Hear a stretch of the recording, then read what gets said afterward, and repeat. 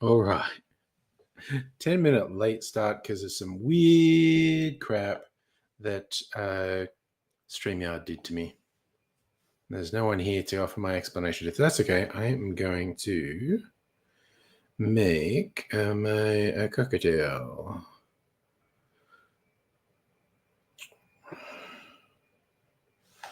All right. Hey, Jeremy, you did get in first. How are you doing? I'm going to prepare a couple of accoutrements.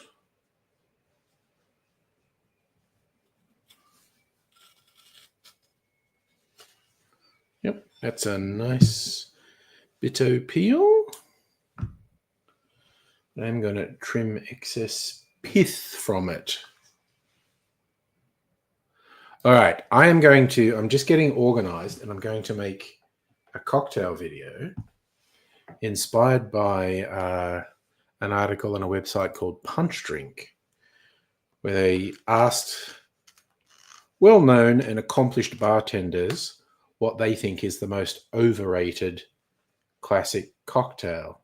And one of my all-time favorites was on the list, the Vieux Carré, as being overrated. And a very well-known and knowledgeable person, Jeffrey Morgenthaler, said so. So I'm thinking, right, okay, am I a chump? Thinking that that's a good cocktail? Jeffrey Morgenthaler says it's overrated. And he says have de la Louisiane instead. So I'm going to do a side-by-side comparison. Make a Vieux Carré. Make a de la Louisiane.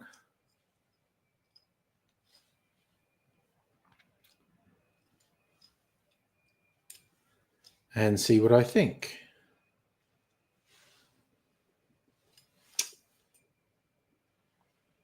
You know, is Jeffrey Morgenthaler right? Am I a chump? And honestly, odds are Jeffrey Morgenthaler's right, and I'm a chump. Yeah, that old saying where someone's forgotten more than you'll ever know. It's kind of Jeffrey Morgenthaler. He's like a major figure in the cocktail renaissance of the last 20 odd years. But the illustration for a de la Louisiane is garnished with 3 maraschino cherries. So I'm catching 3 maraschino cherries.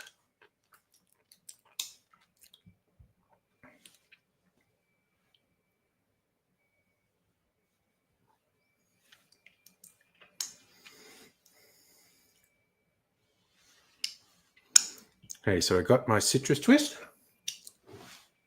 for the de la Louisiane. I've got my 3... No, the citrus twist is for the Vieux Carré. The 3 cherries are for the de la Louisiane. Hello, Kelty. I am just about to set up and make a couple of cocktails and have a little rambly video.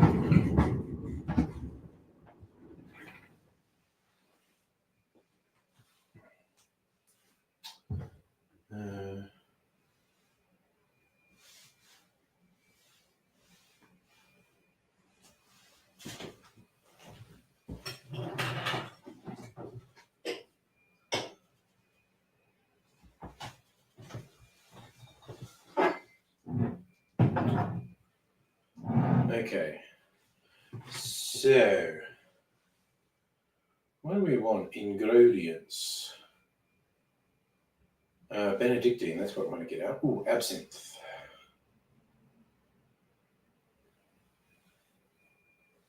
Okay. Peychaud's bitters and aromatic bitters.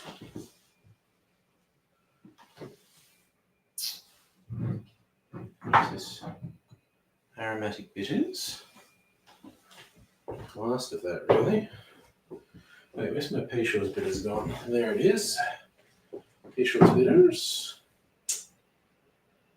Benedictine.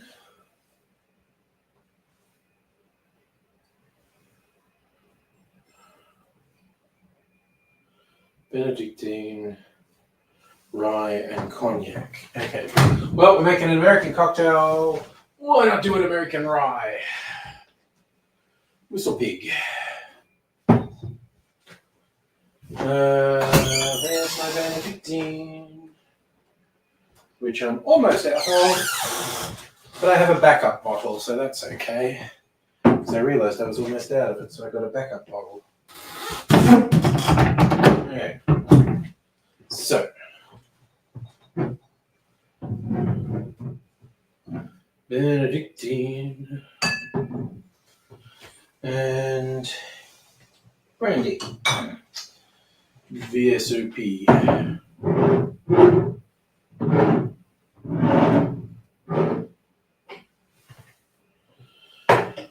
Alrighty. I'm gonna make the de la Louisiane first, and then the Vieux Carré. Actually, de la Louisiane's got a bit of absinthe in it. So, I should make it second because the absinthe's gonna stand out. Okay. All right. So,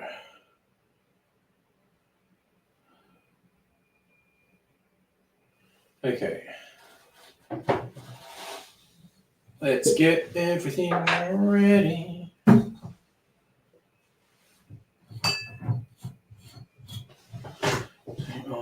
Ooh, still a bit of sticky floor here. But I mopped all that up today. Bit late to do it now. Okay. Getting ready, because here I come now. Okay.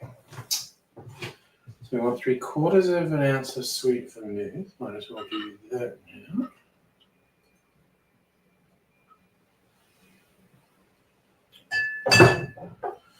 And 1 ounce of rye. All right.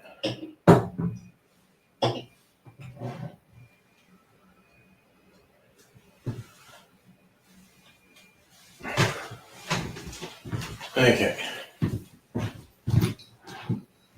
Do this. Get my mixing glass.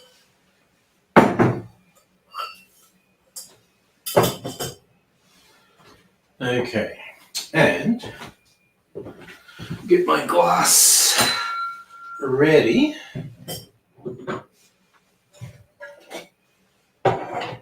With some ice in it. Chilling like a villain.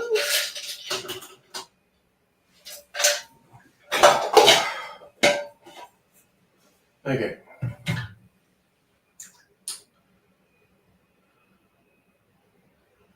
Gonna make the Vieux Carré first. Okay. Here we go, here we go.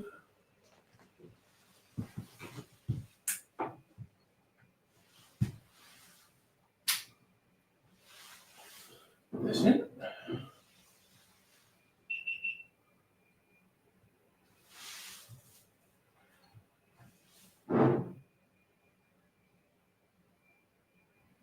I'll do that. Will do. Okay. Let's start making this. Okay, rye whiskey.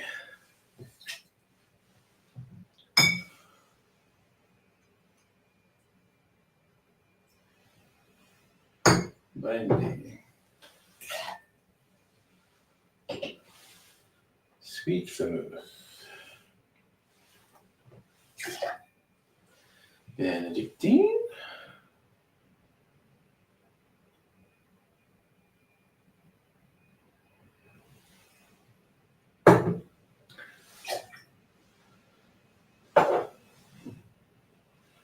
dashes of aromatic. 1, 2, 3. 3 dashes of pea shawls. 1, 2, 3. And that's all the ingredients. So that's there. Let's add some ice baby.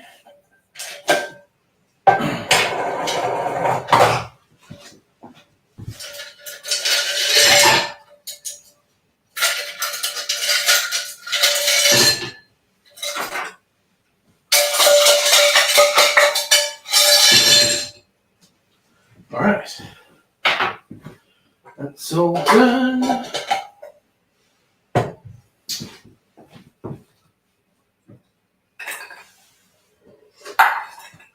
All right.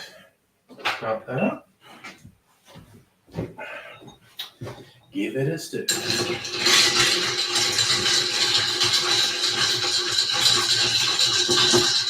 Stir for about 20 seconds.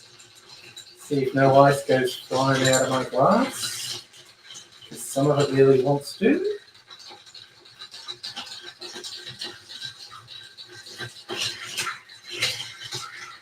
All right.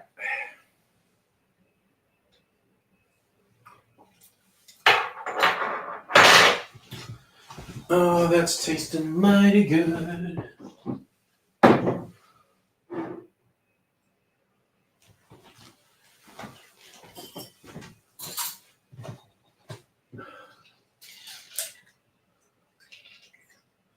That's a beautiful color.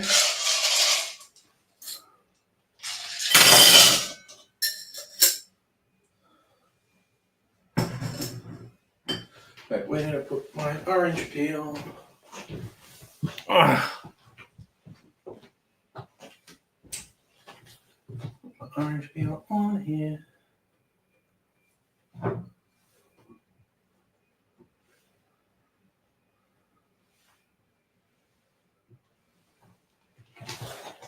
Alrighty.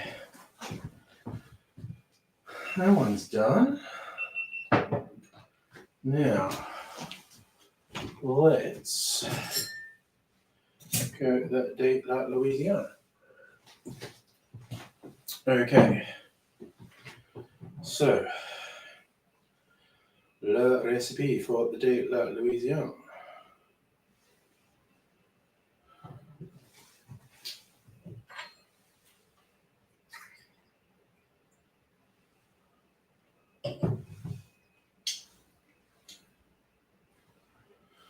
Three-quarters of an ounce Benedictine. Be the very last of that Benedictine. Lucky I have the backup bottle. I need quite a bit from the backup bottle. Let's put this over here for now. Dunzo. I think that bottle of Benedictine lasted a really long time.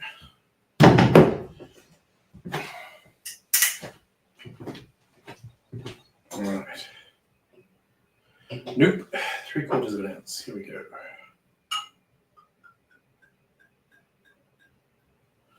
Not to do the old glug glug ASMR. There we go. Okay, that's ready. That's ready.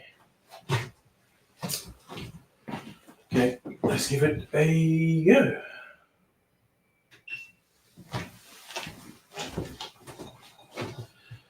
Okay,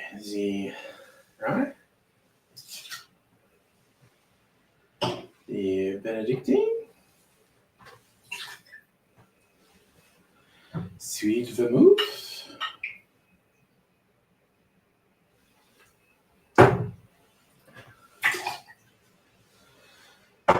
Three dashes of absinthe.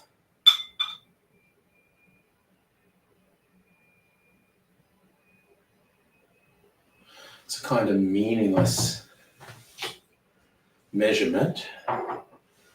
3 dashes of pea shawls bitters. Okay, dot made.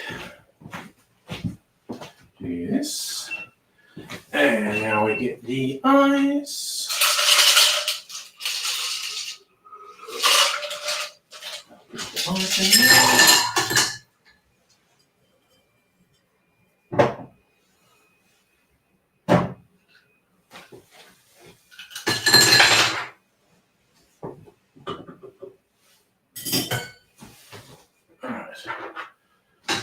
Ready to stir another cocktail.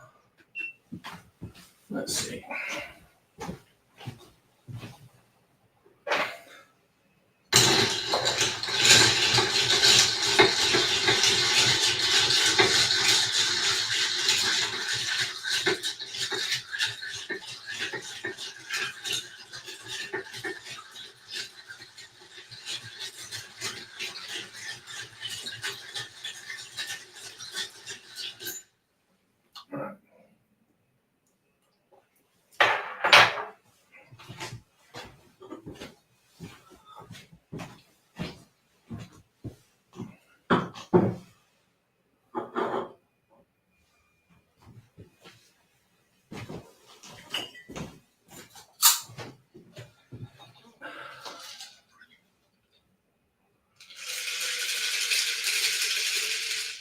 Big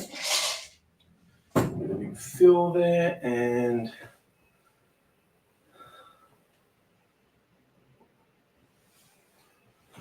all right, cocktails made.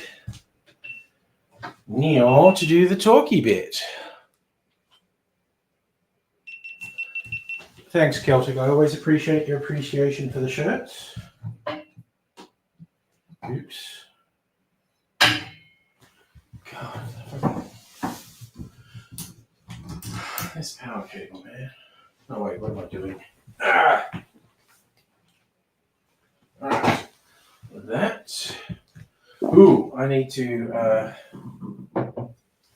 take a picky of these for publicity purposes. Just put the lids back on various things. That. And this. And that.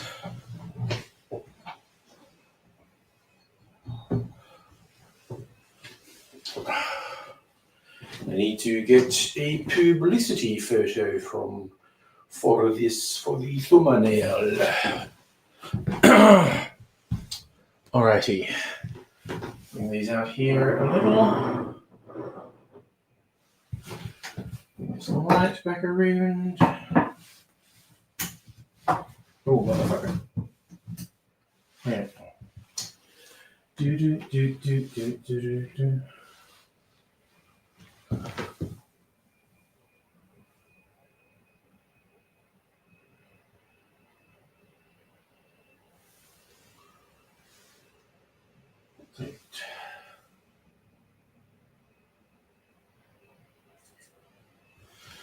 I think I might do this.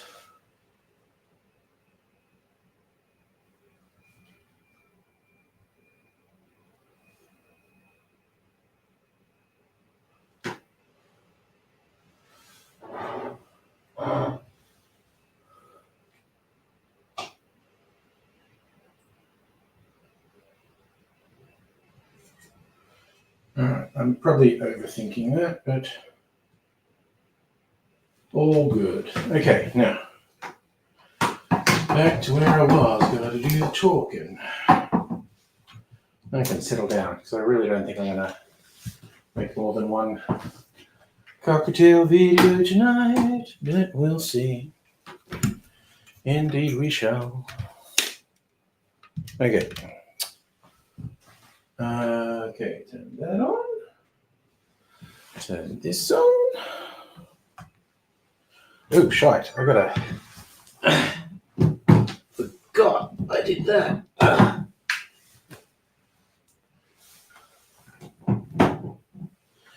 Dang, I'm just really messing things up at the moment. Okay.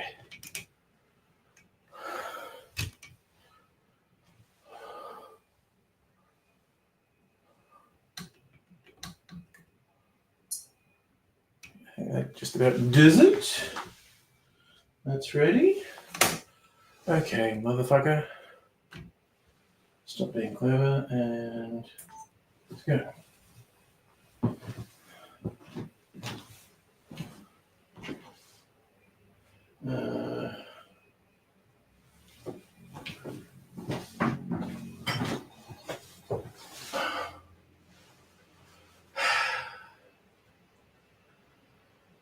G'day cocktail lovers. One of the websites I get a lot of inspiration from is called Punchdrink. It's punchdrink.com. Besides just having cocktail recipes on there, they have a lot of stories, background, really interesting interviews with bartenders and cocktail experts. There's a whole spectrum of things in there, and they take some very interesting angles. They often do these blind taste tests. They get, say, 5 or 6 really upmarket bartenders and say, do us your version of this classic cocktail, and then they do a blind tasting of the recipes and decide which is the ultimate version. Recently, they had an article where it was, what are the 5 most overrated cocktails from the classic oeuvre?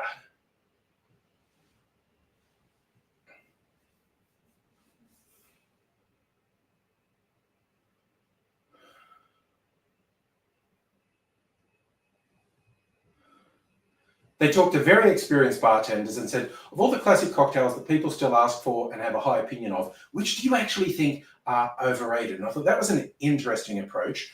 I'm going to have a look through on what they put here. And there was a couple like Hemingway.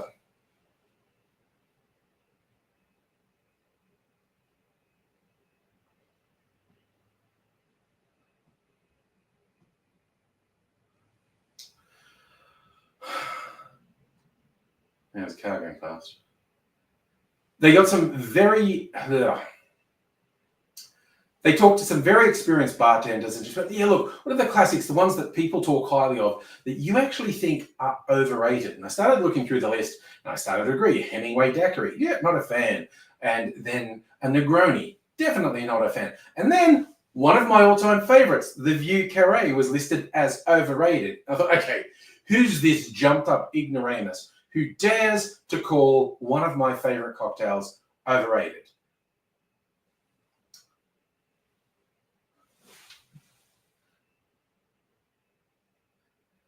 Turns out it's Jeffrey Morgenthaler. And if you're not that familiar with him because you're not into the cocktail mythos, he is someone who knows a lot more than me, more than I ever will probably. He's one of the major figures of the last 20 or 30 years of the cocktail renaissance. So, you know, someone who knows what they're talking about.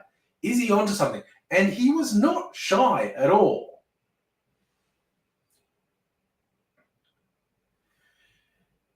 He called the Vieux Carré a sloppy, unfocused mess in a glass. To be fair, I think that's a more accurate description of me after I've had a few Vieux Carrés, but he knows what he knows, and he says this is not a good drink, and he says a far superior drink is the De La Louisiane, which goes through a few names that are like that, sometimes as simple as the La Louisiane, but they are quite similar ingredients-wise, but with different ratios. They're not the same. And I feel like, okay, I've made a De La Louisiane and I liked it, but I don't remember thinking this was really amazing, whereas I'm making Vieux Carrés and Vieux Carré riffs all the time. So clearly I had to do them side by side and see what I thought. Was a De La Louisiane really streets ahead of a Vieux Carré?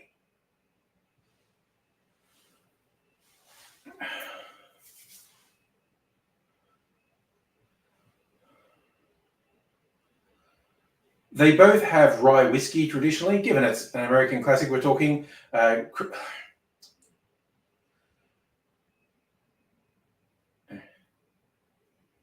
they both have rye whiskey traditionally, and given these are New Orleans classics, I thought I'd use an American rye whiskey. I have this Whistle Pig rye, and the De La Louisiane, the base is all rye, and the Vieux Carré is split with a VSOP brandy or cognac, and so that will be going into the Vieux Carré, but not the De La Louisiane.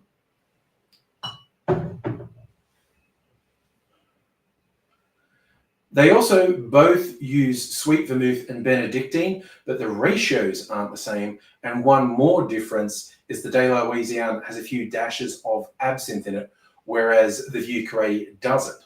So that's what's going into them, along with your Creole bitters and some aromatic bitters in the Vieux Carré as well. And that'll all come together into two similar yet different cocktails. I'm going to show you how to make them now.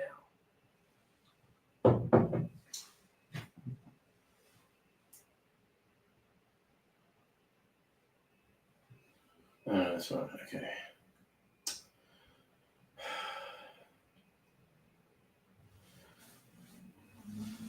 There's another vehicle going past. For the Vieux Carré, in your mixing glass, put 1 ounce or 30 mils of rye whiskey, then 1 ounce or 30 mils of the brandy of your choice, then 3/4 of an ounce or 22.5 mils of sweet vermouth, and 1/4 of an ounce or 7.5 mils of Benedictine. Then we're doing 3 dashes of aromatic bitters and 3 dashes of Peychaud's bitters. Add ice to the glass, stir that for 20 to 25 seconds to chill and dilute the drink.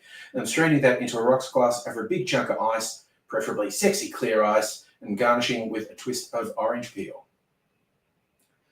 Okay.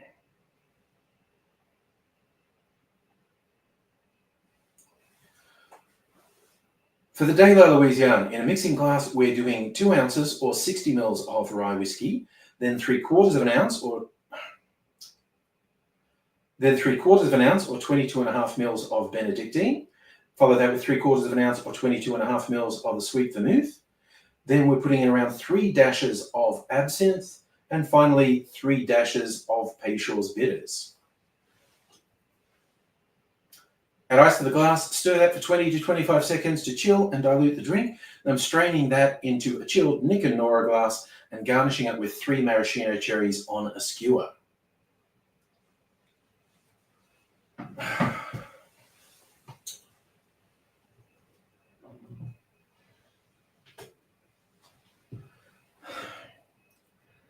There we have 2 New Orleans classics. One that Jeffrey Morgenthaler says is much better than the others. I'm going to go first with the Vieux Carré, one of my favorites.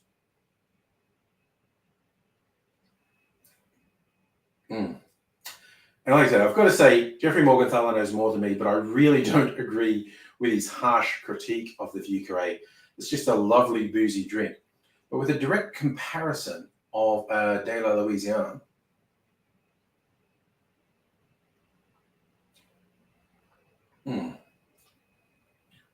okay, immediately it is quite different. Not that different in the ingredients, but a distinct difference in taste. I feel like the De La Louisiane is brighter, maybe a bit more fruity. Let's do another side by side.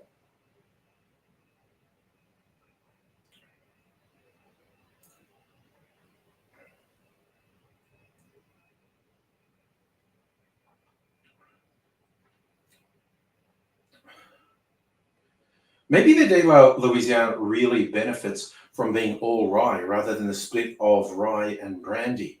I might try making another time, because I'm already on my double fisting bullshit. I might try making the equivalent of Vieux Carré just using rye, not doing the split with brandy. But they're both really good. They are different. It is going to come down to personal taste, which one you like more. Honestly, I'm pretty prone to the power of suggestion. So I've got in my head, Jeffrey Morgenthaler says this one's better. It certainly has, to me, it's like a brighter, clearer taste, but I really like them both. And honestly, I'll probably be trying them both on and off for as long as I'm still drinking cocktails, because I love these boozy, stirred down New Orleans drinks. They're really tasty. If you've never had either of them, I thoroughly recommend you try them. And hey, maybe do a side-by-side comparison yourself. Decide which you like. Let me know.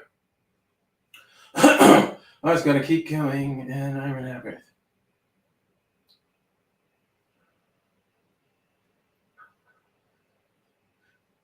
Whether you prefer the De La Louisiane or the Vieux Carré, I think we can agree that stirred down boozy New Orleans drinks are really good. They're a great way to sort of just sit down and relax. These are not drinks you drink quickly, I don't think. I think you sit down, appreciate every sip, and just take it in, which is what I'm going to do now. Sit down on my double fisting bullshit. Wow, I'll be done for the night. These are 2 really strong boozy cocktails, and I'm going to need to just be sitting down and taking it easy. Hope you're taking it easy wherever you are as well. Until I see you again, cheers. All right. Oof, doof. Drinky drinks. Now I'll settle down and maybe people might shuffle in and say hello. We'll put that down there. Switch these things off. Get this out of the way. All right, done so. I say so. Do that. Oh, put this lid back on the cherry jar. All right.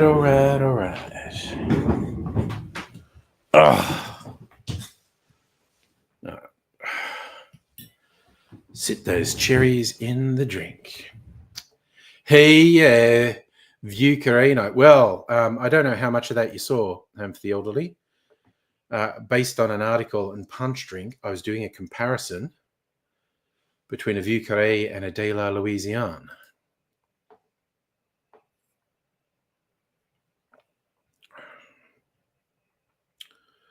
Holy shit, that is nice.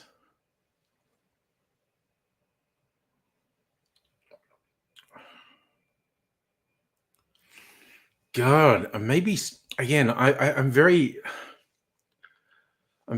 subject to the power of suggestion, but I'm thinking maybe a De La Louisiane is really noticeably better.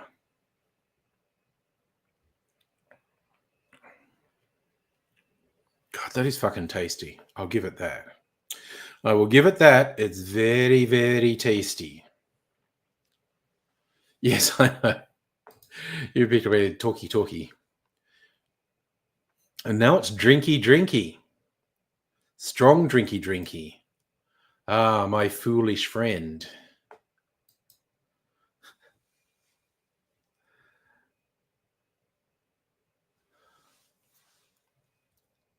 Oh, no, wait. Am I thinking two's for friends? Oh, shit. What is wrong with me and words? Now I'm getting things confused. I think I was mixing up Tears for Fears. But Talk did do My Foolish Friend, didn't they? I know, that's what I thought. Except like Jeffrey Morgenthaler just knows fuck tons more than me. But yeah, his criticism was harsh. It wasn't, nah, people say it's good. It's not that good. He's going, this is a steaming pile of shit. Fuck this drink. And I'm like, whoa, Jeff, calm down, dude.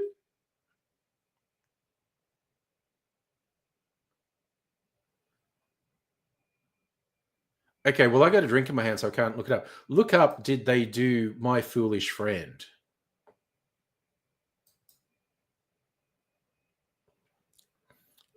Is this a one-dayer that's on Safa or a test?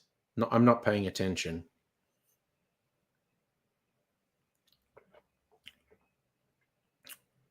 Okay, fuck me, that's a good drink, though. Oh, we needed more YouTube volume. There you go. There, Neil, maybe you can hear me more clearly. You had two massive thunderstorms. We had some very light rain. Supposed to get quite a bit of rain tomorrow, but we'll see, I guess. Maybe overnight.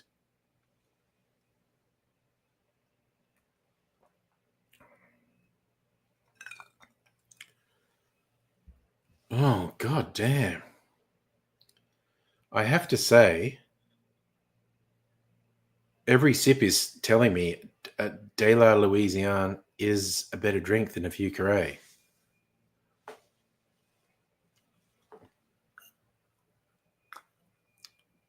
Okay, you were thinking for next week's party night. Oh, it is. It's really good. God, now I'm probably going to make De La Louisiane's more often because this is real good. Okay, I'm on tenterhooks. Clearly, you have an idea. A movie night. Okay, how would we do that? Okay, I don't want to be a killjoy, but I've already watched How to Make Gravy, and I don't want to watch it twice. I don't dislike it. I think they did quite a good job with it. It's just I don't really want to watch it twice.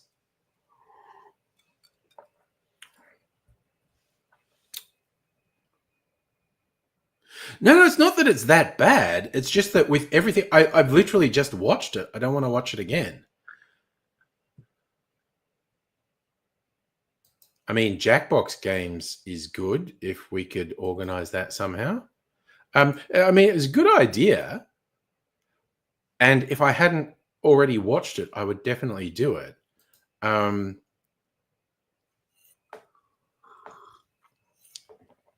Yeah, just like literally, I just watched it. So,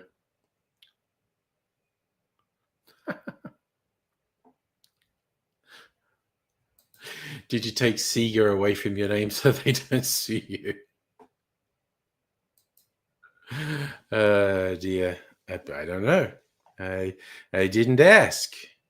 Although the question's been asked now. Just changed your channel's name. Fair enough.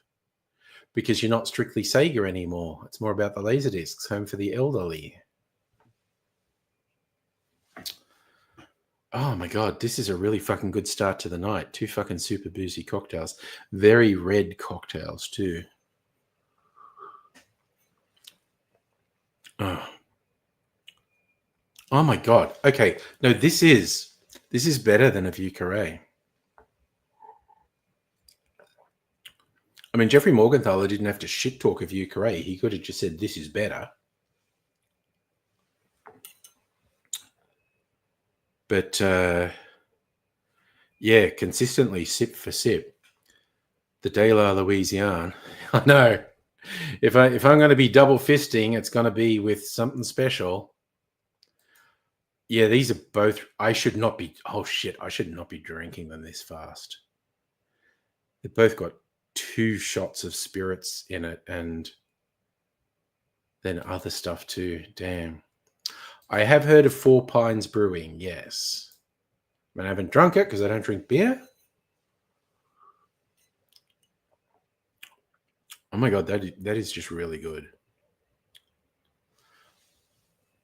I feel like, okay, I want to look up some payment bounced.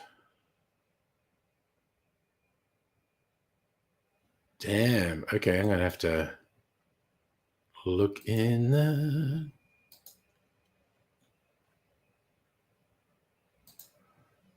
Okay, what's Helios Road trying to get me here? Peated single cask black IPA finish. Helios Road Dark Harmony number 3. Helios Road do make good booze. Okay, bet this is hella expensive. $245.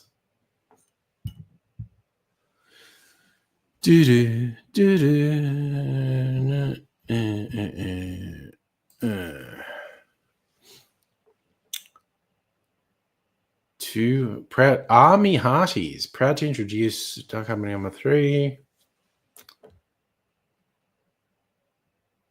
Creative synergy between Helios Road Distillery, Communion Brewing Company. Heavily peated single cask.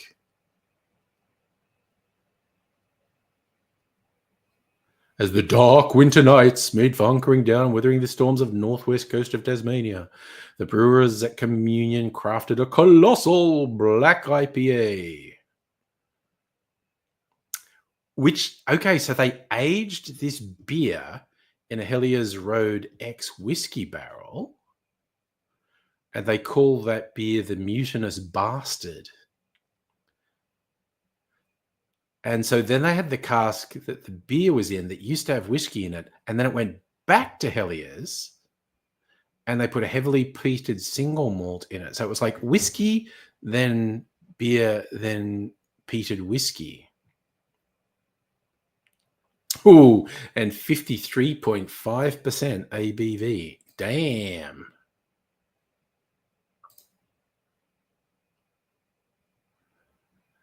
But yes, I mean, I'm not that big into peated. This is probably really good, but I'm not spending $245 on a whiskey. I mean, I have in the past. I'm just not this time.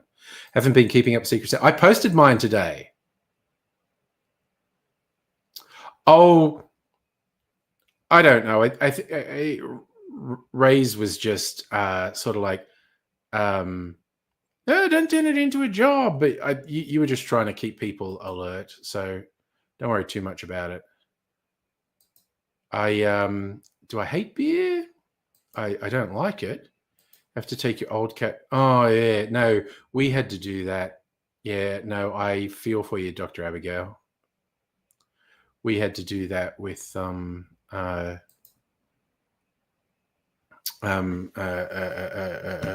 Mimsy. Jesus. Oh, Celtic, you don't know. I just don't drink beer. I just don't like beer. And I don't really have any interest in starting to drink beer. You know, and again, it's not an unreasonable thing for you to say, hey, have you tried different ones you might find one you like? I just don't really have any interest in expending the energy of finding a beer I like. Just not interested in beer.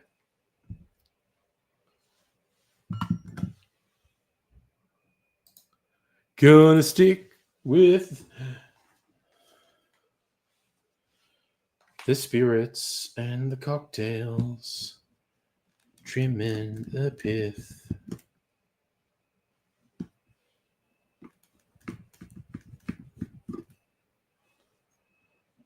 Ugh. Okay, so I was thinking, you reminded me, Dr. Abigail, talking about Secret Santa, and you know, only a few of us did the Secret Santa, and that's fine. Not going to dictate to anyone what they should be doing. But I'm thinking, I was interested. My liqueur, this is a mixed rum, brandy, whiskey liqueur that is super yummy. And this is effectively the booze half of my eggnog. I was thinking, just for a treat for you regulars, if anyone is interested, if you send me a postal address on the Discord, I'll send a sample of that, and you can mix it with like supermarket eggnog to have a boozy eggnog. Okay. Will 1.6 standard drinks keep you underwater? Okay. If you're drinking a beer or whatever that is 1.6 standard drinks, you drink 2 of those in an hour, you will be above 0.05. And you drink 1 of them each hour after, you will get more and more above 0.05, because your body can only process about 1 standard drink an hour. So yeah, 2 1.6 standard drink beers in an hour, you're over 0.05. And after that, you'll get more and more over 0.05. It's kind of like, okay, so when they were really pushing random breath testing when I was younger, I didn't drink alcohol at all. And when I realized like how many beers would put you over 0.05, I was like, oh, so every fucking person in a pub is drunk? Because my experience in pubs, no one drinks slower than that. So Safa, standard 40% alcohol, 1 shot, 30 mils is 1 standard drink, roughly. So you can have 3 shots in an hour, and then you'll hit 0.05. 1 shot per hour after that will keep you there. So I drink these 2. These are about 3 standard drinks each. So I am already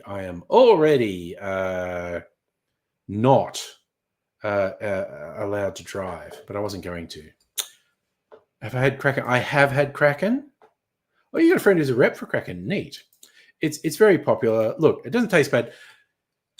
You get a lot of snobby. I'm not a rum person, but it is a fair point that the spiced rums, the flavors they put in are often covering up that the base rum is not actually that good. But it's good for mixing, I think. I made my own spiced rum. If you might be rude, I barrel aged it. And it's got really good flavor. As a cocktail ingredient, it's really good.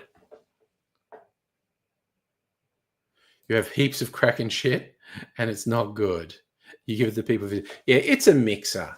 It's you basically most of the commercial spiced rums, or even like Captain Morgan, can't even call itself rum because it isn't. It's a spiced alcohol drink. It's basically those cinnamon and sugar flavors are covering up that the base spirit is not that good. Pizza and ice cream is the makings of a good fucking night, quite honestly.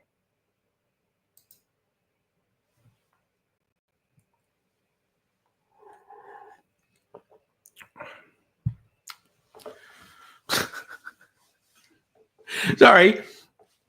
Has this experiment ruined Vieux Carrés for me?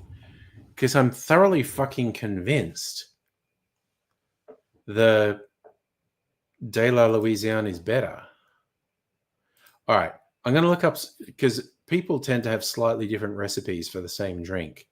I'm going to look up on liquor.com the La Louisiane.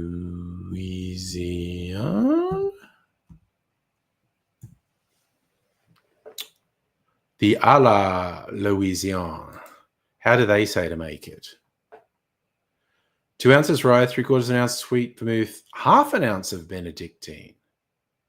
Okay, so the punch drink recipe actually had 3/4 ounce of Benedictine, so a little bit more Benedictine. That's the only difference. Okay, that's interesting. What do differs have for a La Louisiane? La Louisiane. Ooh, okay. Yeah, they have a few. Okay. Difford's has variants. So the La Louisiane, 1 ounce whiskey, 1 ounce vermouth, 1/2 ounce of Benedictine. Okay. Wow, that is a much weaker drink. It's only got 1 ounce rather than 2 ounces. That is a much weaker drink.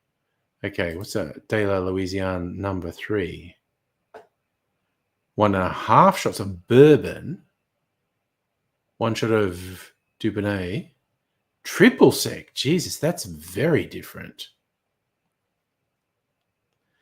De La Louisiane number 2. 1 shot bourbon, 1 shot Benedictine, oh, that's equal parts.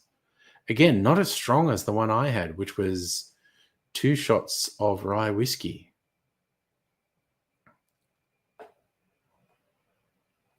Now, De La Louisiane number 1. What's De La Louisiane number 1? 1.5 shots bourbon, 1/3 shot Benedictine. Okay. Now I'm thinking the punch drink recipe is the one to go with.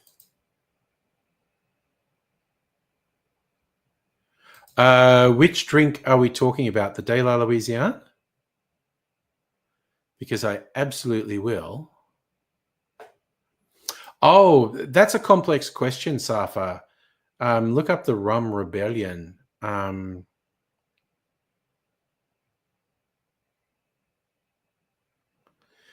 Rum with ice cream. Yeah, fucking go for it, man. Okay. Let me do that for you. Okay. The punch drink. Okay. Louisiane.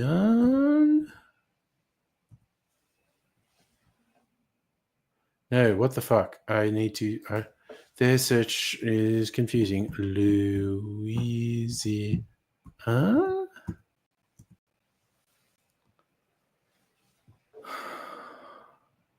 De la Louisiane.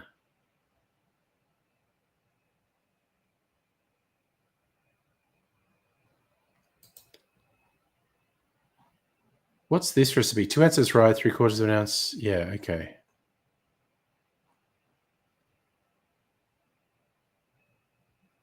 That's it. Okay, now this is specifying rye whiskey, and it was real good with rye whiskey. Actually, I was going to copy the recipe. I'm just going to copy the link here. Oh, I don't even have the Discord open. Why don't I have the Discord open? I'm a crazy man.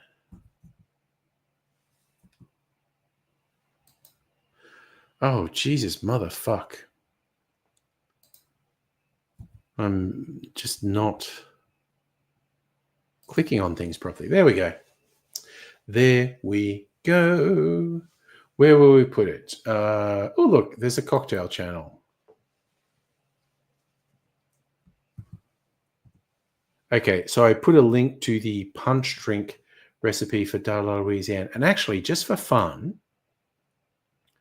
so you can see it, I'm going to do also post a link to the article about overrated cocktails. Because it's to me at least, it's a very interesting article.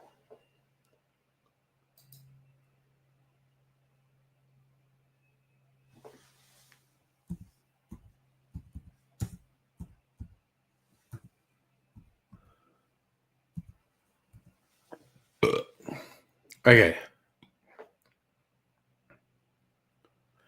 Aircon's not on currently. The temperature's dropped quite. Actually, it's a little bit. I think I need to cool the bedrooms down.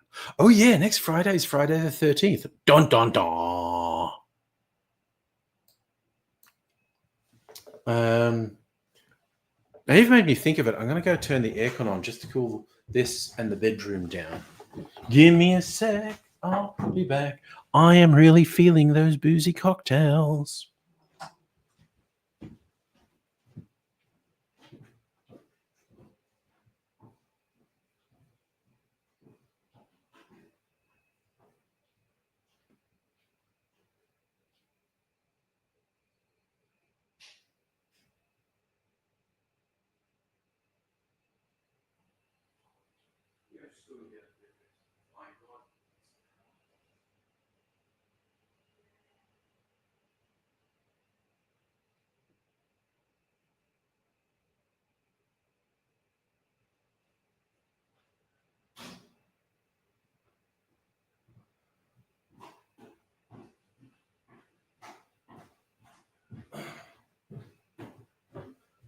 All righty, I am back.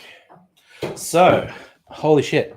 I just went and turned the aircon on for the bedrooms, but I went back out into the house, and the back door's open to let fresh air in, and there's trees in the backyard that are full of cicadas.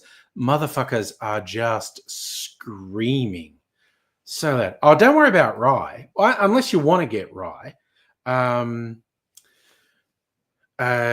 Because Diffords reckon just whiskey. So just, your favorite whiskey in the recipe. Now, yes, rye is different. But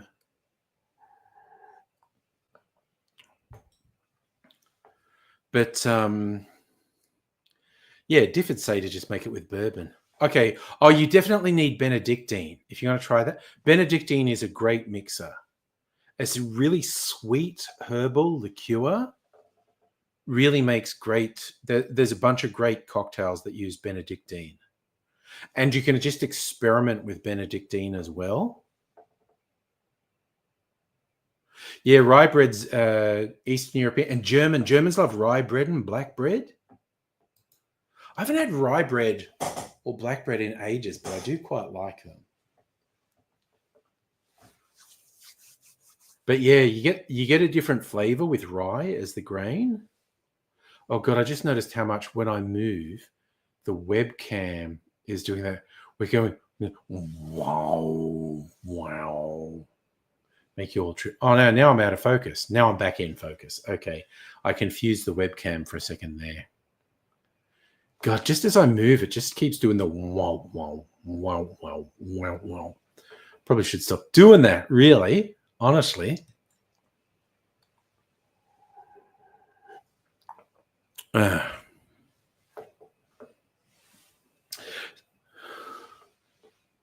know. I don't have any controls for this webcam. It just always does it. Maybe I should fuck this webcam off and get another one. I was bad watching a Wild Trunk. Because I got this. This has a ring light. I think I've mentioned this. Okay, so it's got a ring light. Okay. And I got that for my work laptop. I'm going to switch the ring light off now because fuck that. I got it for my work PC because when I'm sort of out in the kitchen where I am, if the sunlight is happening, it's all fine. But if it's cloudy or in winter when it gets towards the end of the day when it's darker, I was just going, look kind of dark and dull on the meetings. So I got a webcam that had a ring light, but that has this crazy shit with autofocus. And I was making people...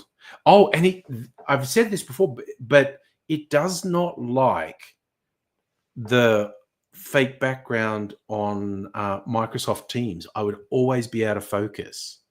And so I stopped using it on the work thing and brought it in here. But now it does that in and out fucking focus thing. Maybe I'll just fuck it off and get another webcam. Only 6 p.m. where you are, Charlie. Just fed the cat. Gonna cook soon. Garlic chicken with fries and garden salad. Fuck me, that sounds good. That sounds good. I had another U-Foods tonight. Parma chicken bites, which was really yummy. It was little bits of chicken with tomato sauce and cheese and chips and peas. It was really fucking yummy. I really liked it. Is that? You're no chef, but it's yum. Yeah, nice.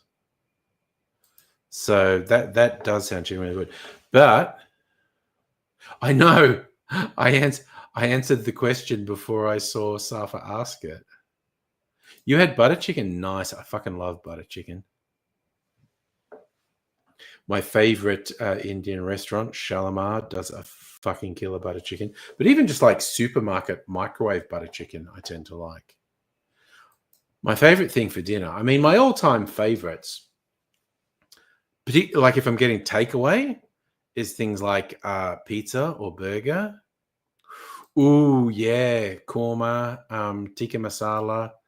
But yeah, it's like this Indian restaurant's over in Brighton, a couple suburbs away from us. Like we drive there, but they proudly proclaim themselves to be Melbourne's oldest Indian restaurant. So I assume it's been passed down through a couple of generations.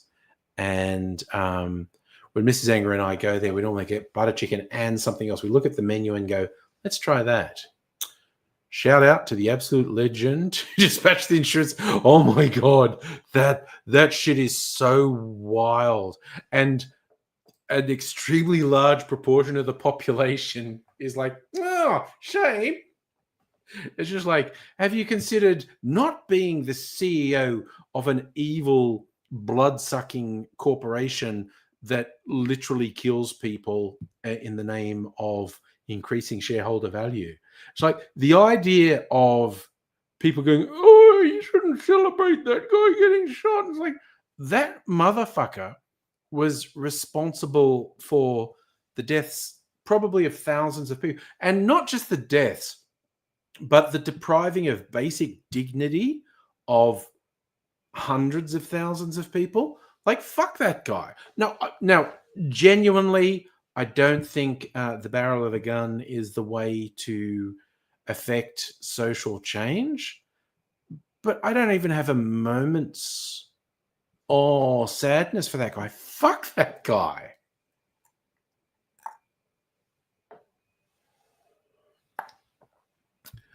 It will remain, if you were a cop, like, oh, no, wait, no. But it will, because he's got like a fucking Robin Hood vibe at the moment. It will be very interesting to see if the cops ever find him.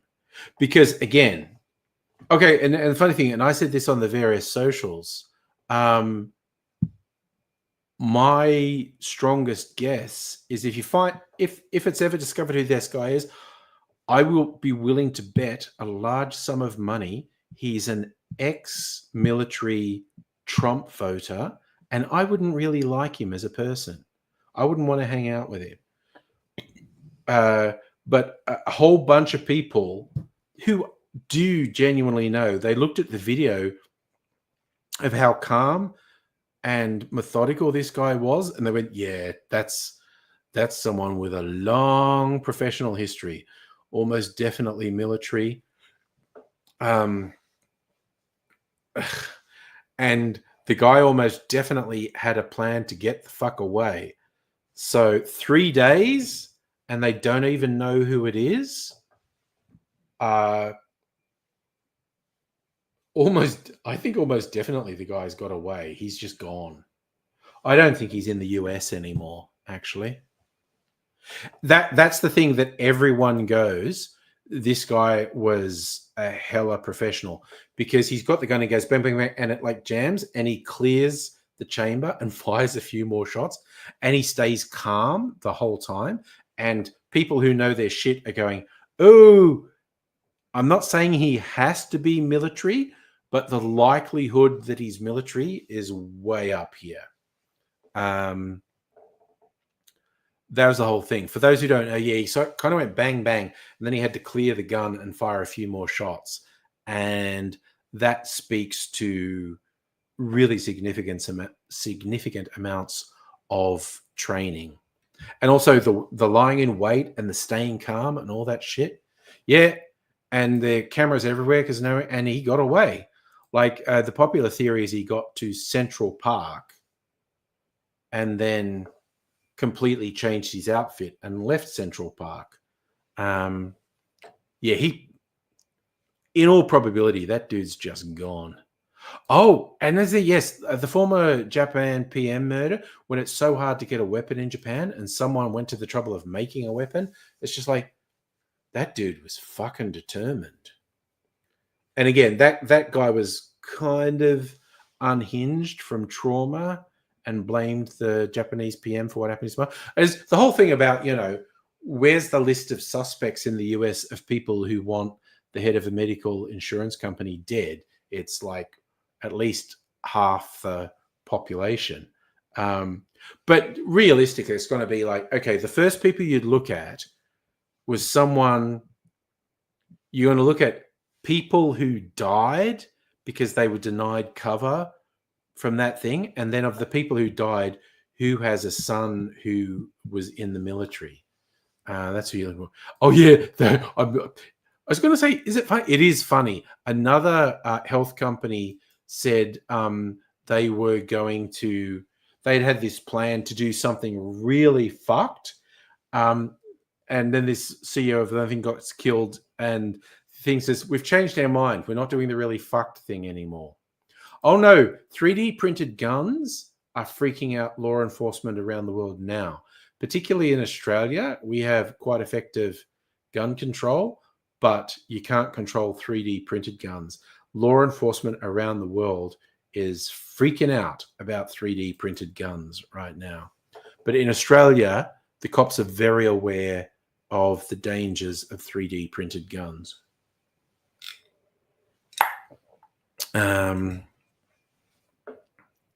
They're not as reliable as traditionally manufactured guns, but they're fucking untraceable. And like I said, they scare the shit out of the authorities. Oh, okay, Safa. Okay, because that was broadly in my neighborhood.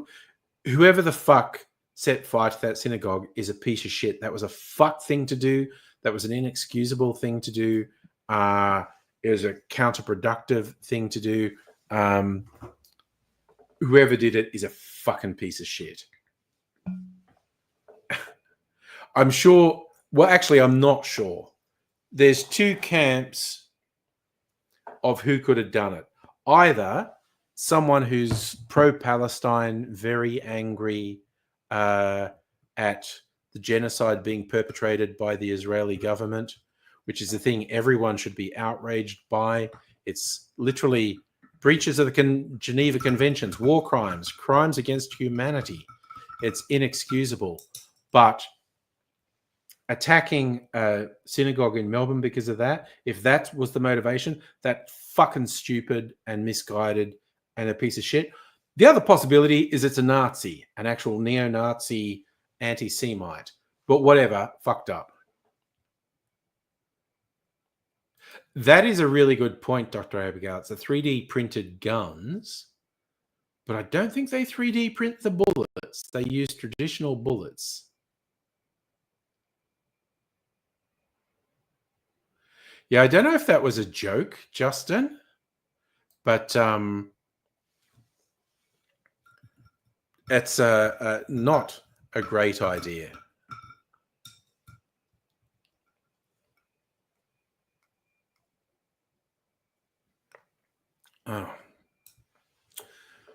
Oh, okay. So that's much mellower. I'm having one of my clarified cocktails now. That's actually clarified eggnog. And that's super fucking mellow and very pleasant. A lovely little drop, if I do say myself. And I absolutely should definitely have something non-alcoholic after that. Or I'm fucking gone for all money. Have one of my mineral waters. And then I might have an eggnog. I don't know. It's December. Maybe I should have my eggnog. Eggnog. Why am I saying it like that? There's something wrong with me. But anyway, so yeah, over this coming week of my work Christmas party, and I am taking in a bottle of my eggnog for my team so we can pre-game before we go to the internet. I think everyone's really into it. My boss is really excited, but she's going like, it seems really strong. I only want a little bit. I'm like, yeah, fucking hell. Honestly, I'm of the age that every time I feel a little twinge, I go, damn, am I having a stroke? Is this it? Am I gone?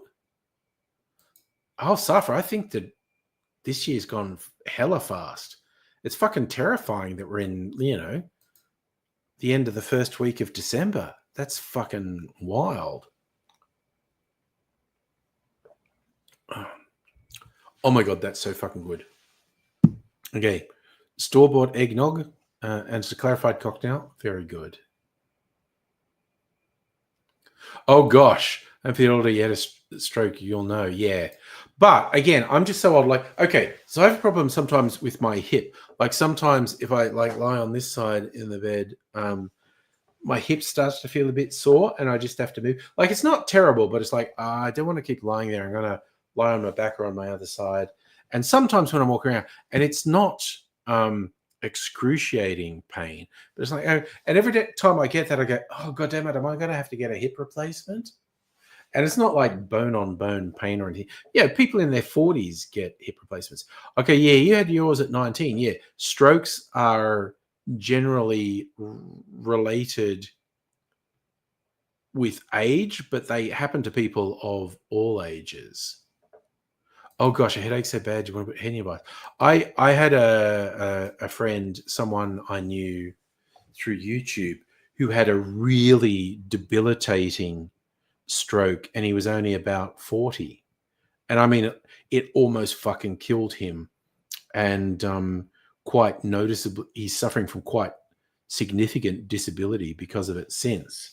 Yeah, it was about 10 years ago he had it. But yeah, it's like strokes are, people in their head have, much older people have strokes, but people can have strokes at any age.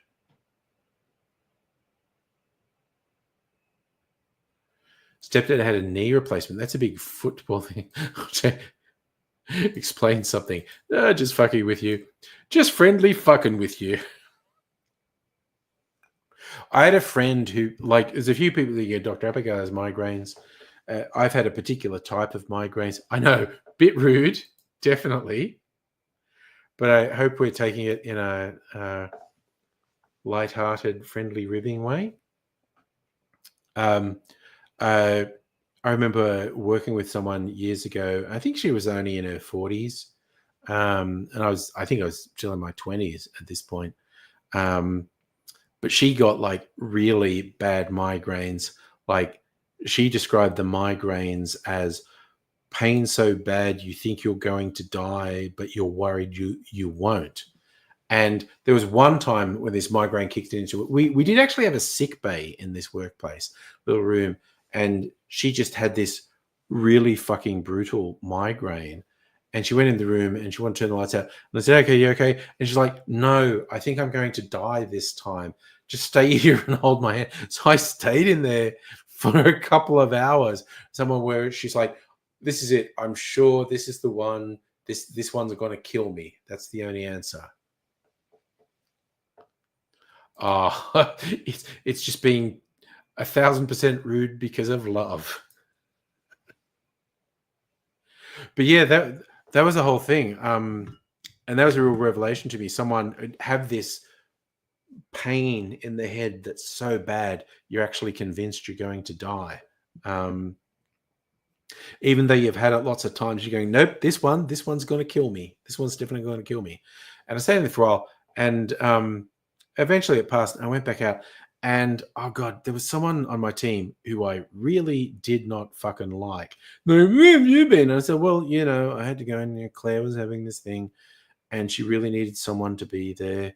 And she said, that's not good enough. And I went, and she's trying to say like I'd done something wrong by supporting one of my colleagues who was in extreme distress, and she's going like, no, that's not acceptable. And I went, you know what? Genuinely don't care what you think. No interest whatsoever in your opinion on this. And she was really pissed off about it. But my boss agreed. It's like, oh no, that's an extreme situation, and you did a human thing. Yeah, thank you, Safa. I know I did the right thing at the time, but again, this person I did not fucking like. And they would do this absolutely ridiculous, petulant, childish shit all the time. And they'd push it too far. And I'd go to the boss, I can't take it anymore. And so the boss would have a conciliation session. And she kept, I didn't realize, I won't do it anymore. And the boss, after that, the boss would say to me, you're okay? And I say, look, I'm fine, but she is going to do it again. She's just unreasonable. And I was just like, I just don't fucking care. And then she did it to someone else in the team. And this woman's going, what the fuck is this bullshit? And I said, this is the bullshit I put up with all the time. And she goes, yeah, but now it's happening to me. I don't want to put up with it. And I went, well, good luck. See if you can solve it. Because I never fucking could. You had a migraine so bad once, tore a chair apart from tensing up in a hospital waiting room at 19. God damn. So, Safa, the person who was a shithead was not a manager. They were a peer. They were a programmer. I was in an IT team. I was a business analyst. There were a couple programmers, me, the business analyst, and the boss, who was the manager. There's something. Infidelity, had to get rushed to Eye Hospital next night. 3 injections right over. Oof. There are various things where the thing is to put an injection into your eye. I've never had it done, but I've heard of various things. And I was like, oh, I don't know how well I'd cope with that. I really do not know how well I'd cope. And it's for things way less serious than a stroke. There's just things, because there's like a really fleshy thing with it and they can do it. Yeah, it's a fucking Hostel movie. Dude, it's a fucking Hostel movie. Absolutely. God damn, those movies, how fucked were those? And I mean that in a good way, because they're just extremely unsettling horror movies.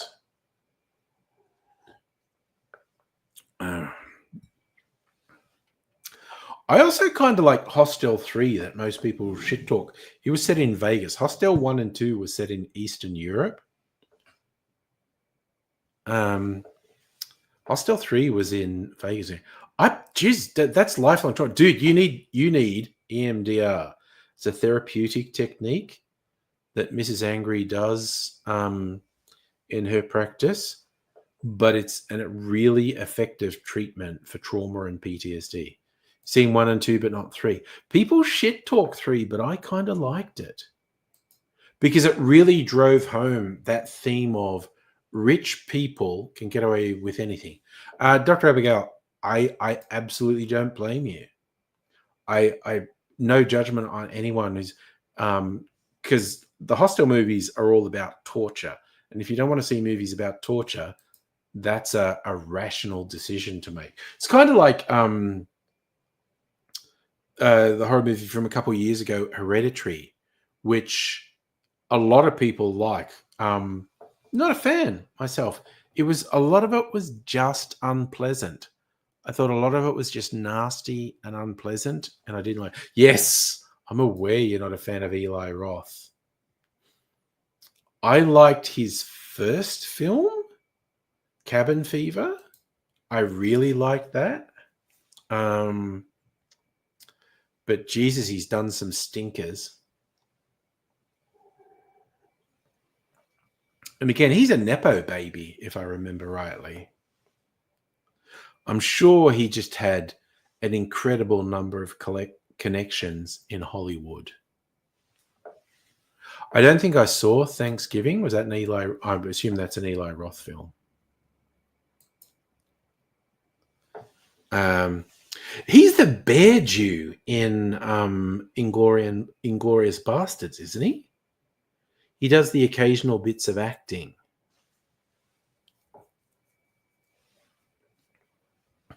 Man, I love Inglourious Bastards. Just fucking with Nazis and modern day neo-Nazis and far right white supremacists and whatnot get so upset when you enjoy things where someone's fucking up Nazis. And I'm just like, that just makes me enjoy it more.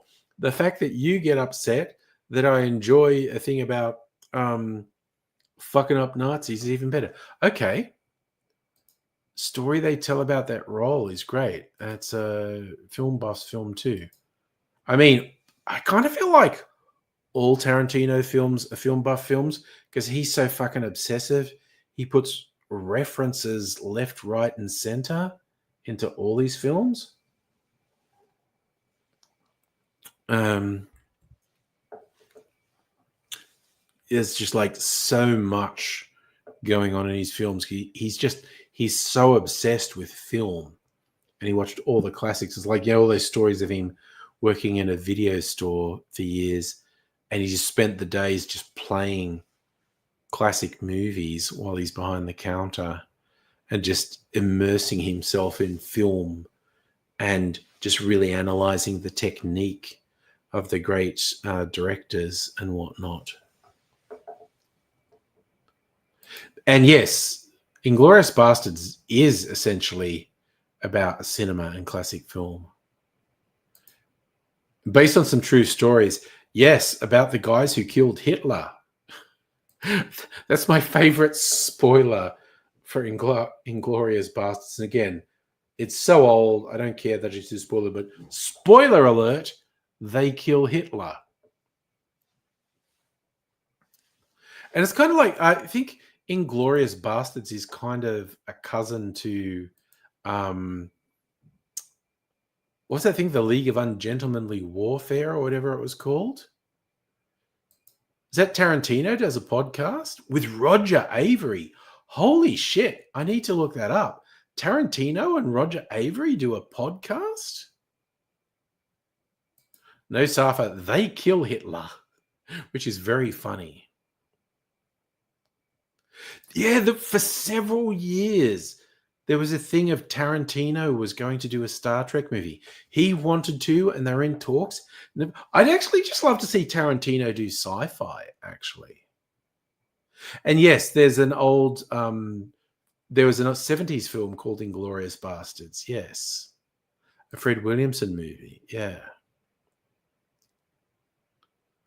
Sophie getting the Terminator 4K Blu-ray Steelbook for Christmas. Nice. That sounds good. Yes, Star Trek with feet. For those who don't know, Tarantino has a foot fetish. Massive Fred Williamson fanboy, and why not? Quentin had Fred in From Dusk Till Dawn. Nice. All right, now I'm going to look up Fred Williamson, American actor and filmmaker. Oh, he was Blackula, wasn't he?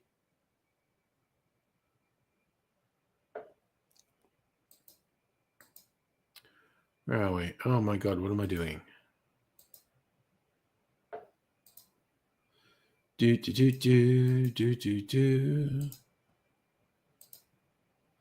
So this is Fred Williamson. You don't think he was Blackula? I just see him. I kind of feel like he was Blackula. Oh gosh, dude is so suave.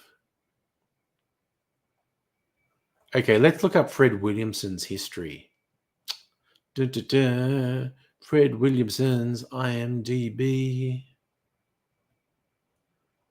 Okay. Okay,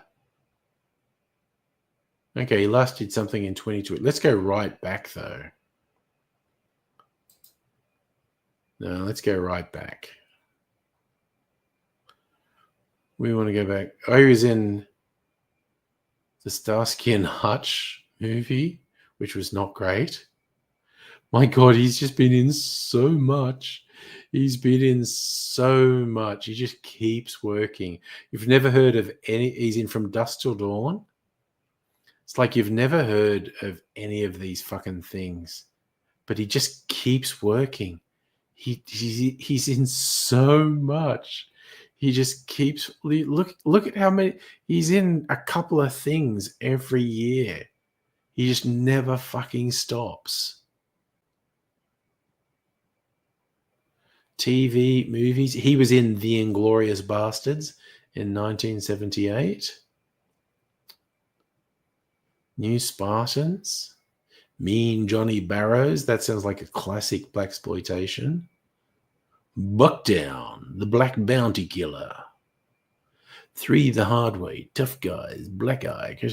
Oh, That Man Bolts. I kind of remember that. He was trying to be a black James Bond in that. Godfather of Harlem.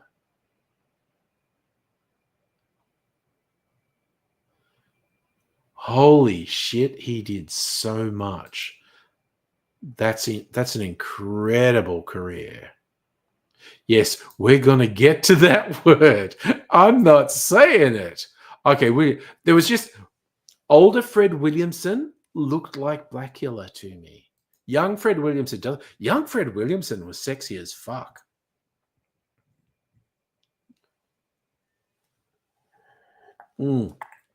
Yes, ginger.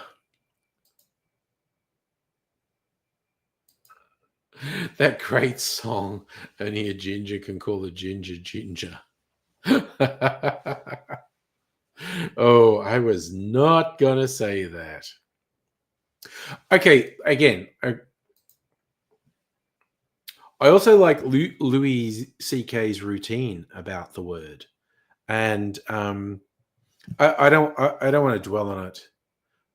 Also, because fuck Louis C.K. for turning into a piece of shit, because I was a huge fan of his. And it's like, oh, okay, don't have heroes because everyone's fucking terrible.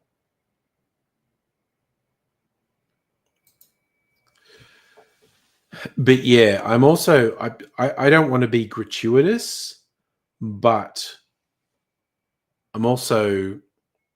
There are some contexts where not acknowledging a slur is actually giving power to people who use it as a slur.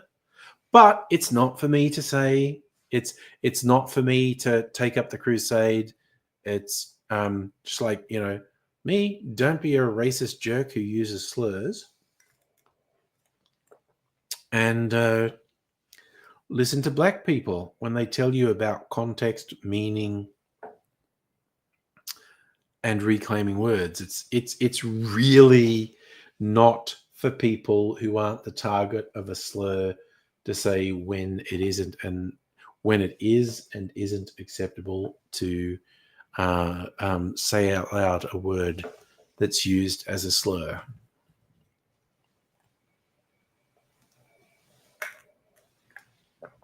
God damn, that is really fucking tasty. Oof. Time to drink something non-alcoholic. I think I might turn off this air conditioner. I'm not cold yet, but I think it's an unnecessary use of energy to have air conditioning on here now. Where's my phone? What did I do with my phone?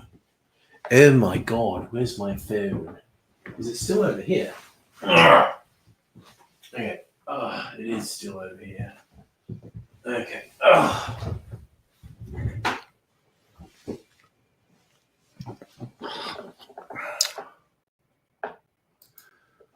Member of a number of minorities, there's some slurs you're allowed to use. Hold this power over cis straight away. And again, cishet white guy, I just need to be mindful and respectful. That's a choice I make. How hard will I party tonight? Well, I don't want to completely write off my Saturday, but I'm going to have some mineral water now, and then we'll see what I do think. Oh yeah, Fred, black westerns are great. Slave revenge films, great. I also love the sort of more contemporary black filmmakers and whatnot who are doing horror movies where white people are the monster. I find that really funny. I was going to look something up on my phone, and now I don't remember what. I might remember it in a bit. Okay, I'm definitely going to go. I'm just going to disappear for like 30 seconds or less than 60 seconds and turn off the air conditioner because I think it's cooled down. I think I was maybe just going to look up the temperature.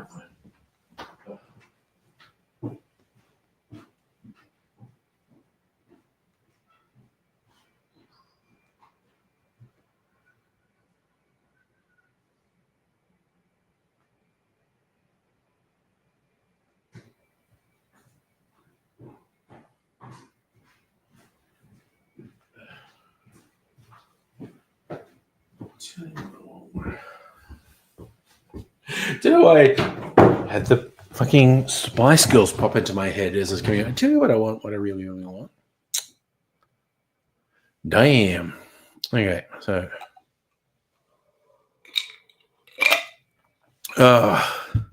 It's just water because my ice has been melting for the last hour and a half.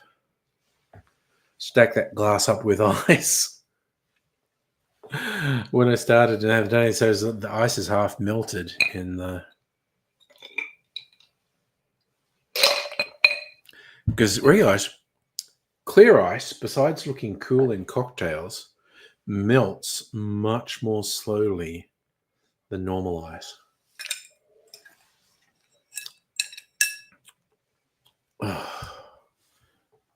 Okay. We pop the top on this little baby. Geez, I tell you what, those lads who were here last night drank a fuck ton of these premix cocktails I had from Archie Rose because I had 24 of them.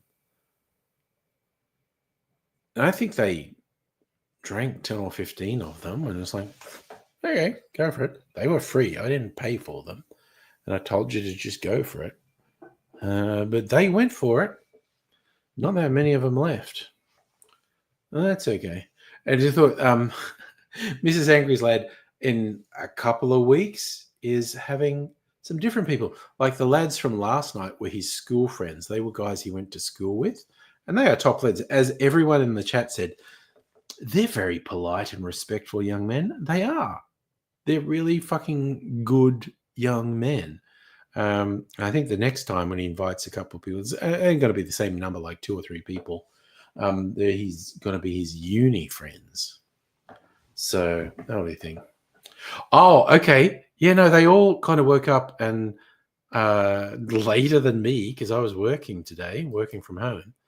And they came and go, oh, I'm kind of surprised I don't have a hangover. Because I made them 3 cocktails, which were pretty strong. And I think they had like the ones who were drinking alcohol had like 3 at least of the canned cocktails, probably 4 of the canned cocktails each.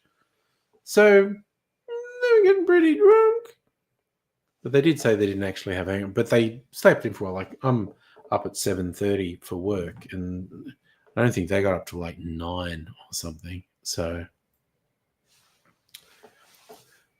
it was so funny. If you remember the Notorious, oh God, I've got to bring this up on Discord. Strictly Sega did some very funny GIFs.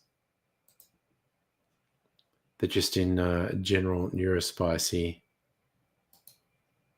No, wait, what are we doing?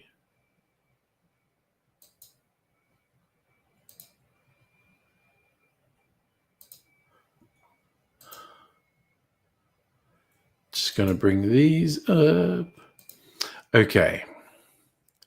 So the pigeon in charge GIF is pretty good. Kipsy, while I'm back at the bar making something, Kipsy just taking over.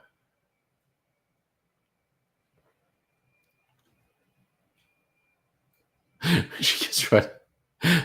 Sorry, that's just I just find that really funny. But the other thing I wanted to highlight, I didn't realize how well this was captured on the screen. The spilled cocktail. And just the head shake of what did I do? Okay, so but of course, because I made the cocktail, it has sugar syrup in it, so it's very syrupy, and I just kind of left it. And when I came in this morning to mop the floor, it's like right in the doorway because I'd walk through it. There's a little bit of sticky, and I'm going, okay, mop sticky. When I hit the bit where most of the cocktail had spilled, but had since dried, it's like the mop just fucking stuck there. And okay, more water. But I managed to clean it all up. But yeah, I think these gifts have been shared with the lads. So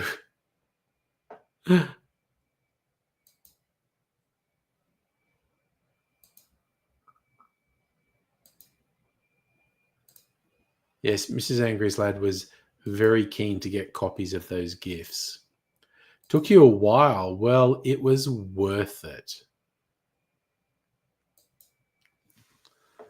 So there's a whole thing. But yeah, I found it kind of funny when I was cleaning up. It's like, I don't know, it was mid-morning or just before lunch. Okay, I'm going to get the mop and I'm going to come in here. I'm going to take like 10 minutes away from my work. And the shoes I was wearing last night, I had to take off in here because I'd walk through them as a sticky stuff and they were just going. So I took them off and walked away in my socks. I came in and it really caught me by surprise. I'm kind of mopping, and then I hit the really sticky bit and the mop just stuck. You were very asleep last night. Oh yeah. It was fun. We had some lads. Some lads came in and I made them a couple of cocktails. And they hadn't been here since I moved the bar into here. It's kind of like the last time they were here, I still had the drinks out in the kitchen. And the drink cart's still there, but they're empty. And like, yeah, one of the lads was like, oh, yeah, I was wondering where all the drinks went because the drink carts were empty. It's in here. And there's probably twice as many bottles as when I was there. It was 3 lads visiting. So 4 lads altogether with Mrs. Angry's lad. They were having a good time. They were watching anime. They were playing video games. They're being a bit loud, but I just fell asleep like after the stream. Like I go to bed and they were occasionally going, blah, blah, blah. And I was like, oh, I wonder how hard it's going to be to go to sleep. Then I woke up and it was morning. I go, oh, not hard to go to sleep at all.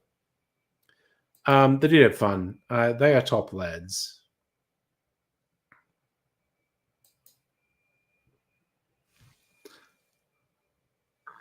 They definitely didn't wake me up. I was surprised at how easily I went to sleep because they were, at the time I was going to bed, they were still going and they were being a bit loud, but I just went to sleep and they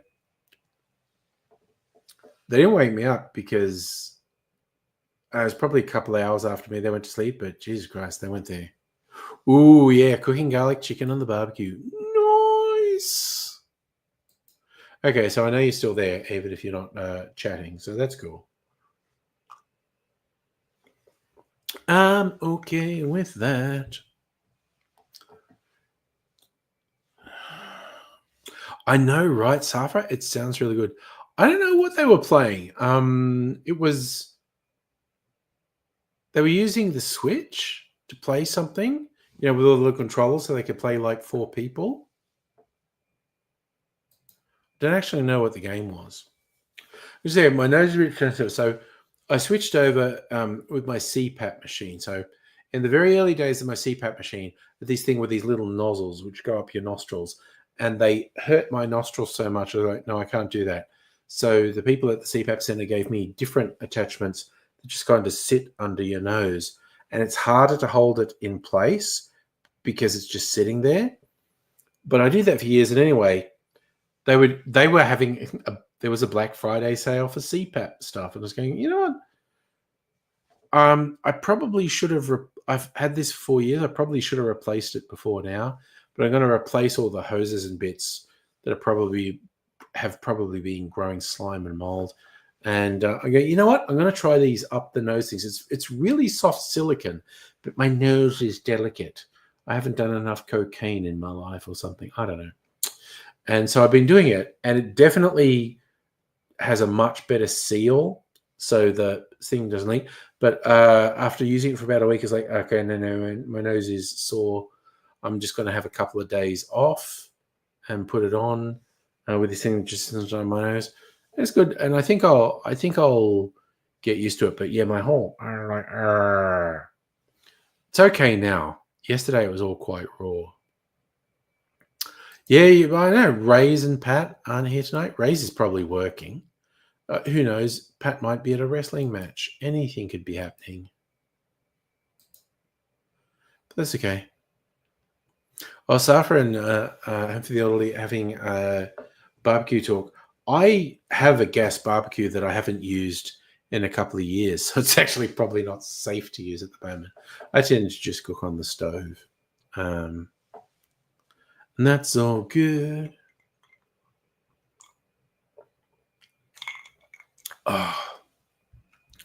Oh, talking dries out the throat. Having that mineral water is quite therapeutic. Oh, God. I just thought of something random crazy. I'm going to say, am I logged in on Twitter here? Let's have a look. I don't even know if I'm logged in on Twitter. No, I'm not. Am I logged in on the other browser? Let's see. What's what?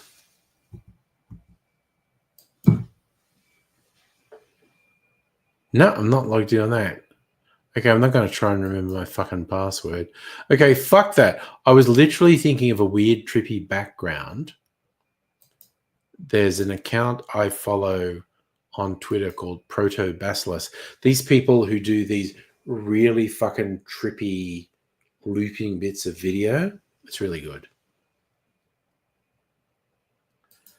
In this day and age, so many supermarkets pump the meat with water, do they? Okay. Barbecue's good at getting rid of that without cooking meat in it. Okay. I didn't know that. So many things I don't know.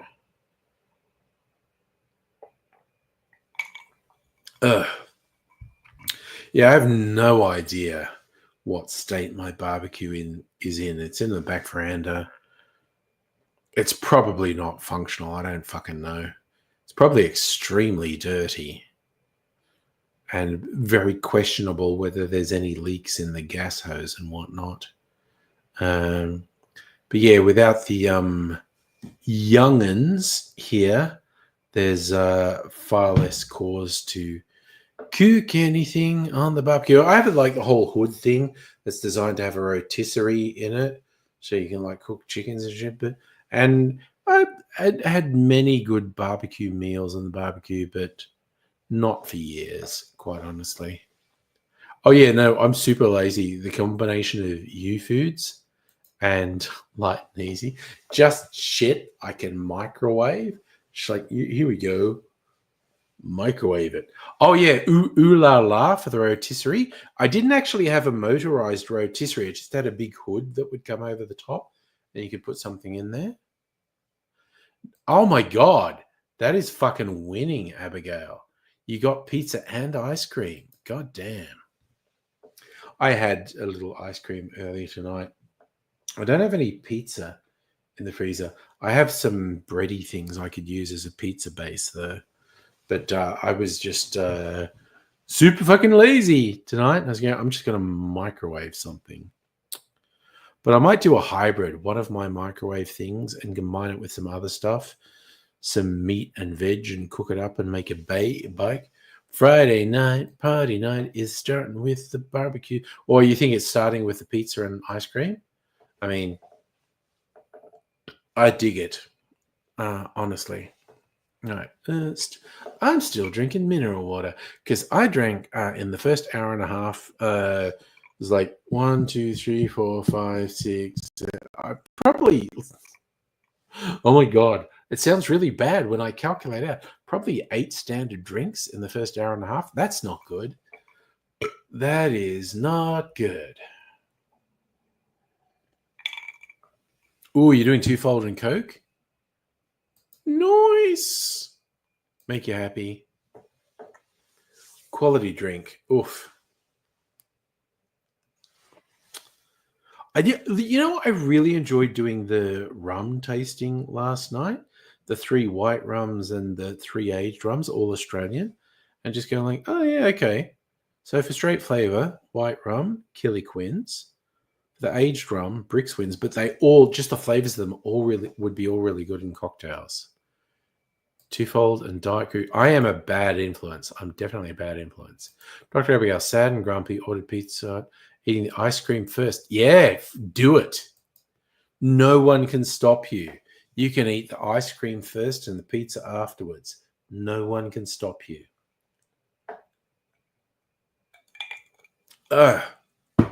You can fucking eat cereal 3 meals a day as an adult. No one can stop you. As a kid, you think you have to follow rules. And then you grow up and you go, oh, I make the rules now. I can do whatever I want. And that's not necessarily good. I am not the best decision maker. I'll just throw it out there. I'm not the best, most responsible decision maker. But I can still make decisions. No one can stop me. It's a whole thing.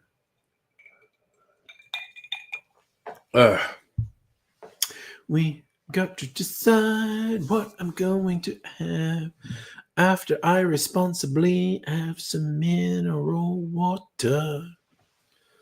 And you can tell I've been drinking because I choose to sing my thought processes rather than just speak like a rational human. But truth be told, I really don't claim to be a rational human. I'm just kind of all over the shop, honestly. But it's good. It's good, is what I'm saying.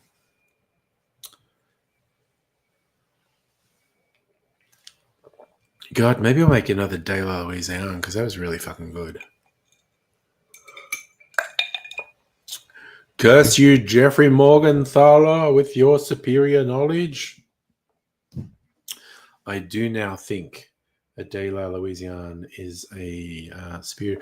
Oh, maybe I'll make it, though, instead of with rye, with the stream whiskey. It was one of the funnier things that happened last night with the lads in here. They saw this here with a label that says stream. And he goes, I see a bottle there with a label that says stream. That sounds really weird and sus. What is that? And then I explained it's because of the thing, it was a thing we discussed on the stream and aged in the barrel for 6 months. It's the official stream whiskey. And it's pretty fucking good. Maybe I'll make an old-fashioned with it. Guess I don't think I've done that. Have I done? I don't think I've done that. Maybe I'll do that after this. And maybe I'll have a pee break after this. Quite honestly. So 1, 2, 3 cocktails and a can of mineral water. My bladder's kind of full 2 hours after drinking a reasonable volume of liquid. We'll just keep on keeping. Oh, yeah. Ooh, 80s reference. The Redskins. Communist skinhead band. Very heavily influenced by ska and rude boy culture. Because that's the other thing. In the 80s, skinheads were associated with fascism. They weren't originally. But then in England, the fucking National Front took over the whole thing. And skinheads got associated with fascism. So where the Redskins came, because they were communist skinheads. You're having a lovely evening? I'm glad you were having a lovely evening. I'm having a pretty good time. See, I don't use Spotify. But I did, well, you shared with me, Charlie, your Spotify rap, and I shared my YouTube rewind. Does anyone do that? Like, if I get up here, YouTube Music, which I have just because I have YouTube Premium. Let's fucking dip. Okay, 2024 recap. What do we got here? Top tracks. Oh, it's doing this shit. I had 981 different tracks. And yes, number 1 was never in doubt. It's Billy Bragg's I Will Be Your Shield. Because that's my getting dressed music. That's me and Mrs. Angry's song. But my top 5, I Will Be Your Shield, Billy Bragg. If You Tolerate This, Your Children Will Be Next, Manic Street Preachers. Lorelei, The Pogues, Hurt, Johnny Cash, and Here, Briggs. Okay. Oh, no, okay. My library.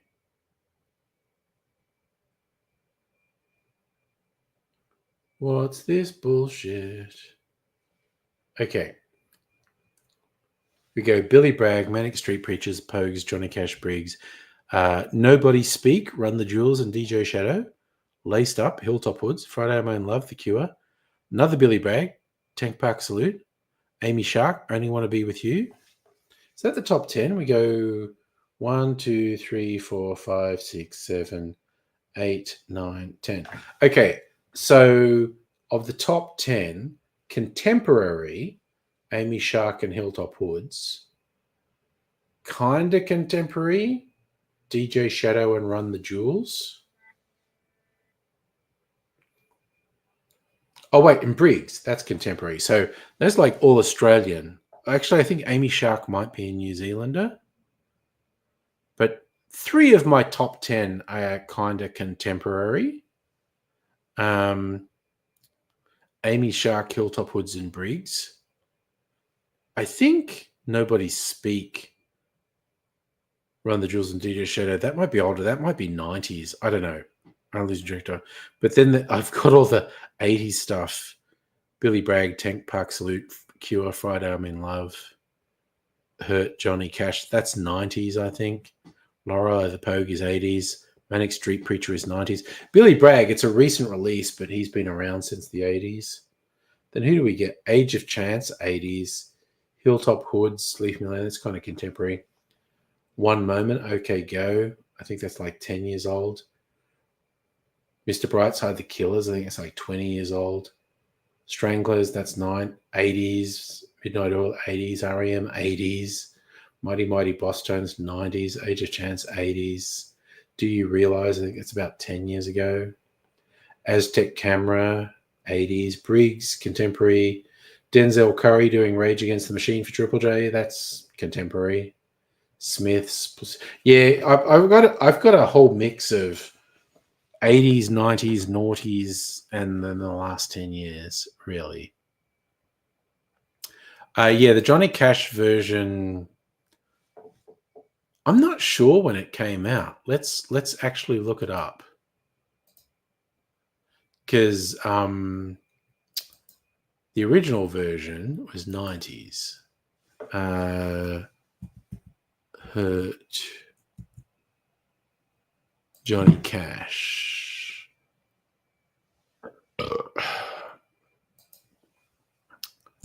Release date 2002. Okay, so 9 Inch Nails was 90s. Johnny Cash was 2002, but that's still over 20 years ago. 9 Inch Nails released it 30 years ago. So, Amy Shark is great. She kind of like pop. I think she's a New Zealander. She's maybe Australian, but she's great sort of contemporary pop. I really enjoy Amy Shark's stuff. I just think she does really good sort of pop music. So yeah, my listening is a fair spread. 80s, 90s, noughties, and then the last 10 years. So it's not all, it's very overwhelmingly white male artists. I will freely admit to that. I won't try and hide that. Andrew WK, Pet Shop Boys, Psychedelic Furs, Pixies, The Lars, The Cure, Beastie Boys, Temptations, because I did get into some Motown stuff. More Amy Sharp, Electronic, Hilltop Hoods, Israel Kamakawiel, Lime Cordial, Dean Lewis. This is like all white guys. Amy Shark, Style Council, ABC, Stone Roses. A lot of Amy Shark. Billy Bragg, Smiths, REM, James, Baby Metal, Ratatata, got into my top 50. The Reels, The National, Blood Buzz, Ohio. I got a blood buzz. Another Manic Street Preachers, You Stole the Sun from My Heart. REM again, Briggs again, Jesus Mary Chain, Billy Bragg, Peking Duck, The Church, The Shins, Midnight Oil again, Joy Division, Billy Bragg again, New Order again, Fiction Factory, Psych Furs, Amy Shark again, Jesus Mary Chain again, Sinead O'Connor, Pet Shop Boys, Amy Shark. Well, wow, a lot of Amy Shark. Jackie Wilson, another Motown one, Cranberries, Rat Cat, Meg Myers, Gang of Youths, Billie Eilish, Noah and the Whale. Jesus, so much Amy Shark. The Dead South, In Hell, I'll Be in Good Company. Bo Burnham, couple Bo Burnhams, couple Cure. Puddle's Pity Party, cover version of What Was I Made For? G-Flip. Wow, so much Amy Shark. Killer Mike. Waterboys. God, it was Waterboys was your number one, Whole of the Moon, Elderly. It was mine 98. Middle Kids and James. I reckon it's a decent mix of 80s, 90s, noughties, and the last 10 or so years. And a couple of Motown stuff from the 50s and 60s. Bad Moon Rising, very good Reels track. I do generally like the Reels. Dubbo Band. They have a couple of albums of cover versions which are really good, but their own songs like According to My Heart, Prefab Heart, Quasimodo's Dream, very nice. Well, you didn't show me your top songs? I thought you did, and like Hole of the Moon was your top song. But I might be remembering that wrong. I think I only ever saw the Reels live once. They actually played when I was at college. They had a tour they called Reels by Request, where they'd show up and they gave out this printout of like a huge number of songs, a lot of their originals and a lot of covers, and the audience would just shout out numbers from the list. And it's like, okay, everyone's shouting for number 27. What's number 27? And they'd play that. And so they're like, we'll do whatever you tell us to do. It was a very good show. I very much liked it. I think I need a pee break. Should I put something on while I have a pee break? Or even just some music? Ooh, what the hell? Just have the music? The lo-fi.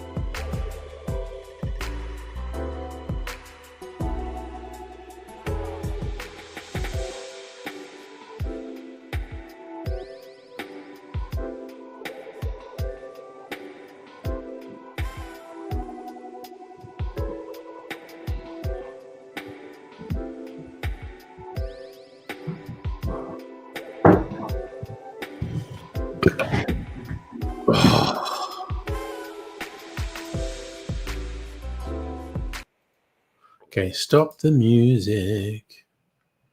Oh, so your top songs were Fuel by Metallica, Small Town Boy by Bronski Beat, Face Down by Filter, Girl Called Johnny, and that is a fantastic mix of top songs, actually. The diversity in there is very good.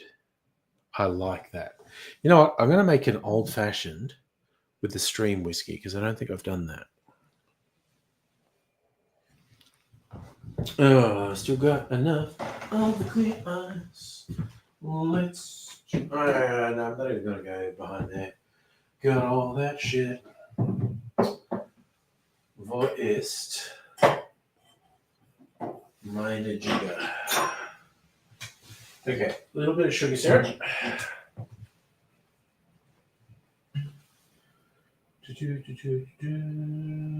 Ooh, that might have been a bit much. That's okay though. I don't fucking care.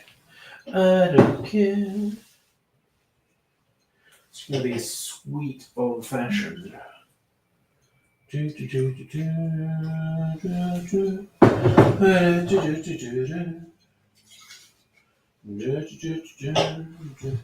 Aromatic bitters. This one's almost gone.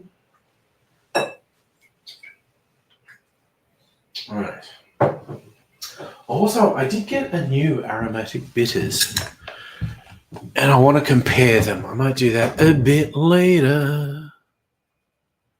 Did I actually do that the other night? Okay. I must have been drunk because I don't remember.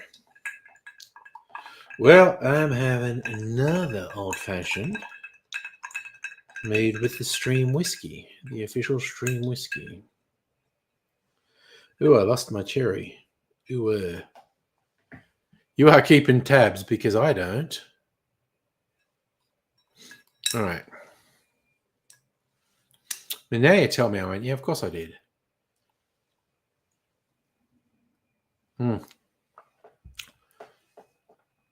So far, I'm always ready for a good time.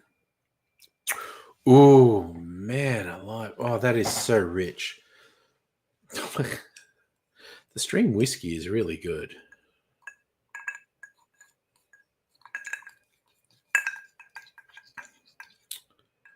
Tell you what, after I finish aging the old fashioned, I'm definitely gonna do the rye whiskey, the rye new make spirit again, because I've got another bottle of that. Do that with a few whiskeys in the blend.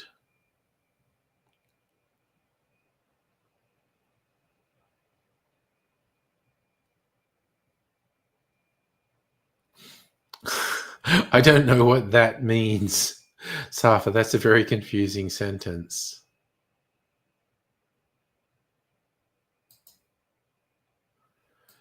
And I don't know what that means. Chisholm at work? Was that like listening to Chisholm at work? Doesn't get better than this, but that's okay. Friday night.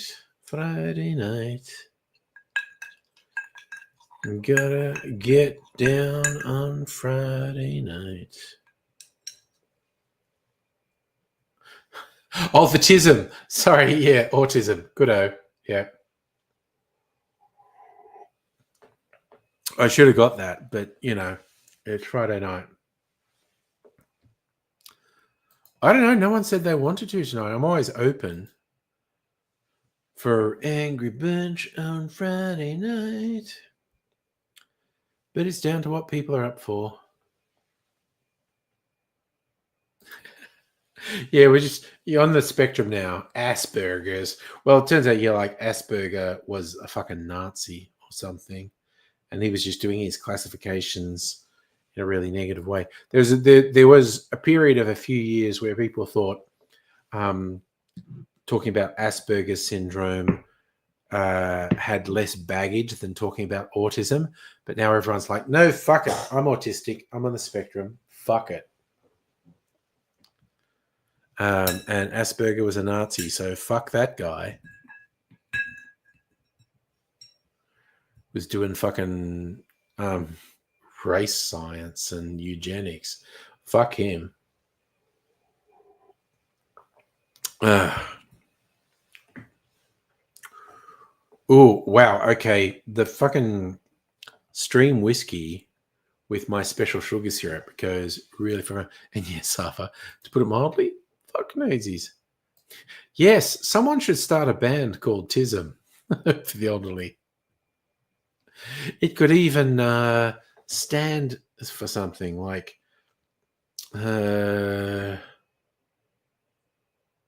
this is serious, Mum. I don't know.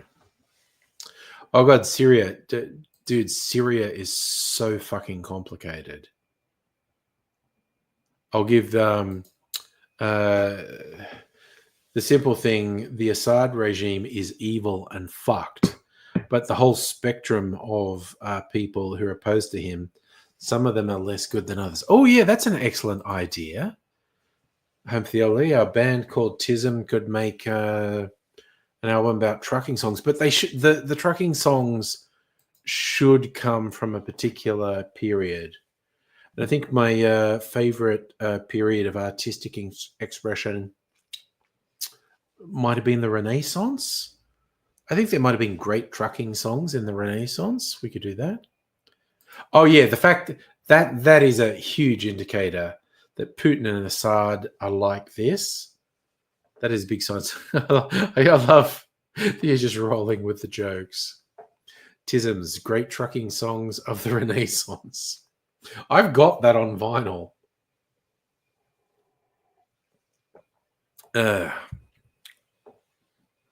I love how TISM tried really hard to be notorious and have conservatives upset. I think the peak was releasing a song called I Might Be a Cunt, but I'm Not a Fucking Cunt. Justin, do I think it's problematic? Oh, no. Okay, autism's not rooted in Nazi ideology. Not at all. What we found out was the Dr. Asperger was actually a Nazi and was talking about eugenics and fucked shit. So autism is not tied in with Nazis at all. But the Dr. Asperger was.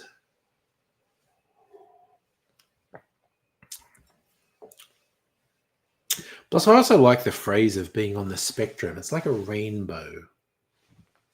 It's related but different because people at different parts of the spectrum are very different, but it's all related. It's kind of one thing, but it's different things. It's like, are you violet, indigo, blue, green, yellow, orange, red? Who knows? Cricket's still going. Yeah, you make me. We talk about cricket, I think of like actual crickets, and we have noisy crickets and we have noisy cicadas out there.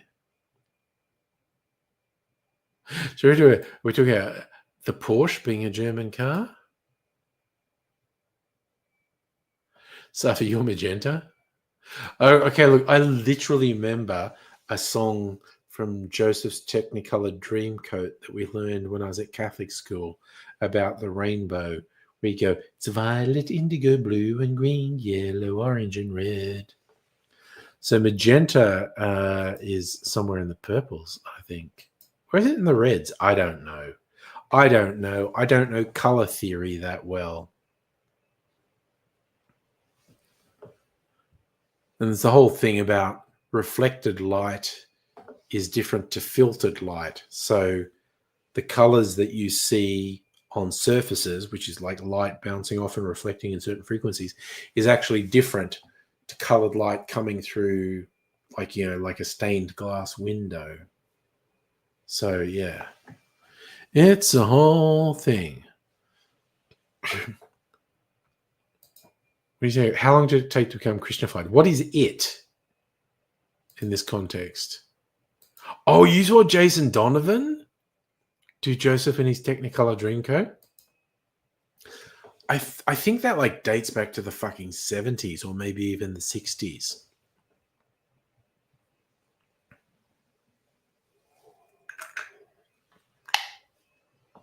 The biblical stories of Joseph and his family are fucked up, though.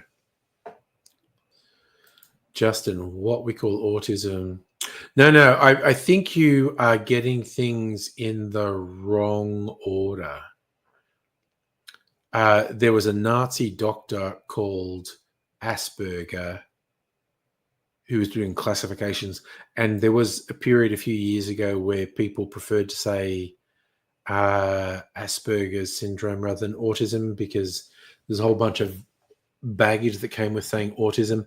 Then people realized Asperger was a Nazi, and so people are much more comfortable with saying I've got an autism diagnosis or I'm on the autism spectrum. Don't overthink it, Justin, is what I'm saying. Just forget Asperger is what I'm saying. Autism diagnoses, modern autism diagnoses are nothing to do with the Nazis. You saw it. I think if it was Jason Donovan, it would have been late 80s or early 90s. Oh, you're asking how long it took me to be de-Christianified. Okay, so this is the weird thing, and I've mentioned this before. Like a lot of people who are and I am to all intents and purposes an atheist at the moment. I don't believe in the existence of a god or a creator or a supreme force, and I think it's a self-evident fact that all religions are wrong because they all contradict each other, and most of them have internal contradictions. But I was raised Catholic, and I was definitely a believer, and I didn't have one moment where it's like, this is my big revelation. I think it was probably sometime while I was at college that I absolutely dropped religion, but I can't really pinpoint it. Oh, Justin, have you got like, is it supermarket eggnog that you're mixing with vodka? I reckon supermarket eggnog is underrated, honestly. We had a few churches. Like I was Catholic. There was a Catholic church kind of just across the road from where I grew up. That was the smallest one. That was St. Mary's. St. Bridget's was the main one. St. Lawrence's was in South Dubbo. And I'm sure there was some Anglican. I didn't keep track of the Anglican ones. There was probably at least 6 Christian churches when I grew up. Theology, apple, bottom vodka, eggnog with the whole club was looking at Justin. Oh, yeah. Oh. Definitely no mosques. And there's still no mosques in Dubbo. There wouldn't be enough Muslim people in Dubbo to justify a mosque. Not enough Jewish people to justify a synagogue. I don't think there are any churches apart from Christian churches. So, yeah, I'm just throwing out this one I did mention before. Hit me up on the Discord. This with like supermarket eggnog, say 2 parts eggnog to 1 part this. Make a really good boozy eggnog. I'm willing to send it out as a Christmas present for faithfuls. Nice. You've got Billy Bragg in your top 100. I've got like 6 Billy Braggs in my top 100.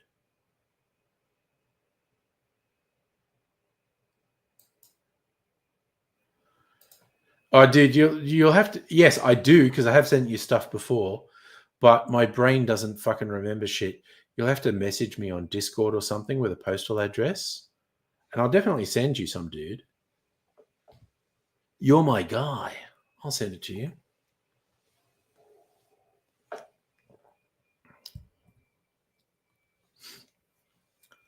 Yeah, Safi, you got to accommodate me being old and not remembering shit. You have to send me stuff again. I can send you some of that, and it's like 1 part of that to 2 parts supermarket eggnog would be real good. Yes, you're one of my cronies, mate. Definitely. That was ugly as fuck, Justin. I do remember that. Fucking fascists whipping people up for no good fucking reason. Because the people of Bendigo generally aren't fuckheads. But some absolute fuckheads tried to whip up the people of Bendigo, which was fucking bullshit. Yeah, you got in on the stuff last year. I think it was cocktails I sent last year, wasn't it? This is like cute. I'm just thinking Christmas. We'll do God, I just went out of. I'm sure it wasn't just me in my inebriated state. The webcam just went weird then, and I was out of focus for a minute. Oof, I think I need to go out and get some more ice and some more mineral water, honestly. Justin, good question. I don't know what ended up happening with that mosque. The webcam's definitely drunk, Safa. It's got all sorts of weird shit happening. Oh, wait. What beeped on Discord? Was that on my thing?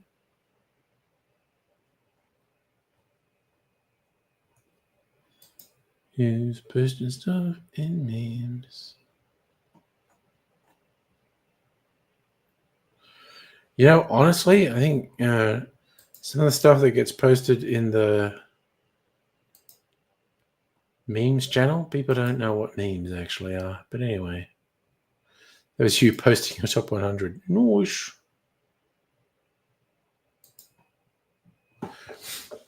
All right, I'm gonna go out for a bit und get some more ice for my non-alcoholic beverage and some more mineral water. Und that's going to take me a minute or two. Oh, you know what I want to get? I want to get some eggnog. And I have no idea why I randomly talk in accents. It's probably got to do with how inebriated I am. And at the moment, quite a bit. Quite inebriated. I think that's Mrs. Angry going to bed. Was it 10:30? All right.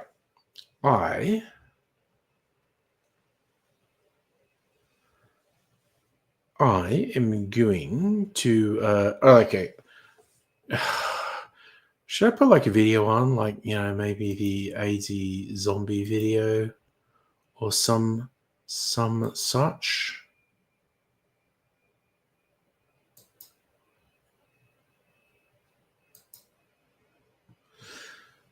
Some such.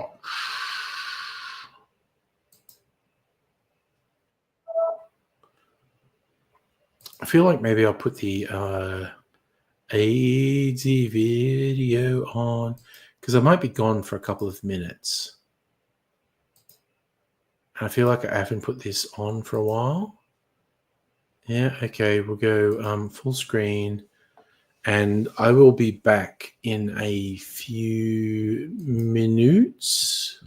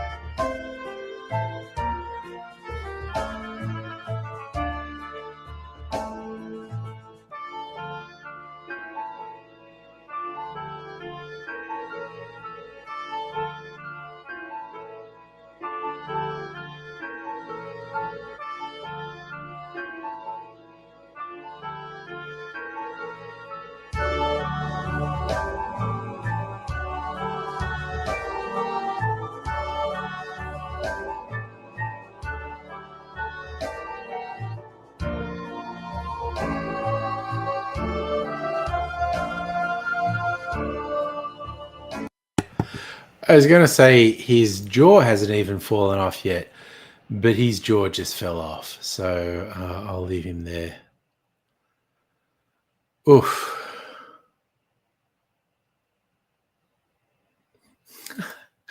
99% of the time when I walk away, you do too. Go make a drink. That's fair. Okay. So besides getting another mineral water and ice and the eggnog, this is my 1 year eggnog. I made this eggnog December last year. Oh my God, that's so fucking good. Doesn't taste like alcohol at all.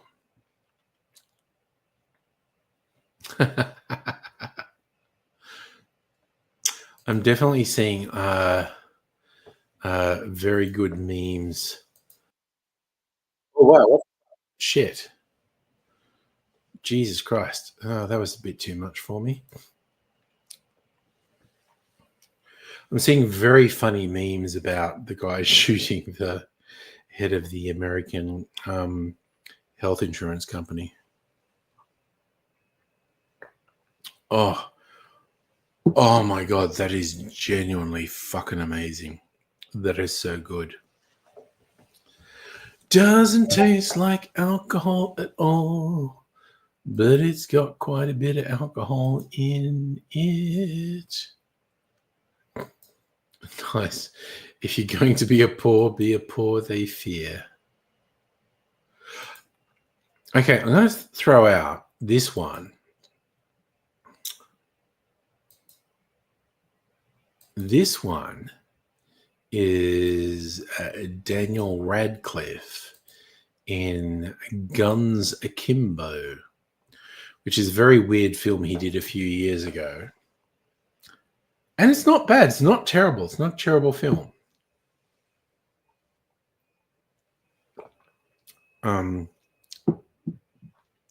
Who has actually seen that film, Guns Akimbo?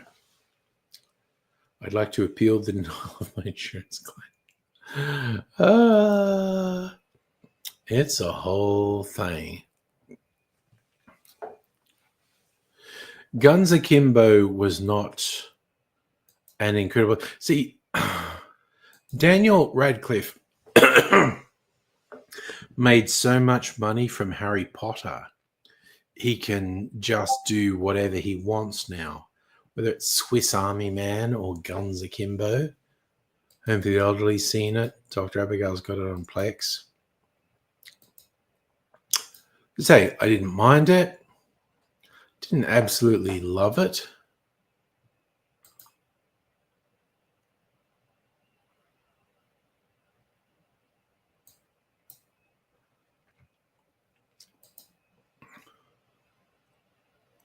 You like both of them, Guns Akimbo and Swiss Army Man? Yeah, I just kind of love that Daniel Radcliffe's gone, you know what? I don't need to make any more money. I made all this money from Harry Potter. Now I'll just do whatever the fuck I feel like.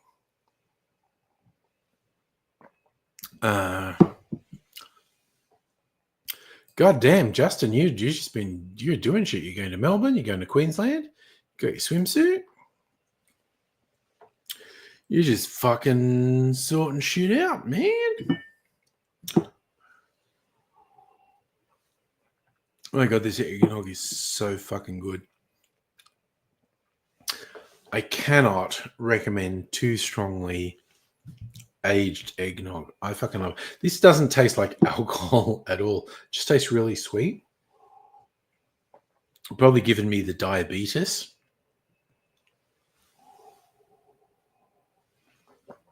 Oh, it's so fucking yummy. Damn, that's good. Okay, I get the fun this week. I'm taking in a bottle of eggnog to work for my work Christmas party, sharing it with my team. Something that's been maturing for about 2 months. See what everyone thinks of it.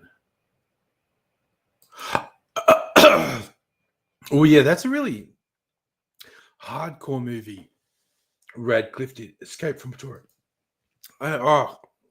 Sorry. The eggnog is so thick. I got some more mineral water. I need to drink it so I can keep talking. God damn.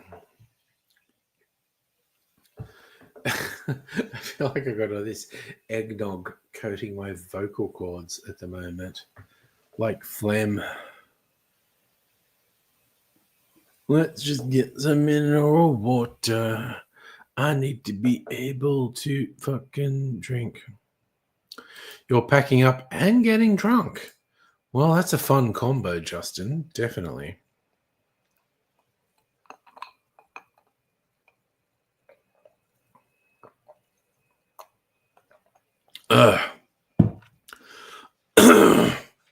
You're saying getting drunk on eggnog.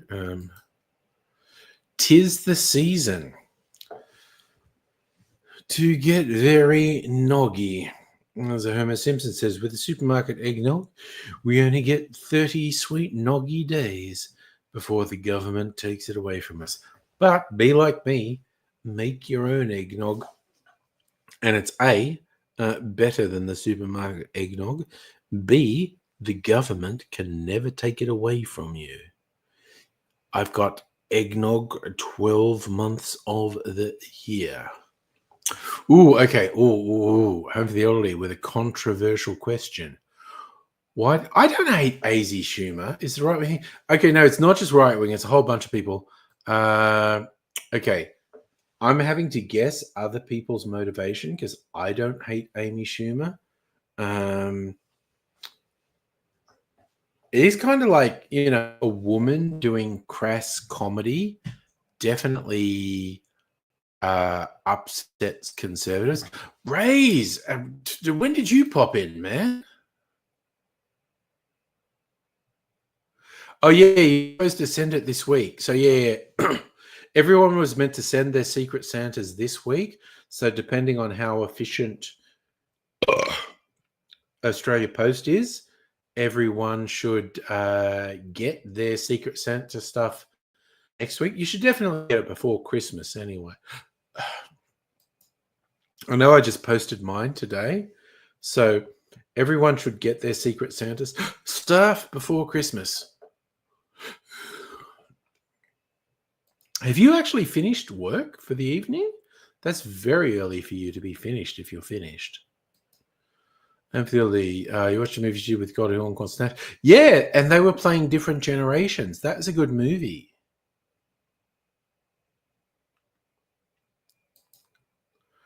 Raise, you had a function of teachers. 24 teachers, 300 capacity, sip Diet Coke. Piss easy money. Nice.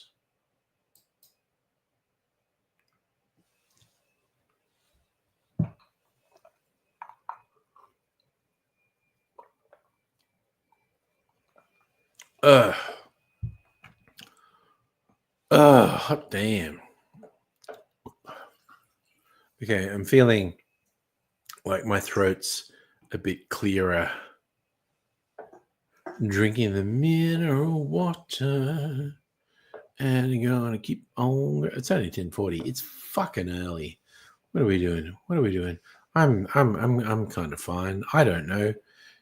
I could fucking flake out at any moment with no warning. We've all seen me do it. I'm not trustworthy. I can go from I'm okay to I'm unconscious in 5 seconds. You almost took a double shift, all right? When you come home and change and drive to the city. Oh, yeah, no, I get that.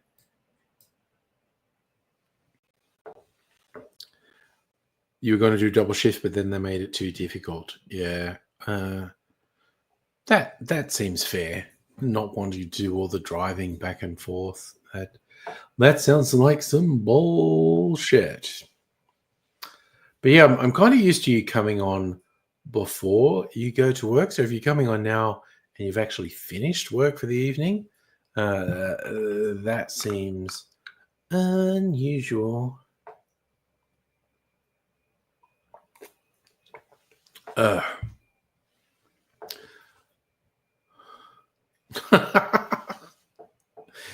gym and quality time with your flashlight. Well, priorities. You got to have priorities. You got to know what's important, and you know what? It's self care. It feels like what you're talking about is self care, and that's important, as you say. So it's all good in the hood. I'm hearing weird clicking sounds, which I think is coming from the ice. Is moving. No, I'm just hearing little bubbles effervescing when I go in there. Ice is very weird because I use so much ice and I use different types of ice. I'm used to ice doing very weird things. It's like I feel like I need someone who understands the science of ice better to explain all the tensions that are involved in ice and what it does as it's melting. Using moisturizer with a flashlight. There you go. It's just skin. It's just part of your skincare routine. That's fine. Yeah. But ice does all sorts of wacky things while it melts. And it's holding things with a lot of tension, but it can crack.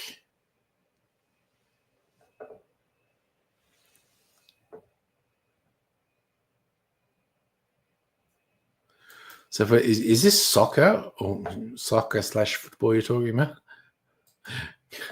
Ray's saying doesn't care since Melbourne Tigers left there. So yeah, I don't keep up with the sports ball and all the various codes, and I'm completely okay. Everyone who's into it, it's cool. Various points in my life, I've been more or less into it. These days, I just okay. That's how bad I am. That was basketball. You were talking about basketball. I had no freaking idea. I do not keep pace. Home for the elderly. Did you hear about the crypto? What in the crypto? Oh yeah, the Hawk Tour girl was involved in a crypto scam. I did actually see. I don't know the details of it, but I did see stuff that seems like they used her very short-term notoriety to do a complete fucking scam. And yes, Safa, Bitcoin is going up and up, and it's okay. I always feel the thing to go like, you know what crypto is? Crypto is gambling. It isn't an investment. It isn't a hedge against inflation. It isn't any of the ridiculous shit crypto bros say. It's gambling. And a couple of years ago, I did spend a chunk of money gambling. I foolishly, on the influence of a friend, bought some crypto at one of its peaks, which was fucking dumb because then it crashed. It's like, oh, the value is just way less than what I paid for it. But I just held, and in the intervening stage, we're now at the point where my relatively meager crypto holdings are approaching double what I spent on them, and that's fine. I might make some money. Oh, you sent me a Discord. Nice. Crypto is not a useful transactional currency. It just isn't. Anyone who says it is either stupid or a scammer.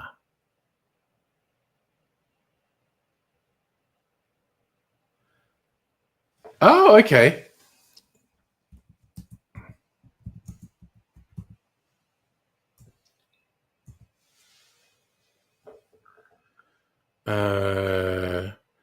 I need to look up a thing.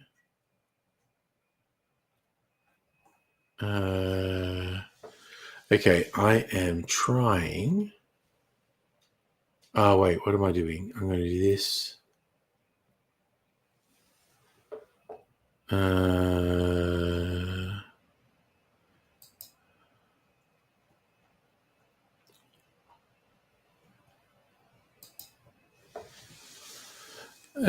Sorry, excuse me while I write this. I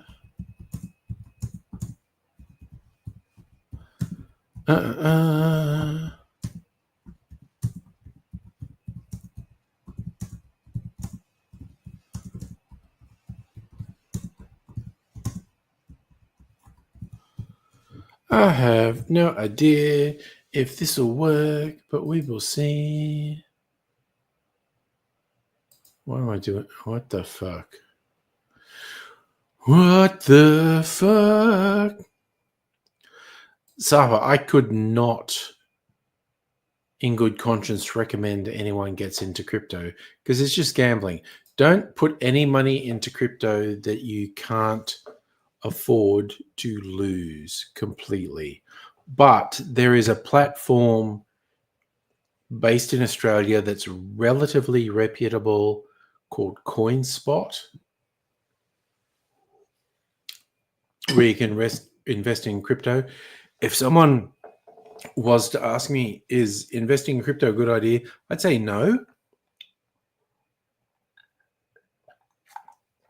because it's gambling and purely speculative. But if you thought, oh, I want to try it, what's going to happen? Crypto at the moment is going up, up, up, up, up. Historically, what that indicates is at some point there's going to be a surge in the price, and then a bunch of people are going to sell off to take profit, and the price will dip probably quite sharply. Now would be a very, very bad time to get into crypto. What you should do is wait. Sometime in the next year, the price is probably going to dip quite notably, and then do it then. Hey, where's it rain? Yeah, no, you got the alert 2 hours ago. Yeah, it's Friday night. It's party night. We're doing a thing.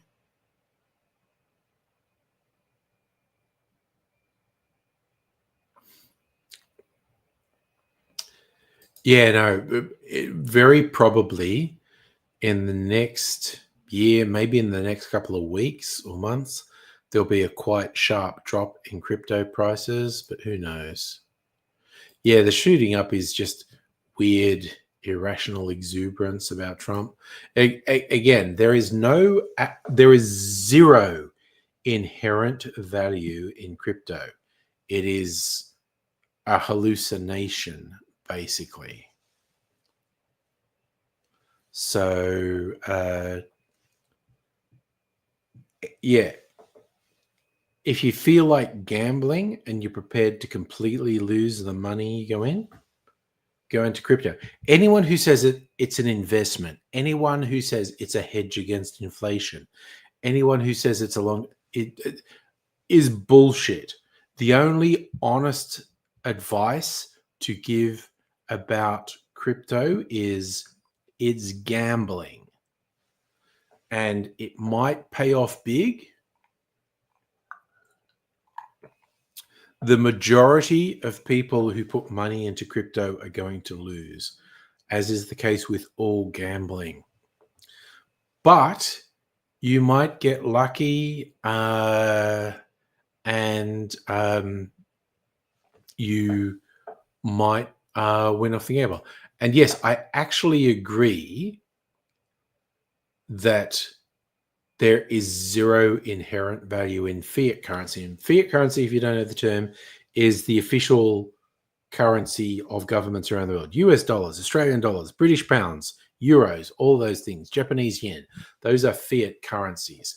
They are fiction. They are consensual hallucinations, but they're backed by governments and reserve banks. Crypto has all the faults of fiat currency, none of the positives, and a few additional faults that fiat currency doesn't have. Crypto is a purely speculative gamble. It's that simple. Anyone who says anything other than that is not trustworthy. So, yeah. All money is imaginary. It really is. I love the term was actually coined by William Gibson in Neuromancer about cyberspace, a consensual hallucination. But money only exists and money only has a value because people agree it has a value.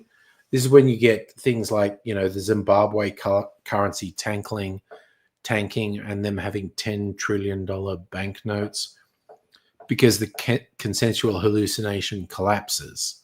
You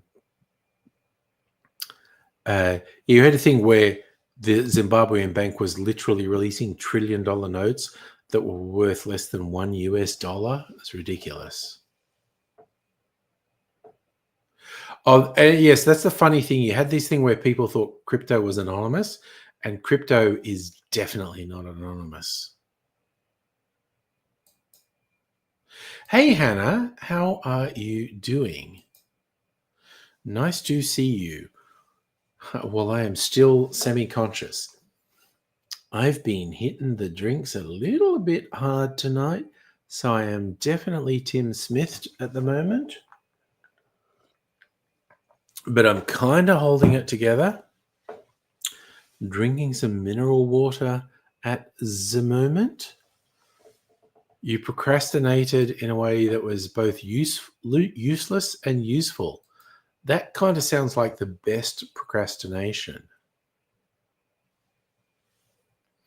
You can tell I'm down in second gear. Yeah, I am definitely Tim Smith at the moment. Crypto was anonymous. Yeah, but it's also now it's super tradable. Ooh, okay. In case you're wondering why Safa's asking those questions, Rain, we were talking about rye bread and black bread earlier. You love black bread with sprat. Nice. You managed to clean your room. Piles of crap saw through next week. Vacuumed every inch. Nice. But instead of the 2 piles, you scrubbed your skirting boards with hot soapy water, eucalyptus oil. Room smells like a koala's dream. Nice. Oh, yeah. Abso-fucking-tively.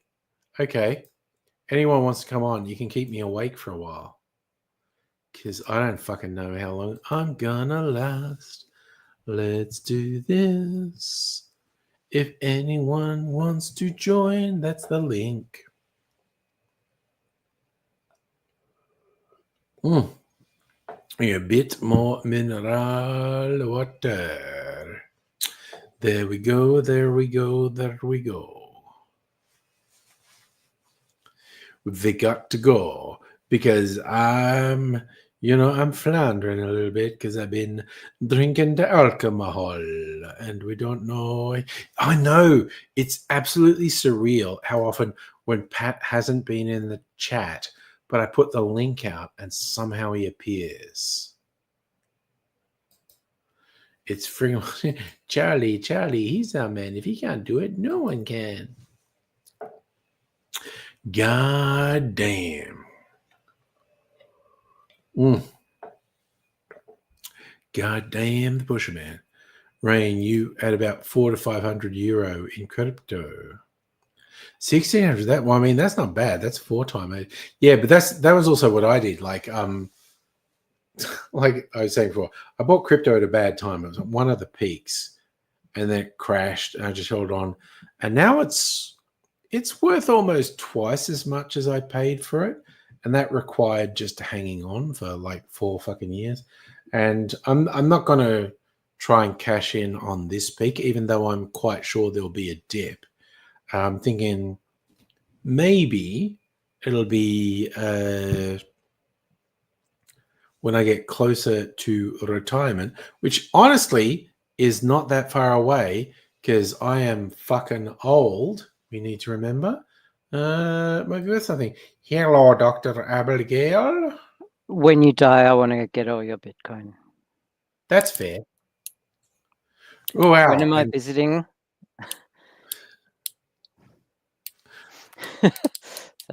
Sorry. Anyway, hi. Hello. Hello. I'm gonna be crafting all tonight. Ooh, nice. So I'm still making these godforsaken notebooks. Yes, you're making Oh, those. Yeah. kitten, get off my printer! God damn it! Fucking cat. I haven't fed him. I gotta go feed him. That's fair. He picks now. Yeah. I'll be back in a sec. Rather than just before you came on. Yeah, I know, right? Yeah, cats be like that. They sense like, oh, you're doing something. Now I want attention. Yes, will the Craven the Hunter movie come out next week? Because they kept postponing the release. That may or may not be a good movie. Who knows? It's like a dark anti-hero character, and this is the kind of thing I like. She may take your Bitcoin, but she will never take your whiskey. Yeah, I don't know. My son's a bit of a booze hound. Maybe I'd leave the booze to him. Because I'm stupid and keep buying alcohol. So like, I swear to fuck, all the booze and all this in the cupboard. I think if I stopped buying booze today, it would still take me like 5 years to drink everything I have. So, Safa, why did they postpone it? I don't know. I've just kind of seen things about the Craven the Hunter movie kept getting postponed. And as that guy who's buff, and I forget his name, but he's been in movies since he was young. He was in the Kick-Ass movies where he was supposed to be a nerd, even though he was kind of buff. I don't know. And there's all the Rainn rumors. Wilson? No. This guy's like 20 years younger than Rainn Wilson. Rainn Wilson's almost my age. Rainn Wilson was in the other nerdy superhero movie. Rainn Wilson was in the US Office. Yeah, he was. He was in a nerdy superhero movie. He was, yes. He was. I forget what it was called. No, but I'm currently rewatching Parks and Recreation. And Aubrey Plaza is my spirit animal. She's like very funny. She's the Daria of our time. Yeah. It's kind of like she's great. I fucking love her. She got the job by convincing Ron Swanson that she'd stop anyone from ever bothering him again. Yes. Because he's like an arch conservative working for the government, but thinks government is a he's a libertarian. Yeah. Yeah. And so when she says she'll stop people from ever bothering him, she gets the job. There's the really funny episode where she booked 100 meetings in for the 31st of July because she thought July only had 30 days. Yes. And so everyone has to field appointments all day because she booked in 100 appointments for July 31st. Yep. I'm currently up to season 6. So and it's just before the Leslie Knope recall vote. Yeah.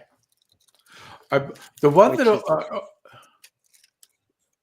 always sticks out to me is when like her boyfriend who ended up being in Guardians of the Galaxy, he's doing the thing where they go to a doctor together and his lines were completely improvised where he goes, "Doc, what is it? Sometimes when I go to the toilet, I wipe and I wipe and I wipe, but there's always something there. It's like there's a marker."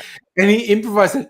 And Aubrey Plaza cracks up laughing because he just improvised the line. But in the context of her character cracking up laughing makes complete sense. And so they left it in with him just saying this surreal shit. Yeah. The outtakes are the funniest fucking outtakes I've ever seen. And there are tons of moments when you see the cast on the verge of cracking up in the actual show.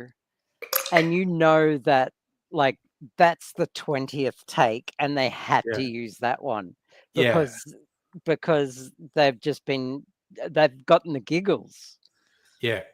And and there's also they've just had so many outtakes. another infamous one, and I keep forgetting the guy's name, but it's like, the same guy, Aubrey Plaza's boyfriend, Oh, where Chris Pratt. Chris Pratt, that's it. I fucking forgot. Where he opens the Yeah. door to Leslie and her sidekick, and he's supposed to be nude, and they're supposed to go, "Oh my god!" when he opens the door, and he was wearing like flesh-colored undies that they do, and they're like pixeling it out and whatnot, and they'd done Yep. like 6 takes, and the director's going like, "Try it again," and he just went to the people and said, "I'm actually going to do the next one nude," and they're like, "No, there are rules." Yeah. That's And sexual he's assault. going, "No, I'm going to do it." And the next take, he opened the door and he was actually nude. And the women both go, "Oh my God." And that was the one they used. And it was like, yeah. Then I had to spend a week with HR getting re-education as to why your co-workers don't necessarily want to see you nude. And it's like, Oh, jeez. yeah, okay. They were kind of okay with it, but yeah, you actually did need a bit of correctional therapy on your co-workers probably don't want to see you nude. We're not calling it sexual harassment, but we are saying it's inappropriate workplace behavior. Yes. But they use that take because both the women, when he actually just opened the door and he's actually nude, they both just went, "Oh my God." Yeah, because it was the most honest reaction. Yeah, because they were literally going, "Oh, I was not expecting that. What the fuck?" Yeah. Raise HR calls for most week. I mean, not surprised. I'm just going to throw it out there. It's a great show. It's one of the best It shows. is. And it's also the interesting thing, two kind of very different but also kind of similar shows, 30 Rock and Parks and Rec. They both have they're like very sort of lefty shows. Most of the characters are lefty, but they both have conservative characters who are treated quite sympathetically and are both comedy gold. It's Ron Swanson in Parks and Rec and Alec Baldwin's character in 30 Rock. And it's kind of funny for shows that are very lefty. They have conservative characters who are treated quite sympathetically and positively. And what's his name? Who plays Ron Swanson? Is not that character. He is actually no. He's very left and progressive. He's a very quite a lefty. And Alec Baldwin, who is very Hollywood progressive, which to my mind is actually quite conservative, but he's Hollywood progressive. Yep. The one thing I always think of with Alec Baldwin's character in 30 Rock is the thing where okay, so the central character, Liz Lemon, he's got so her boss, Alec Baldwin, has to give a speech at some fucking Republican thing where he's being given an award and he doesn't know what to do with the speech. So she has to write a speech for him. And she hasn't got it ready at one point, and it's like for a Friday night or something. And he comes in and he's wearing a tuxedo, and she's like, "I haven't written the speech yet." And he's going, "It's all right, Lemon. It's not till next week." And she goes, "Why are you wearing a tuxedo then?" And his line is, "It's after 6 o'clock, Lemon. We're not farmers." I haven't actually seen 30 Rock. 30 Rock is pretty funny. Is Ray's the Home for the Elderly in the green room down below? No, I don't see him. Backstage. No, I don't see him. Oh, okay. Oh, he left. He was left. there. Okay, I was too deep in the conversation. You were there? Well, come back. Yeah, I can't entertain angry all by myself. No, This is a I didn't two-person see it, job. but I was kind of absorbed in conversation, so my brain has a Yeah. limited capacity, is what I'm saying. But yeah, so 30 Rock is pretty funny. It's kind of completely different to Parks and Rec, but also kind of similar in a lot of ways. Okay. Which I know is but again, it's most of the characters are like lefty progressive, but there's a really important male character who's really conservative, who's also treated really sympathetically. And there's Cool. Home for the Elderly. There he is. Hey, there he is. I swear to God, That's you a went there. window. What? You sit This next to a window. Yeah, usually I've got it closed up. Yeah, Okay. Huh, because cool. it keeps the light from burning the camera in. You know. Yeah. Yeah, and because you're in Fair enough. perfect still light. Yeah, there you go. No, it's 8:07 here now. Wait, can you hear me? Yeah, but it's summer. It's still. That's not a What? laser disc. That's a hat. Do I like Arrested Development? I don't mind Arrested Development, but there are elements of Larry David's stuff where I'm kind of like, you are actually a privileged fucking arsehole. Arrested Development wasn't Larry David. That's Kirby. Oh God, no! I'm getting mixed up. That was Curb Your Enthusiasm. Yes. Yeah, I broadly like Arrested Development as well because I love the absurdism of Arrested Development. It got old, Yeah, but Yes. it was awesome, especially the first few seasons. yeah. And I but love- when they came back after the big age gap, Yeah. it was a bit stale. Mhm. I To answer your point before, Dr. Abigail, the movie that you were thinking about with Rainn Wilson is Super, I think. I think that was it. Yeah. Yeah. He used to yell. He yelled, Beat "Shut people up, over the head. crime!" at people. Yes. Beat people Yeah. over the head with a wrench. Yes, I love. and get changed in his Volkswagen Beetle. I love the Awkwardly. character of Job in Arrested Development, that he was so fucked up and self-important. One point when he's being an illusionist, and there's this one thing Yes. of when all the illusionists get together and they all look like complete fucking idiots with their different outfits, and they're posing for a thing saying, "We demand to be taken seriously," and they just look like people who should not be taken seriously. Yes. Ray's came back to the beautiful view from Mandra. Yeah. Mandura. Yeah. Mandura.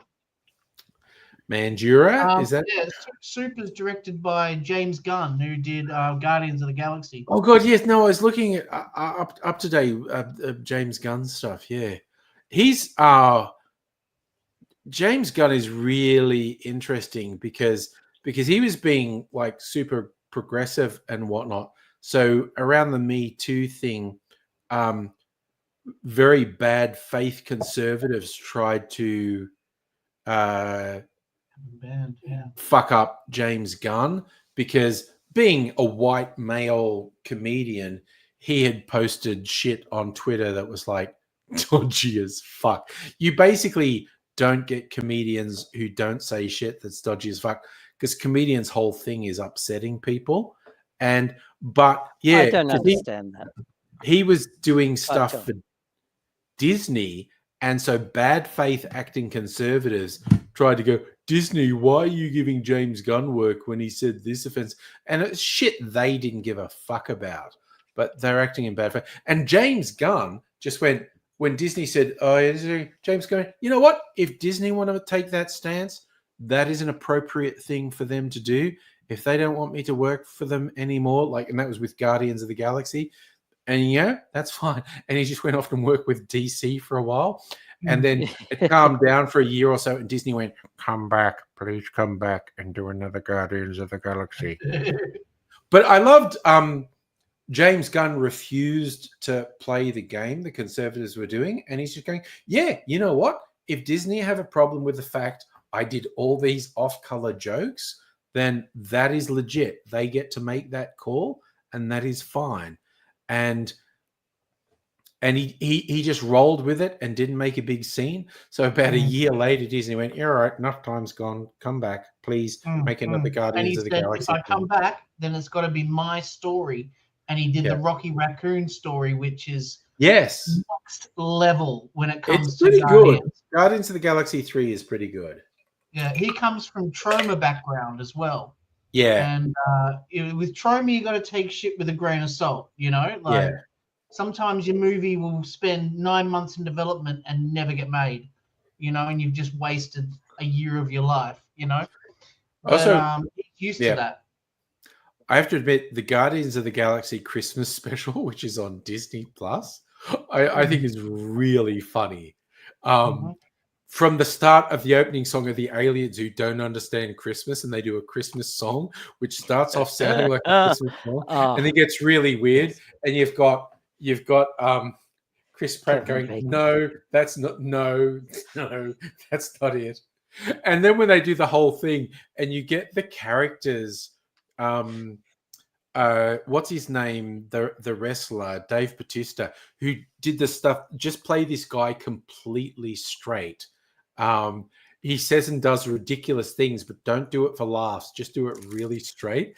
And at one point, when him and the others are going like, because they thought Kevin Bacon was actually a hero of Earth, and they're kidnapping him, and they're just like, "Oh my god, he's actually just an actor. I feel sick. This is disgusting. Actors are abominable." And that whole thing of them going like, "Oh my god, actors! Oh, that's so offensive. I feel sick." And it's just like the meta jokes in that Christmas special. I was super into. I really enjoyed it.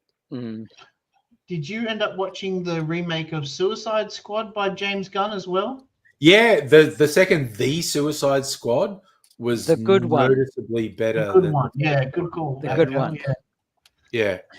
And the spin-off Peacemaker, holy shit, that was fucking funny. I haven't seen that. Wow. Oh, watch it. Watch the Peacemaker series. It's so fucking funny. It is really good. It's twisted, and it's just, and again, speaking of people, and this is another wrestler who's not really an actor, and he's clearly done stuff like, don't try and be funny, just do this stuff absolutely. He's clearly got acting chops. Yeah, he is good. Cena. I've seen him in a bunch of stuff. John Cena is pretty funny, but as Peacemaker, it's like, don't play it for laughs. Do Peacemaker completely straight. Like there is something inherently wrong with the character Peacemaker. He is so fucked up. But just play him straight. Just do it absolutely straight. And when you play a nonsensical character absolutely straight, it's even funnier. Well, the difference between because it does take comedic timing. Yes, and he is actually really good with the timing. Yeah. Also, he was in the Bumblebee movie. Yeah. Yes, he was a military guy in that, and it was the same deal. He was playing it completely straight, and it wasn't a comedy. No, but his character was doing funny, nonsensical stuff, and he did it completely straight. I wouldn't go that far. Oh, no, but there was stuff like when the military get the girl with Bumblebee, and it's like, don't run. And he's they ran. There were funny scenes. Yeah, but he plays the funny stuff really straight. Yes. And there's a movie, I can't remember what it was, but I saw this clip on YouTube, and he's in a cinema with like his girlfriend, and he's upset at someone else in the cinema who's making noise, and he keeps saying lines that are just horrible innuendo, and it's like his character doesn't know. It's like, if you don't stop that, I will lick your ass. And it's just like, that's Trainwreck with Amy Schumer. That's Trainwreck with Amy Schumer. Yeah, okay. And he keeps saying these sexual lines in a completely oblivious way, and He says like 6 or a dozen of them in a row, and his girlfriend's just like, "No, stop! What the fuck? What the fuck are you doing?" And it's like, it's funny because his character doesn't understand that he's saying sexual things. I am going to pound you. I'm going to pound you from behind. Yeah. I don't know. And also, John Cena does so much of that, Make-A-Wish stuff for like kids with terminal illness. He does more of that than anyone, and it's just like, that actually takes he's a strength. great. He's a stand-up guy. He's awesome. Spending time with kids who are dying, that's tough. That is. I was saying before with real. John Cena, when you compare him to The Rock, John Cena when he started acting, he took small roles. Yeah. And did movies like The Wall, which is that one where he's lying dead for like 3/4 of the movie in the middle of. Yes. Oh, that's a really intense war movie. That one. Yeah. Great ending too. But I'm getting sidetracked. Whereas What's The it Rock, called? The Wall. Not Pink Floyd's The whereas Wall. The Rock tried to go in like straight up leading roles like Doom and stuff like that. Yeah. And it just shot him in the ass. He just became and the way he got mega popular was Scorpion by King. taking off the sharp edges and becoming a much more rounded character. Yeah. More simplified character, and it became a lot less interesting. Like a lot of his movies, he's always just The Rock. Whereas John Cena, like in different movies, he's different characters that stands out. Oh, what did you say about Die Hard? You upset Rain by saying something about yeah. Oh, look at this. Nice one, Heine. That's awesome. Got Delicate Sound of Thunder. Yeah. Whoosh. Have you got Pulse, Heine? Oh, the later Pink Floyd stuff that has none of the original Pink Floyd people except Waters. Again, that doesn't mean it's bad. No, but... Gilmore. Gilmore's the Sorry, is it Gilmore? Yeah. It's Gilmore. You get hardcore people who think it's not Pink Floyd after Syd Barrett died, but that's people who took way too much acid in the 70s who say that. In the 60s, in the 70s, yeah. But I think a lot of the latter Pink Floyd stuff has legs. Honestly, the Division Bell, absolutely, Division Bell, yes, yeah. That was the only album that came out during my era of CD collecting. Queen Innuendo album. The special CD of Pulse that actually had a little flashing light. Oh, yeah. Yeah, same. Oh, you've got that, don't you, Dr. Abigail? That I do, yes. Yeah. Or weird special releases. Remember, you were here when I showcased that, and I took it apart and showed the electronics and everything. Yeah. I've still got a playlist on my Spotify from when you did that. Oh, there you go. Cool. But I missed a chapter. Remember, there was an episode that you did when I wasn't on? Yeah. Yeah. Told you to go back and watch the stream while it was still but there. I'm lazy like that, I mean, who really... It's just like watching it here. Ends up if you watch Angry Aussie on replay, I sometimes do. Sometimes. Okay, there's a half. Some people do, yeah, and that's fine. I always get mildly surprised when somebody... I've got comments on YouTube because, I look at my YouTube comments every day and someone's commenting on a live stream and it's not one of the regulars. It's just someone's commenting on a live stream a couple of days after the live stream. I'm thinking, fuck are you doing watching a live stream a couple of days after I did it? Keeping up with the news. Yeah, and again, any of the regulars go oh, I missed a live stream. I want to see what happened. That makes sense. But it's like people who aren't normally on the live streams, and I'll get a weird random comment. And in my head, I'm just like, fuck are you doing watching a live stream several days after I did it? It's like, very weird. I had some dude the other day who Laserdiscs. Yeah, I had a dude the other day who just was putting a succession of, "Hey, Soph, how you doing?" Hello, Brad. Oh, there you go. Hello. Oh, he's got 2 streams on. That's confusing. What you eating? I'm not sure if you can hear us. Can you hear us? Because Fairly fried. all right, I'm not sure if you fairly can hear. cool. Yeah, she can hear Yeah, us. he's got the stream on that one, which is laggy, and then this one, which seems to be in sync. Okay. So it was a bit confusing. Live streams are weird like that.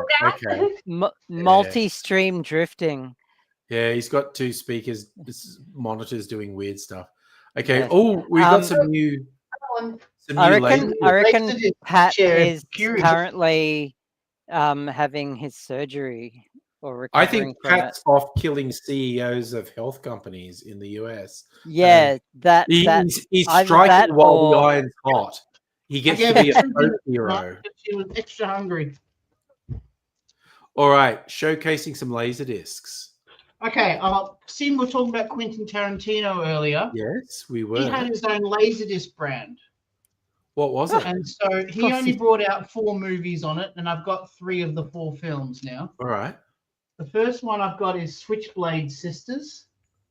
Okay. Which is Not very familiar much with that. like, hey, Not familiar with that movie. have you ever seen what's his Grindhouse movie called? Death Proof. Grindhouse? Death Proof? Yeah. Death Yeah. Proof and Very- Planet something. Yeah, or Robert other. Rodriguez. did Terror, that Planet, was what's it? Rodriguez, Planet yeah. Terror. But Oh, Death okay. Proof, you're spot on, Dr. Abigail. And this is very Death Proof. He's in that style. Yeah. And the Okay. second one I've got of his. I just want to throw in the funniest thing from the Rodriguez Planet Terror was when he does the real missing thing. That was a real tribute to the drive-in shit. And it's just like all the zombies are approaching the house, and then missing they're like, reels, "What's right. real missing?" And then the next thing is after, and it's like, okay, the sense of humor in that I really appreciate. So that means you watched them back to back with the Grindhouse and Planet Terror. I There's 2 versions. got them both on disc. Yeah. Yeah, so when you watch the films separately, it doesn't have the missing reel. But when you watch them as a double feature, they both have a missing reel. Oh, Sorry, They both have a missing reel. Oh, I only remember the missing reel from Planet Terror. Yeah, Planet, same. What's it called? What's the second Death one again, Proof. Dr. Abigail? Death Proof. Proof. Yeah. So Planet Terror is the second one. No, Yeah, Planet as far as Death I Proof go- didn't have a missing reel for me. Only Planet Terror did. And the Same. missing reel on the second movie was during the lap dance scene when the girl does he recites the special phrase that gets him the lap dance, and during the lap dance, right when it's about to start, it goes missing reel. And you're like, oh! Missing out the money Dope. shot. Damn it. And then Well, you see it later on, you're like, oh, is that it? You know? Yeah. you know, yeah. So the second one was $50 Chunky. go to a strip club. What's that one? So yeah, as you Chunky? can see here, Quentin Tarantino's own brand name, Rolling Thunder Pictures is what he called it, named after Okay. the movie with the dude with the hook for a hand. Yeah. And the third one is Sonatine. Now that sounds familiar. It's a Japanese film where hitmen have to take a holiday away to stop getting hunted by the Red Dragon Mafia, whatever it is, right? Okay. I don't know that I've basically- seen that, but the name is familiar. The main guy in it is Beat Takeshi. Beat Takeshi. Oh my god, that guy is so fucking cool. Yeah. He's from you might know him from that what's that Japanese movie that everyone likes? Where the kids kill each other. Oh, Battle Royale. So But he's yeah, the teacher in he- Battle Royale. Sometimes he goes by the name Beat Takeshi, and sometimes it's Takeshi Mifune. But besides being an actor and a director and a producer, he's a fucking jazz musician as well. What He's, does he play? I think he's What trumpet. instrument? I think he's trumpet. That doesn't surprise me at all. Like But Japanese, he's just, they want he's to, fucking wild. Beat Takeshi's mate, and he's in a couple of really good Japanese action films as well. Speaking of jazz musicians, my jazz band is looking for a drummer. Oh, Do there I you know go. any Drummers drummers, out there? or does anyone here know a drummer? I I'm don't sure know your any dad drummers can find in one jazz. in like magazines and stuff like that. There's lots of musicians out there. Yeah, good especially bands Melbourne. to I'm just join keeping too. my ears out. Just keeping my ears out. Yeah. Well, I'm over here, so not much good over in WA. All right. So the next batch of this, sorry, the fourth one is Curdled, and I do own it, but I can't find it. So I've kind of misplaced it. You know Okay, what I mean? it's Like, there somewhere. Okay. It's in there with the 900 odd discs, but it's gone out of order. So Curdled is the movie that joins From Dawn to Dusk to Pulp Fiction. Okay. You know how Butch gets into a taxi after he kills the boxer? I'm sorry for any spoilers for a 35-year-old movie. Yeah, I know. We're doing spoilers for decades-old movies. Okay, so Well, with Safa in the chat. Yeah. Butch, the taxi driver, is talking to the taxi driver, who asks him very specific questions about how it feels to kill a man. Kill someone, yeah. Yes. That woman, Esmeralda, is in Curdled. That's the main character of Curdled. Okay. She Esmeralda Villa-Lopez. Villa de la Lopez. Yep. So she kills people, and then in the movie, they're in the prison. Not in prison, in the police station, and they're watching a small TV in the corner, and which is showing the news about what happened on From Dawn to Dusk. Dusk till Dawn. Dusk till Dawn. Sorry, thank you. So Dawn till Dusk would be during the day. No vampires are coming out. Dawn till Dusk. Yeah, Dusk till Dawn. Yeah. So that connects the films. Also, just throwing in, there you go. George Clooney is an incredibly compelling bad guy in Dusk till Dawn. Look for a drill I feel like that's the only movie where he played an unremittingly bad guy, and he's really quite good in it. And also, when you're talking about Esmeralda Villa de la Lopez, was my favorite line probably in Pulp Fiction when she says to Butch, like, you know, what's your name, Butch? My name, Villa de la Lopez, means House of the Wolf. What does Butch mean? And he says, American, baby, and names don't mean shit. And it's like, but no, your name is very literal in Butch. And I just love that line where he says his name doesn't mean anything, but it's like, dude, your name means everything. You're just like a butch, manly man. You know, you just killed the guy in the boxing ring. That was a really good bit of dialogue. But then again, Tarantino's good at that. He gets told when he gets given the watch that he was named after an army buddy from the thing. Yeah, so it does have a lot of layers to the name. Yeah. That ridiculous monologue of Christopher Walken's. It's so fucking funny. This hunk of uncomfortable metal up his ass for 2 years. It's so fun. Like, on one level, he's trying to be really deep and sincere, and you're going, this is the most nonsensical, farcical monologue I have ever heard. And Christopher Walken is playing it completely straight. It's just like, my God. Yeah. Also, Safa, Laserdisc, besides being prone to scratching, here's something interesting. They're actually, because they're two-sided, what it actually is two CDs stuck back to each other. Yeah. And after some time, certain factories use shit glue. Sorry, I'm swearing. You swore on my stream. Fuck Oh you. no. Sorry. Oh, language. So what happens is it creates little issues with the reading of the discs where they can actually separate a little bit and it loses its data. Also, Laserdiscs aren't digital discs. They're actually analog video recorded onto the disc itself. It's still got to be being dots and dashes. better than DVDs, because not better than DVDs, as good as DVD, better than VHS, twice the resolution to VHS. Yeah, but in terms of scratch resistance, no, they're way more resistant than DVDs are. Yeah. Okay, so especially fucking HD and Blu-ray.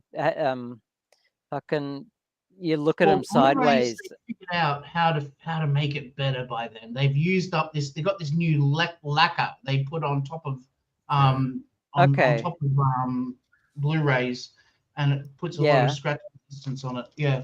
Am I remembering rightly with Laserdiscs, or at least some Laserdisc players, you would actually flip the disc over at the halfway point? Yep. So any player that came out before 1990 usually were single-sided players. So you'd have to get up after an hour, get up, flip the disc, sit back down, Yeah. I'm sure I remembered that from the 90s. But my player is a 1998 player, and it was like right at the end of the run of Laserdiscs. It's one of the top 5 players you can get. So I love Elvira. Okay, I won't deny it. It's more. I think Elvira is awesome. I think she's great. There's a couple of reasons why I love Elvira. So she does these movies where she hosts and remember Bill Collins would do an intro before the movie and say, "Oh, you got to see this movie. It's great." Heat can cause issue with the glue that I was talking about with Eastern Europe, mate. Nothing was popular in Eastern Europe. You were lucky to get, color televisions, I heard, So she did this where she hosted the movie and would come in, the movie would stop, and she'd 3 talk, times during the film, and she'd come in and make jokes and poke fun at it and stuff like that. So this is the giant Gila monster. This is Erg. Nice. And Elvira the Crawling Man. And so they're all horrors, but just they're sort of very mystery science theater-ish, If I remember, SBS would do movies with Elvira on Friday, Saturday night in the 90s. I wasn't into Elvira back then. Yeah, I'm sure I saw, and I'm sure it was on SBS, like Friday or Saturday night back in the 90s. Elvira presenting movies. That would have been really cool. Okay, so booby movies, right? I mean, it's kind of a thing, Bring on the boobies. I like the booby movies. So, okay, I'm going to put my fingers over this bit because there are boobies actually on the cover. All right, and we don't want to get cut from YouTube. No.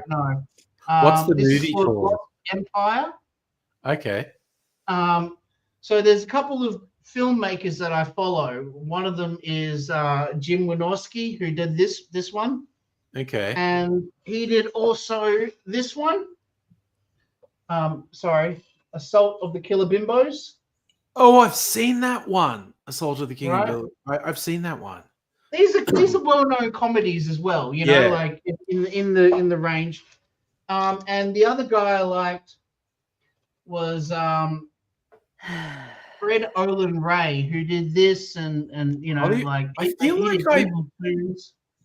I feel like I might have seen Hollywood Chainsaw Hookers on VHS. This had the dance of the Midnight Chainsaws, with the Lena Quigley, who was topless, doing the dance with the 2 chainsaws, and classic. So what you're saying, classy. to the other side of the spectrum was the very first movie I ever saw at the cinema. Oh God, Young Hey, Einstein. young Oh my God. Einstein, splitting beer atoms. I Yeah. have been trying to get my hands on this disc for so long. It is really hard to get your hands on. So, yeah. Slice of heaven. And, Yeah, good and what soundtrack. was his Movie other? of the good- What was wasn't his it a other good sound- movie? Two others, Accident Man and Reckless Kelly. Reckless Kelly. Yeah. That's the one. Yes. And then Was he it just kind of vanished without a Yeah, trace. it was, yeah. Yeah, well, he was on A Current Affair a couple of years ago that he's gone broke. Yeah, he just kind of retired to the north coast of New South Mm. Wales or whatever. So enough. you've seen CB4, right? It's Yeah, the famous rap. mockumentary about rap. The other one that came out was Fear of the Black Hat. Fear of a Black Hat is better. Yeah? Yeah. You like this one better? Yeah, CB4 was bigger names like Chris Rock. I did like CB4, but Fear of a Black Hat was kind of more underground. I liked Fear of a Black Hat more. It was kind of more hip hop and understood it. CB4 is good though because I'm a Chris Rock fan. I like Chris Rock. There was the third one that came out was called Pootie Tang. Have you seen that one, Pootie Tang? That was written by Louis C.K. I Yes, think it was. Yes, Yeah. correct. it was like a really black film that a lot of black people like. It was written by But it was written by the most whitest guy that you can imagine. Yeah. Fucking wild. The same people who worked on Louis C.K. stuff worked on Chappelle's show. Half of Chappelle's writers were white, which people don't realize. Because Chappelle was the driving force in that show, but half of his writers were white. Writing staff from the Dana Carvey show. Yeah. Yeah. Dana Carvey. Dana Carvey, is it? Sorry. Okay. Yeah, I mostly read that name. Yeah. Okay. So last disc. Fair enough. Last disc is Strange Brew. Okay, that sounds familiar. What's that?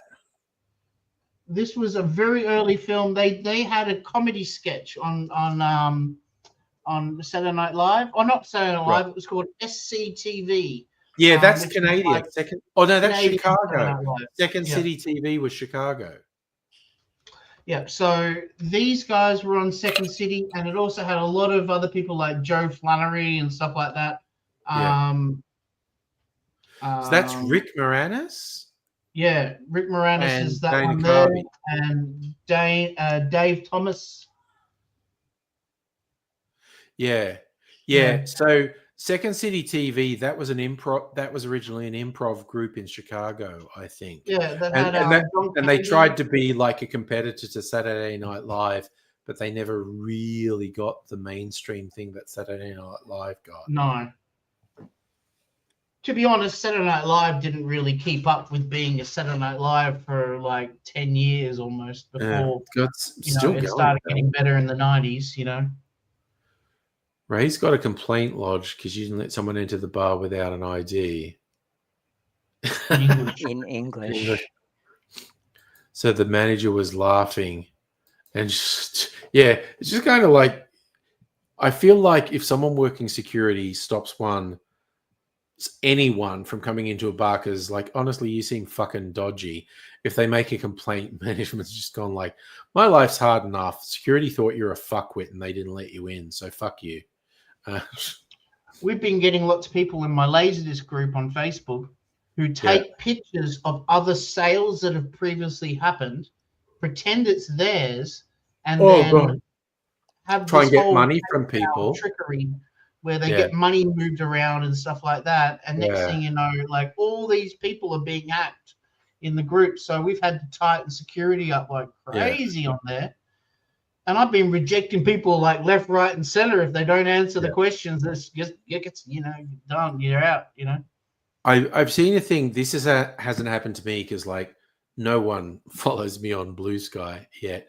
But I've been trying to get a handle on Blue Sky because it's picked up in the last month.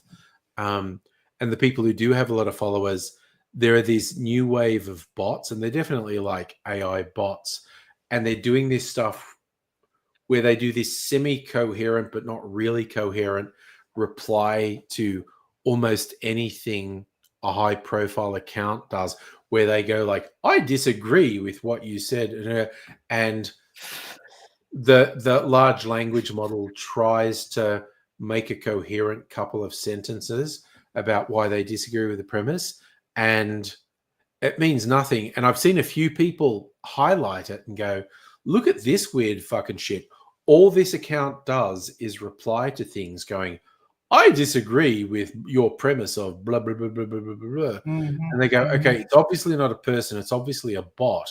And so the popular theory is that scammers own these bots and they're trying to establish a history with these accounts of being active and interacting. So at a certain point, these bots are just going to start promoting crypto scams or whatever.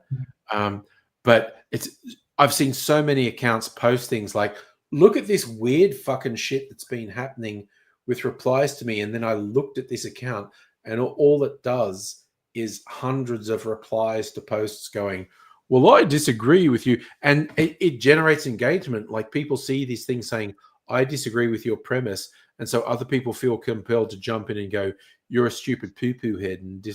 But it's just a bot that is just trying to generate activity. And I do agree with the hypothesis that this is probably just ultimately going to start pushing crypto scams or whatever after establishing a history on the platform. But it's just like, fuck, damn. There are some shit people in the world. There's got to be a way that we can make a bot that engages with people, but for no reason other than lols. But not to start arguments or anything, not for negative engagement, but and not for to spread overly joy or anything, but to just pretend to be a time traveler or to for shit posting, there's got to be someone's got to have done it by now. I'm sure you could do it now if you felt so disposed. You also remind me of various human shit posters. Probably my favorite one was a woman posting I'm so sick of men just jumping in and offering their unsolicited opinions on things, mansplaining, and I just act really stupid and naive and keep going, explain it to me, Keith. And then some guy replied, when she posted this thing, some guy replied, that's sort of stupid and acting in bad faith and not productive. He goes, that's a great point. Can you explain it to me further? And he took the bait. And he just fell into it. And the whole world's just going, oh, you dumb motherfucker. And it's just like, God damn. It was art. Yeah. Where someone literally explicitly says what they do and some dickhead falls into it and they do it. And everyone else is looking going excellent work, champ. You're a fucking legend. Yeah. What the fuck? What the fuck are you thinking? It's a whole thing. It's just, it's beautiful to watch. It is. I love it when people trap things. But it's a whole thing. You know what? I feel like, what are we coming at? 11:45. I feel like I need another toilet break. We're going to, it's only 11:45. It's only 11:45, but I think if I have a toilet break, then I can come back and get till midnight. We're good. Yeah. Yeah, no. I'm even thinking I'm going to make another drink or something. But me too. I definitely need a toilet break. Okay. Good time to go refill, gang. All right, refill. Oh, I was about to say, should I put a zombie AIDS on? But there's only a minute of that video left. I think I might be gone for more than a minute. Maybe I'll put something on for a couple of minutes. Let me find a weird random video. Your videos. What are we doing?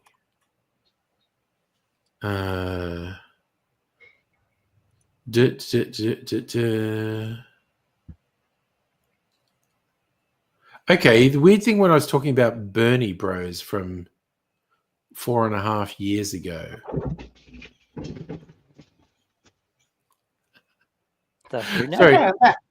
Sorry, I just keep looking at things, and when I was doing argumentative videos from like 4 years ago, why does Andrew Bolt keep defending pedophiles? And thinking, well, I have a theory. I have a theory of why Andrew Bolt. Why does Alan Jones look like he's touching men? Oh my God, that was like the least surprising story ever when the cops had actually had enough complaints lodged about people like, Alan Jones sexually assaulted me. And the cops went, yeah, you know what? We actually have enough complaints now to prosecute. It's like, yeah, least surprising news ever. Mm-hmm. They're going to but still awesome news to see him get busted, though. I was wrapped. It was a little bit of vindictiveness in me going, yeah, fuck it. Oh, yeah, no. Once again, no, stop, wait, exclamation. Yes. It's like, all cops are bastards, but if they're prosecuting Alan Jones, it's like, yeah, okay. Then you can have that one. Yeah. Safa, why didn't they get Jones when he was in radio? Because he threatened too many people. He had all the politicians and everyone scared. And now his authority. And the really telling one, having just mentioned Andrew Bolt, the way he rapidly defended George Pell, who was clearly an absolutely vile sex offender and protector of pedophiles. But when the stuff came out about Alan Jones, Andrew Bolt didn't defend him at all. Just went, whoa, if this ends up getting proved true, that'll be a huge story. And I went, wow, you have absolutely decided Alan Jones is not an important figure anymore because you didn't even try to defend him. It's like, hey, Safa, have you heard of the Cronulla riots?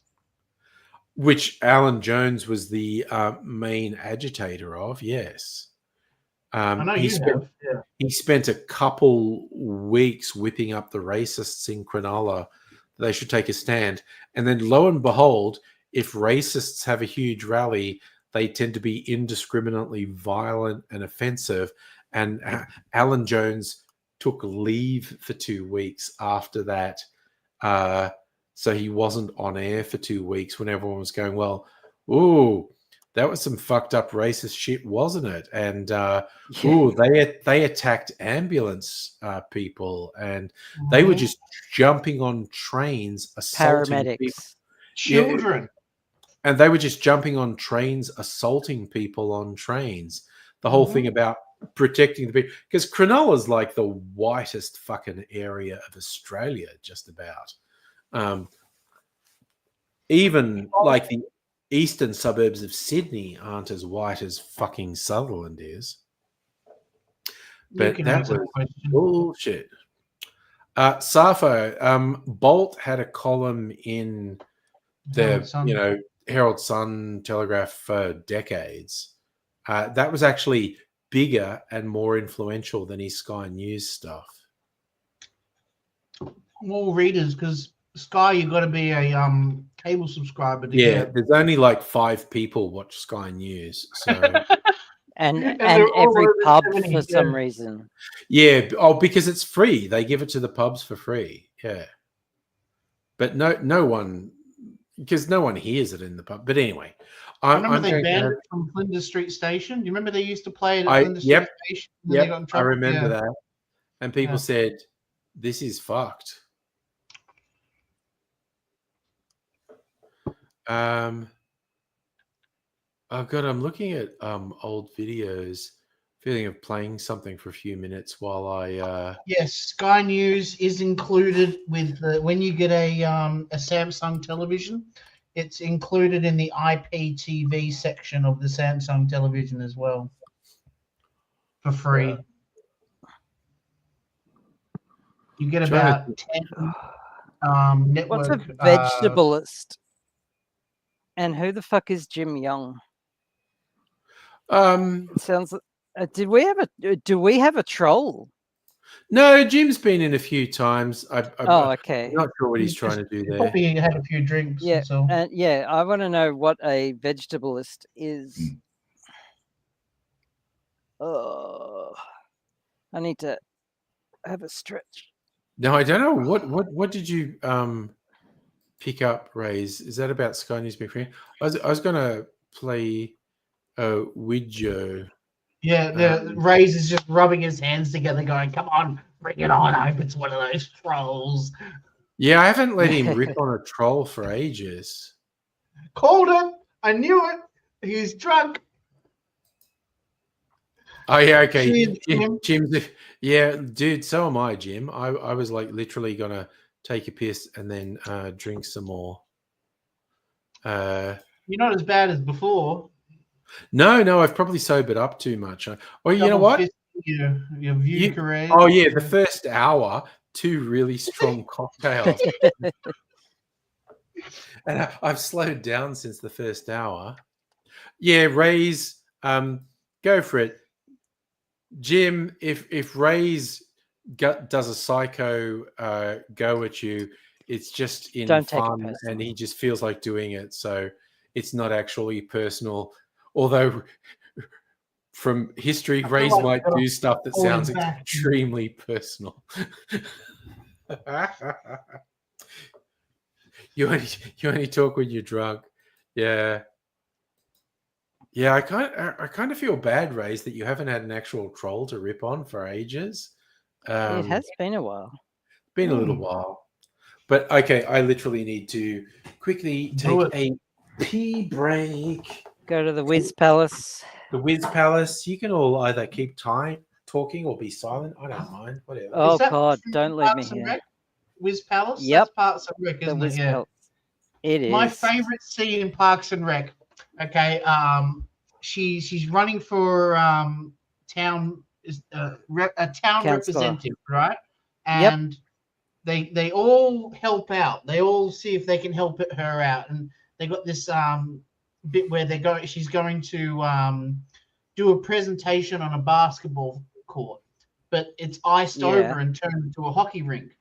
And then yes, Tom sets up this red carpet, but you can only afford it's red. You know, can only afford to be like.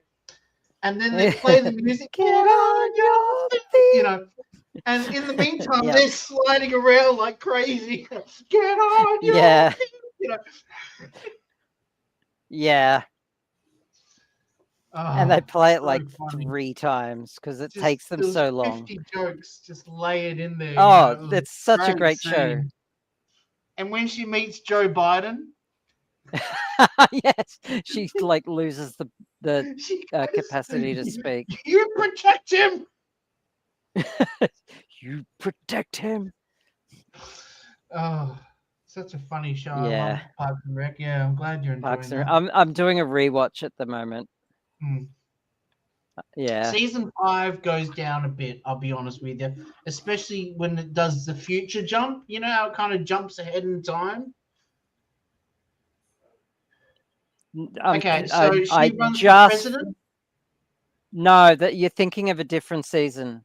I just watched season 5, and that doesn't happen. Is it 6? It could be 6. And she has that major detachment from Ron. No, doesn't happen in 5. Oh, God damn. Okay. Oof. It's the kind of thing where I feel like, do I really have to piss, or is it my imagination? I think I'll go and piss, and it's like, oh my God, that was like a liter or something. I was just like, I really needed to do that. Sort of Crumb whose mother should have spat down the toilet rather than cop the gut. Oh my God. I know. When Ray Why did I say really that out loud? I know. I avoided doing it, but I swear to God, back in the early days of YouTube, when I was attracting quite a lot of attention, and so I'd get quite a lot of trolls, I was psycho brutal to the trolls. Like, I said really fucked up things. Like, I look back and went, was that really warranted? That was... It was entertaining All as they- fuck. Yeah. All they said is you got a little bit of hair on your shirt, Yeah. You fucking slime ball. But I mean, I probably It was on brand. the only thing that bothered me with some of the really psycho shit I used to say is you could argue, because I was very into your mum stuff, and so arguably stuff I was saying was misogynist or sort of Mum's so fat after sex anti-sex when she rolls over. anti-sex work Instead or of smoking cigarettes, he slut smokes a shaming. ham.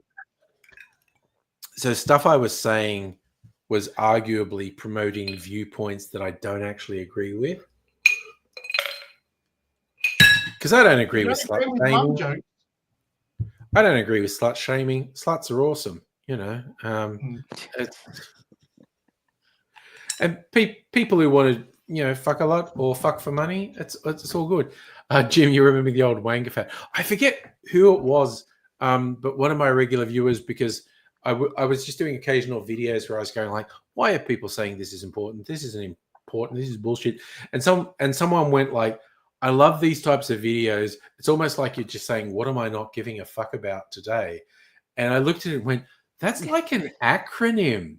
Yeah. Wanga fat. So it became Wanga Fat Wednesday. And then the great theme song as well that gets stuck in your head. Yeah, that was a local guy who did like, he was a really good musician and producer, and he did like screamo metal stuff, and he did the Wanga Fat Wednesday theme, and he did the metal TFU Friday theme that I used. That's awesome. The original Angry Aussie theme that I still use at the start of streams was the first bit of music someone did to me, as a guy who still produces stuff under the name NSG Music. He was living in London at the time, but his family is actually from Southeast Asia, Indonesia, I think. And I can't pronounce his full name, but I know the NSG was the initials from his full name. I know his first name is Nutjas. And he's back in Indonesia now, and he's still producing music. But he just out of the blue, I'd only been doing the channel for a couple of months, and he was like, I want to do your theme music. And I'm like, yeah, I can do it. And it was the angry Aussie. And the whole track's like 4 minutes long. Where the Wanga Fat theme and the metal theme for TFU Friday, those were both only like 30 seconds long, 30 seconds, but they were great. Raises out a rush of blood. He needs to be quiet till he stops with the psycho-aggressive troll activity. I was going to say, go and get on, like Twitter and get it out of your system there. Yeah, I'm all about slut shaming when it's Jim's mum.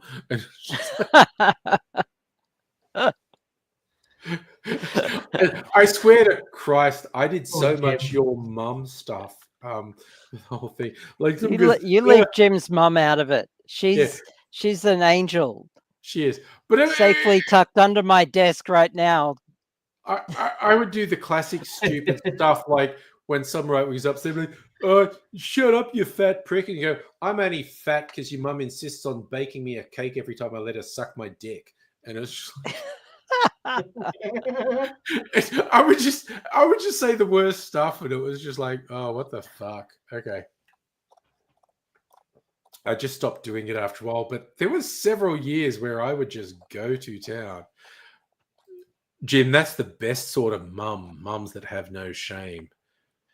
Honestly, I'm down with mums with no Then we shame. who call wanna you get bad boy down and Bobby. dirty. Oh, if you ever want to, like, the amount of times I've seen two chicks having almost a punch on, but like having a heated argument in a lesbian bar because of well, I mean, chicks argue all the time, but Yeah. then someone brings out, say hi to your mum for me at Yes. the end of an argument, Yeah. and it's just that's when you know things are going to get nasty, and you've got to call the bouncer. It's going to Because kick no one's on at gonna- that point. Yeah, for Hello, real. That's when Nintendo there's gonna be punching on. Hey, Nintendo, and how are things in No. Vegas? I'm going to mix myself another drink. I'm just going to go over here. Rainn Wilson, have you seen that movie Cooties? Cooties. Are you talking to me? Yeah, you. Yeah. You know, we're talking about no, I Rainn haven't. Wilson when I first started the chat. No, I haven't seen Cooties. So he did a movie with the dude from Lord of the Rings, you know, the little hobbit dude. Elijah Wood. Elijah Wood. There were Thank 4 you. hobbits, And- but yes. Yeah, but that's the one that Elijah Wood. everyone thinks of when you say, you know, yeah, hobbits. Burp. So Elijah Wood was a teacher there, and all these kids started getting a zombie disease. Okay. And Oh, basically, that's yeah, Rainn Cooties. Wilson is brilliant in that. So funny. Cool. Elijah Wood's okay, but doesn't really wow you. But Rainn Wilson is just so funny in that movie. Nice. Where's my jigger gone? Where's my jigger gone? Yeah, when you see it, I let me never get know. tired of that stupid joke. What's that? that? What stupid joke? I need a hip hop when I'm trying to find the jigger for my cocktails. Doing Oh, the hip hop, yeah. where my jigger's at. Because I cannot be. I got your jiggers right here, bro. I got you, jigger. Okay. I smack my jiggers. Smack my jiggers up. Smack.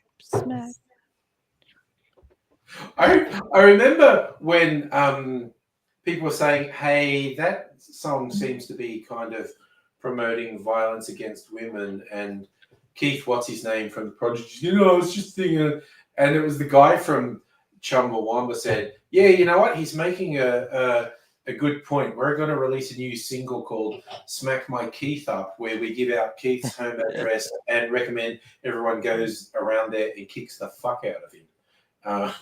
It's just like, ooh, okay. Keith was just a That honorary escalated dancer. quickly. It did. Oh, God. I was so confused for a good 10 or 15 seconds there trying to find my sugar syrup. I thought you were about to say, I was so confused for about 20 or 30 years just then. Genuinely confused for the overwhelming majority of my life, if we're being honest. Oh, moment of... Oh, shit. Okay, I knocked over one of my jiggers. Okay. Yo, you dropped your jigger, yo. I've been smacking jiggers about. Seriously, someone cancel me. I need to be stopped. You dropped your, as Jim goes, your J word. Yes, I need to stop saying the J word. It's offensive. I'm getting drunk. I'm not very drunk. I'm just having fun with the boys, and girls, and stuff. You know. Oh, God. 19. Charlie, are you having to defend yourself to Soph? Sophie's in the boat, sitting over here playing Uncharted. And Just she's like, just blame everyone else for being the bad ones. All right. Oh, that's In the meantime, Nintendo Lunchbox is getting "We'll Be Singing." When Oh, we yes. meet." Oh God, no, please, no. But also, I love. For Okay, the love of 'cause- God and all that is holy, no. Okay, Chumbawamba were like a radical leftist anarchist group for a decade or more before that song came out, and it became this massive worldwide hit.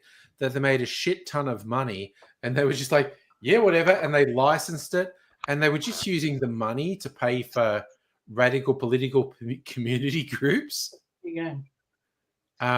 Which Okay, is- respect.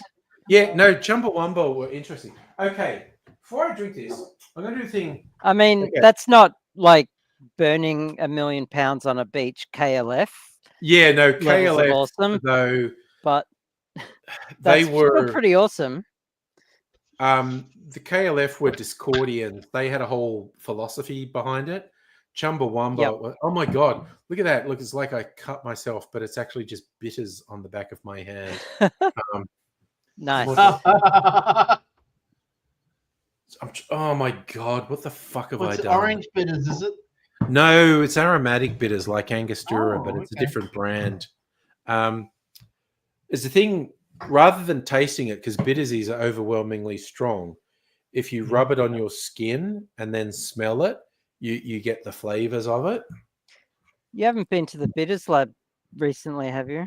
Not for a little while. But You I should actually you should come over. yeah, to my- no, maybe next Monday or Tuesday I'll be around. They're not open Monday, maybe on Tuesday. I actually got this one, the Australian Bitters Company. I saw that aromatic at bitters. Dan's, yes. Yeah, I got it from Coles, and it was on Are special. you not working on Tuesday? Yeah, no, I'll be in the city on Monday and Tuesday. I'm thinking also tech support. Oh no, sorry, tech support kept wanting to do that on a As Friday well. or something. So Yeah, well, I haven't couldn't opened this happen. yet. Couldn't happen this weekend. I'm Oh too my God, I would busy. not be pouring that on my skin. That's pretty good.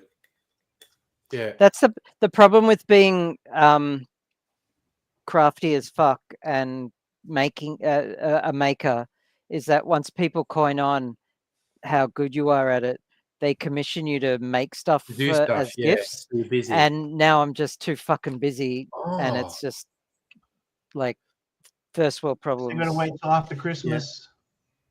Okay, I haven't put that Australian Bitters Company bitters in a drink. So that's like an Angostura competitor. It's aromatic bitters. Yeah. But I just smell, it's really nice, really cinnamony. It's got a really pleasant cinnamon smell to it. Clovey. Little bit clove, but it's really mostly cinnamon, like sweet cinnamon, not hot burny cinnamon. Okay, I'm looking forward That's to a putting good that. question, actually, Safa. Safa's question: does it get humid Really in good Perth? question. No, it's really good in Perth over here. Yeah, compared to Melbourne and Queensland, especially Does it get- Queensland. Oh my God. It'd get hot in summer though. Hot and dry, Oh, though. it get hot, yes, but Yeah, that's hot and that's dry, different but than that's about humid, it. Oh God, Rays, yes. Honestly, Chumbawamba's great song Bop. Sorry, I can just see that really, really upsetting Chumbawamba fans if you see. So the thing Ginger I like, laying out the KLF. Yes. Yeah. the the one thing you I got like was about 3 a.m. Melbourne, the thing I Mhm. like about Melbourne traditionally is that it doesn't get too humid.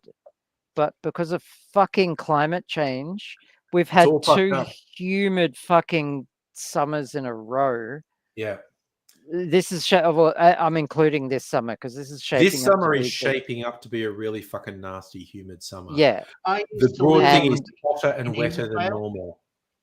I used to live Yeah, on the exactly. beach in Israel, and it would have a sea breeze come in in the evenings, and it was the most refreshing thing that came. Like it really cooled down the house because we lived above a dry cleaners as well. So God damn. the house smelt like dry cleaning constantly, Yeah. and B, it was quite hot, especially during summer, because it was like being above a factory. Sorry. I love this from Nintendo Lunchbox. Hampton actually has a beer called Hops. That's good. That is good. Oh dear. I'm region of I'm Victoria absolutely gets on humid board with as. that. Yeah, Oh, jeez. Rays and Home for the Elderly. I think you're going to get. You had a really fucking nasty summer last summer. We dodged it. Like, seriously, we kept seeing stuff about Western Australia getting fucking pounded with horrible hot summer. Queensland getting fucked up weather. Even South Australia, Adelaide getting fucked up weather. Sydney getting fucked up weather. Yep. Victoria, really mild all summer. Yeah. Yeah. We kept dodging every heat wave. It was ridiculous. Yeah. Like, people here are going, oh, it's not even summer. And I was like, fucking tell that to people in WA who've had 40 plus and bushfires all summer. Just because we haven't had it here in this little corner of the country, almost everyone else has. People were posting that lawn chair meme. Yes. On repeat. We will rebuild. Yes. I only used the air conditioner like 4 times during summer I've last got it year. on right It now. got pretty hot, but not mega hot. I mean, yeah. It's like I've had the aircon on twice this week. I've had it on every day. I'm surrounded by concrete. I was about to say it's kind of so different hot for you, yeah. Yeah. Being in a concrete tower, yeah. Oh Christ, yeah, Ray's depressing. that was literally I'll what be I back in a sec. remember from last summer. Ray's working construction all through summer and just getting fucking pasted by the heat. It's like, god damn. Yeah, Nintendo Lunchbox. It's all global warming. Thanks, Al Gore. I still haven't seen An Inconvenient Truth, but 10 years later. Big Kitten. For some reason, it's looking a little bit small. Like, I know that cat. That cat has a bunch of Maine Coon DNA and is friggin' huge. There's something about the way Abigail's holding it. It kind of looked cute and little, and it's a huge cat. Absolutely fucking huge. It's kind of like weird when you get rescue cats. Sometimes a random bit of their DNA can be really dominant. Like that one was Maine Coon. Like our cat Shadow, which is just a little moggy we got from rescue, is like, she looks like almost a purebred Russian blue. Like I share pictures and some people go, oh, is she Russian blue? And it's like, no, she's from a litter of kittens where every single kitten looked different. And she just looked like this. So she almost looks like a purebred Russian blue, but she's just a moggy. It's ridiculous. Yeah, Jim, see, Inconvenient Truth goes right off. I think I actually have it on disc because I think I got it for $5 at one point, but I haven't actually watched it. I've been meaning to watch the doco.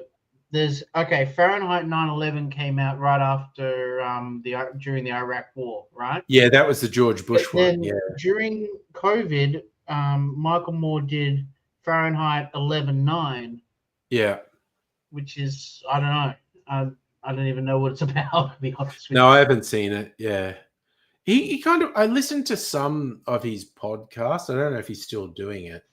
But I listened to some of his podcasts and I don't agree with everything he says, but he is pretty intelligent and he has some insights and whatnot. But he's a bit boomerish sometimes. Yeah, I have no idea what he's doing now. If he's still doing the podcast, if he's planning on doing more movies, if he's just producing stuff, I don't know. It's a whole thing.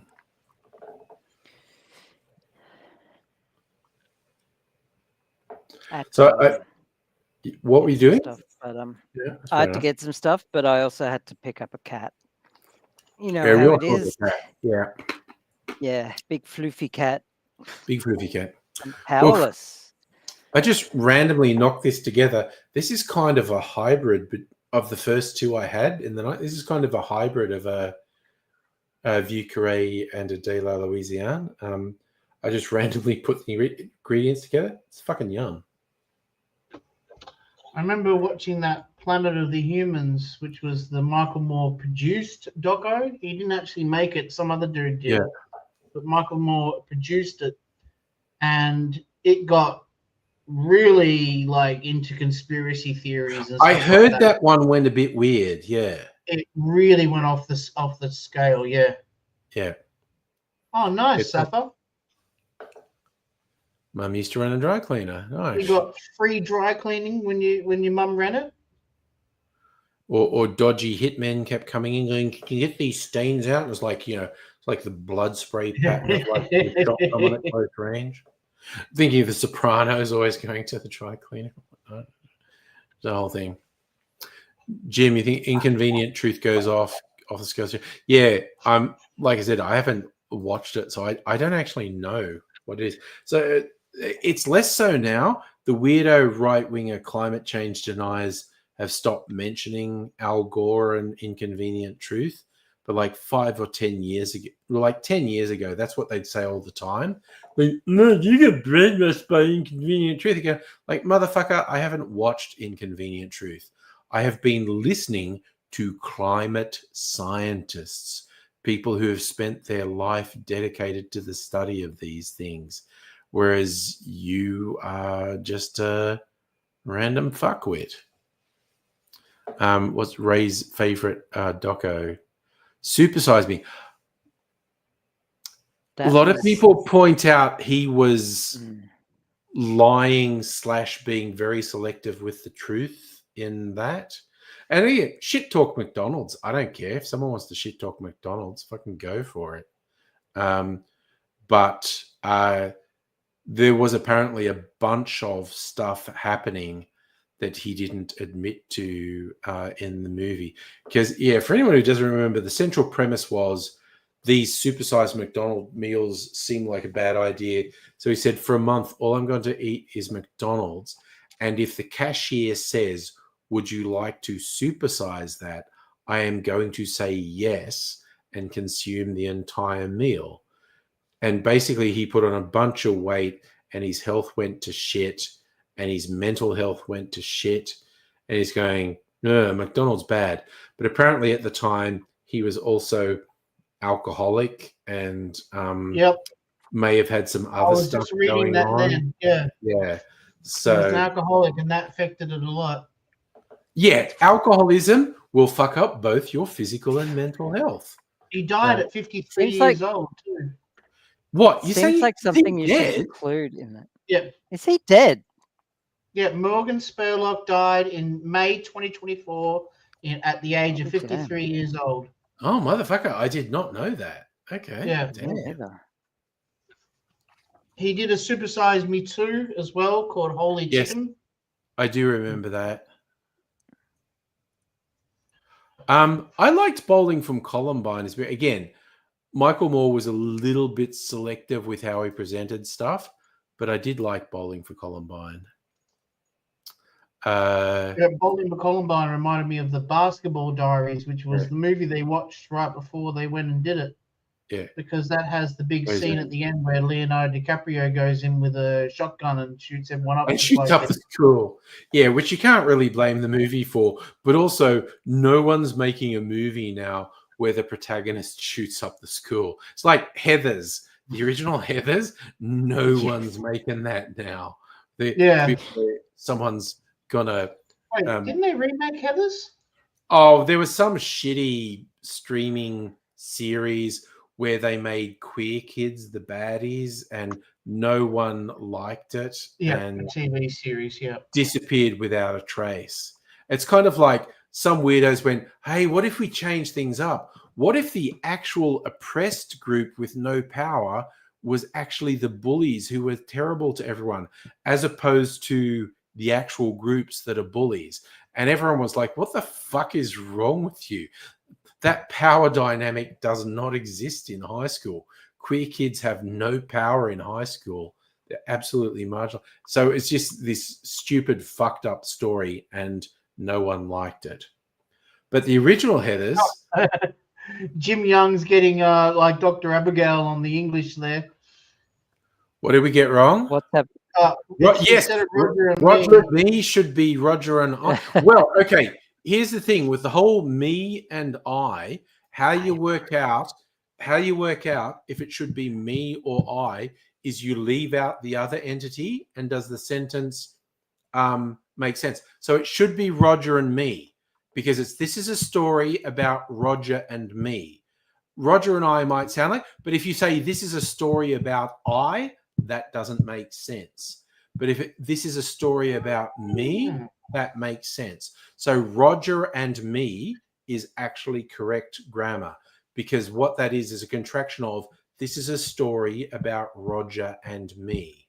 So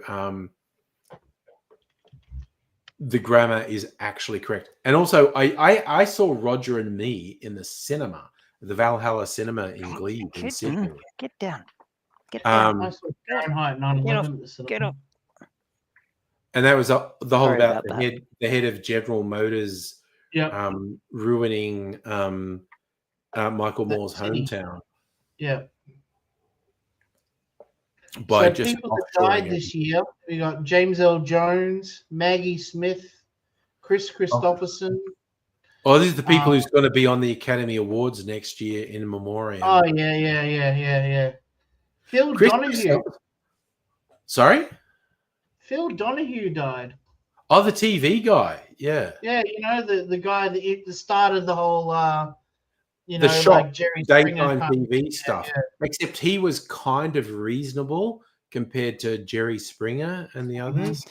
Mm-hmm. Jerry Springer, his first season was actually quite tame. Quite reasonable. And, Yeah. But Jerry Springer and- then kind of worked out taking it to Yeah. an absolute extreme is going to hook the audience. and often getting paid actors to do. Oh yeah, some and it was of the- scripted. Like I actually knew someone from my early days in YouTube went on Jerry Springer, because she was somewhat alienated from her late teen daughter, and she naively believed them when they said, "We're going to bring you together and try and sort it out," but her daughter did all this really unhinged shit on the show and made all this drama.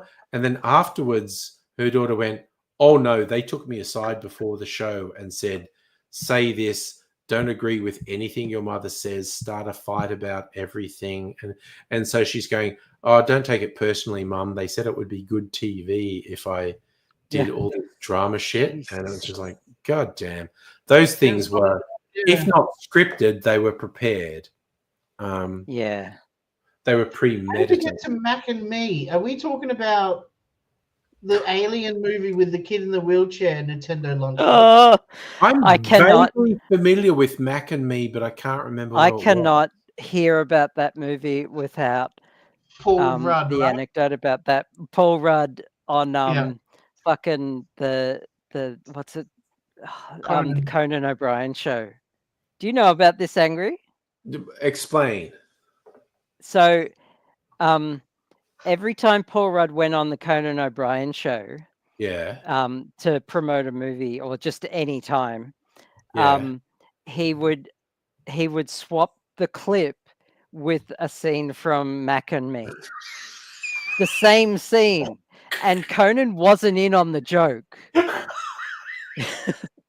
Sorry, that's really funny.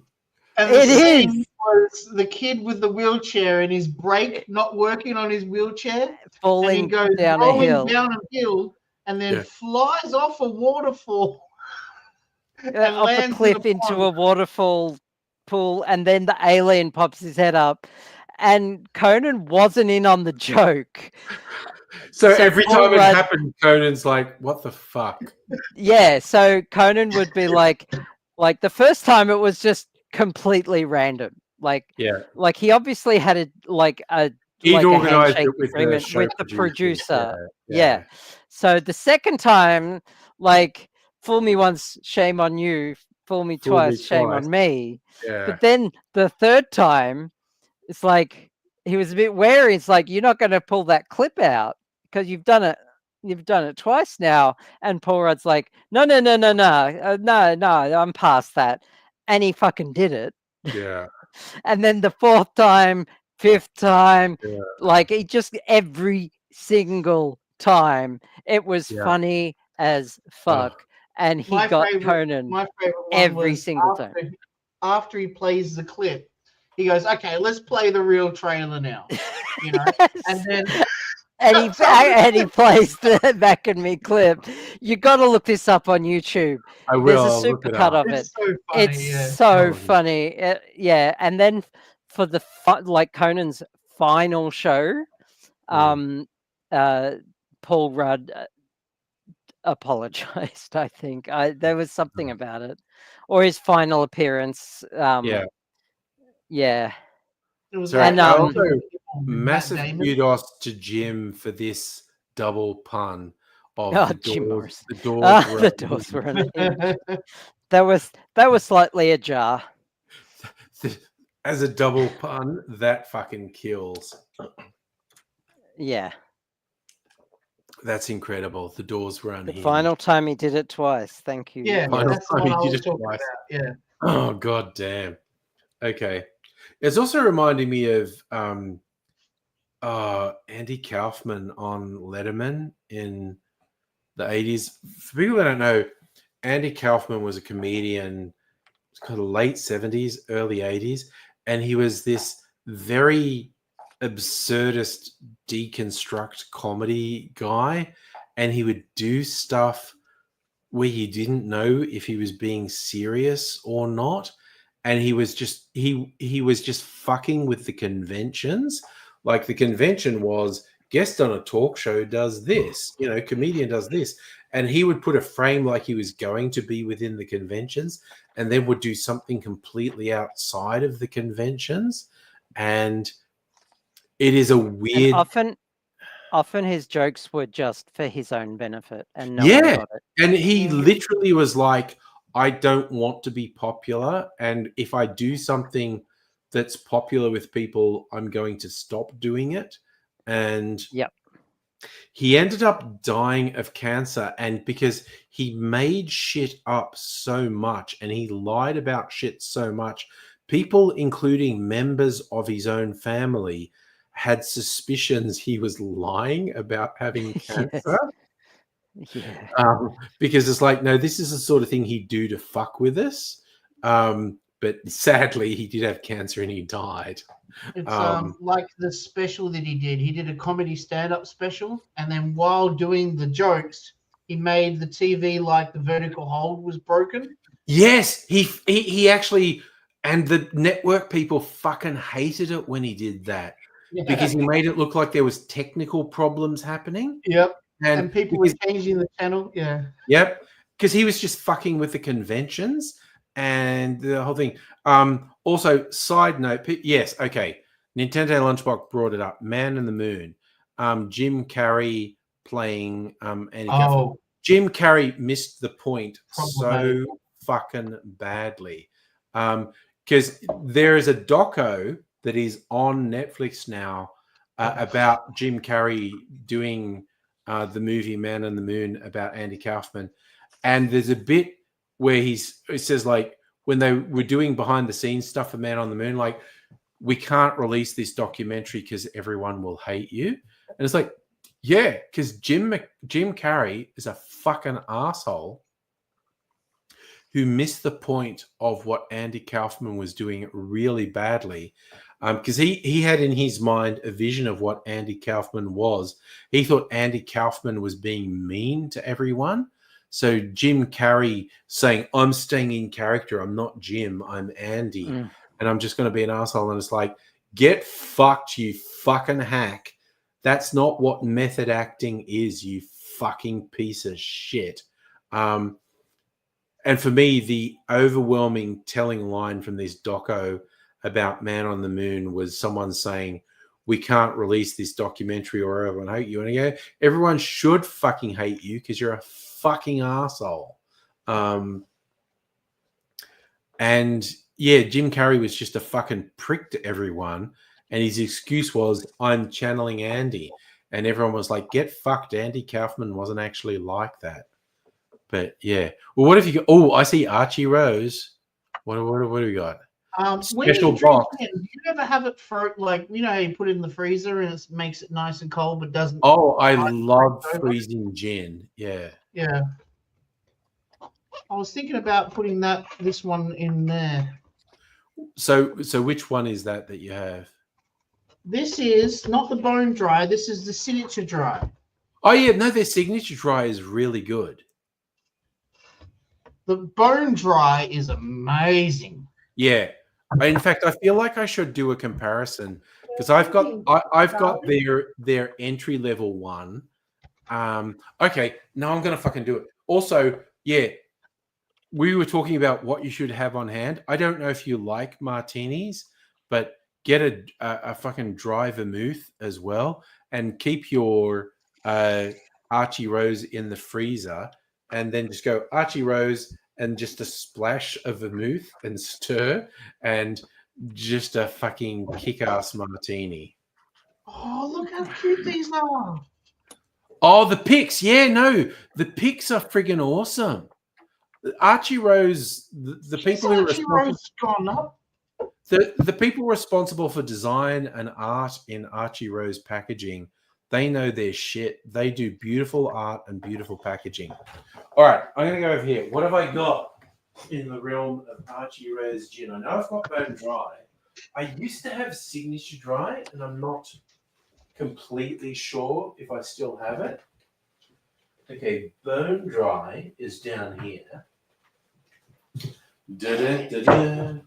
Looking at all the gins, hot cross buttered, Brogan's Way, Stump Barrel gin. Man, I've got so many gins. This is the vermouth I've got. You do have the vermouth? Okay. Yeah, that one. Okay, I don't think I have Signature Dry. I must have used up the Signature Dry in my freezer martini. But, okay, so Back in a sec. I'm going to do a quick comparison, and I'll save it for when Strictly Say gets back. One there. That was 1 second. So I've got Archie Rose's Economy Gin, straight dry, and their upmarket boutique dry, Bone Dry. Oh my God, just literally taking the stopper off Bone Dry, this absolutely fantastic juniper aroma just, oh my God, so good. Don't you love that? I fucking love it. So Bone Dry costs like twice as much as straight dry.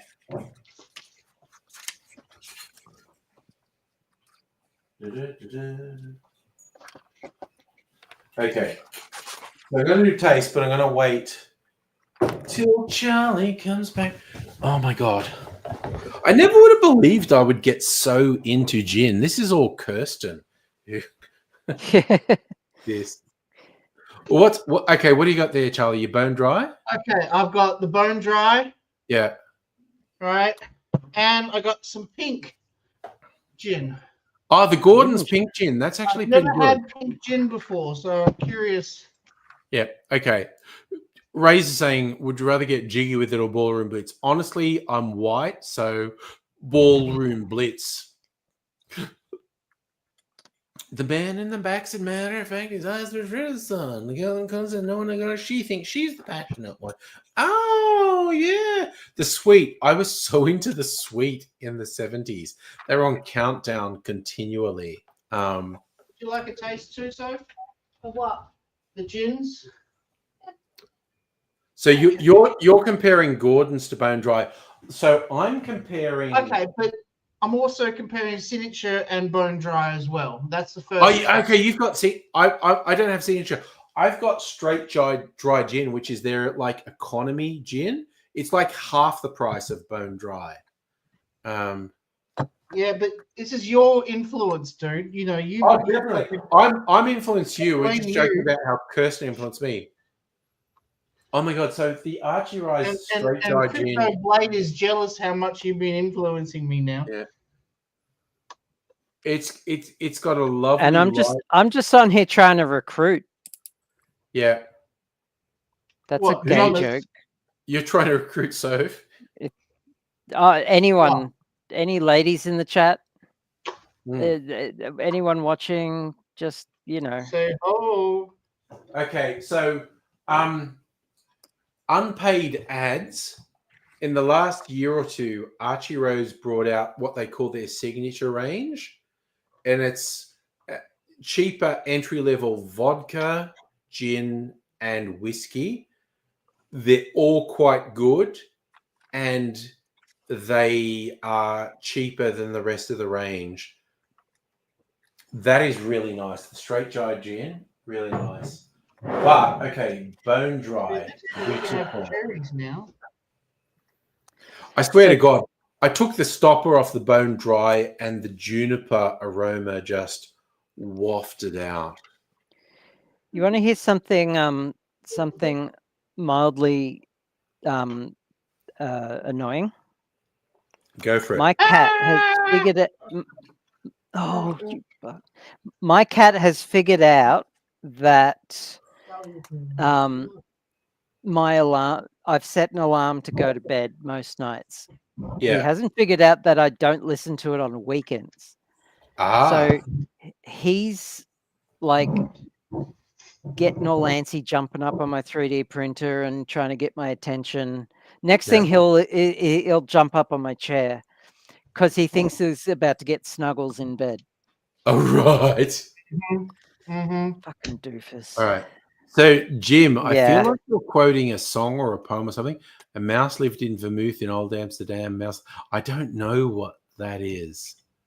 But, Nintendo Lunchbox. Yes. Jim Gaffigan, the comedian, does have a bourbon. I've seen the videos on YouTube of Jim Gaffigan exploring whiskey distilleries and understanding stuff. 100 proof is not that strong. Standard bourbon is 80 proof, which is 40% alcohol. 100 proof is 50%, which is good for cocktails, stronger stuff. Holy shit, this fucking bone dry gin, though. It's so good. Love a dry gin. Oh, whoa. God, that's good. That sounded good. Oh, that smells fucking good. I swear to fuck, like, as people think, oh, what do you want to get out of your cocktail channel? I said, I just want enough people to know about my cocktail channel that I get free booze, and sometimes noble I get goal. something. Hey, I mailed you booze the other week.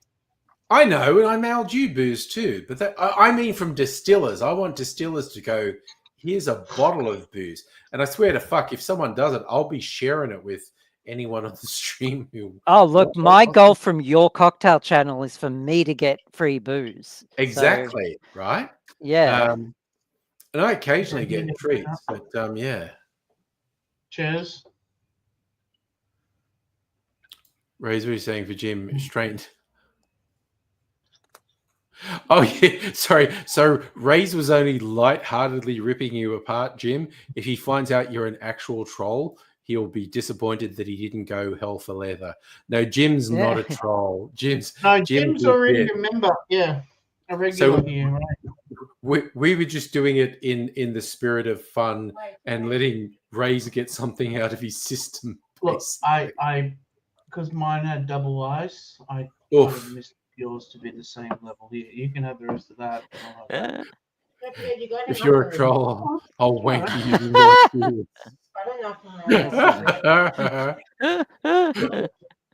Oh my god! I really wish for a random troll to stumble in because Ray's is all G'd up to really go somewhere. I'm gonna turn my camera around. I'm just gonna give Nintendo Lunchbox a view. I've got your 3D printer. Bamboo Lab A1 over here, and I've got an Ender 5 Pro. Is it a Pro? Yeah, Ender 5 Pro that I've heavily modified up there. Oh my god! Holy shit! Just flexing. Though. Thanks. Okay, the signature was awesome. Let's try this Signature. Bond. Oh, Right. I went to JCar yesterday. Oh, I haven't been to JCar. JCar is Oh, such an fucking- awesome nerd store. It's the best. Like truly. I mean, it's overpriced. Yeah.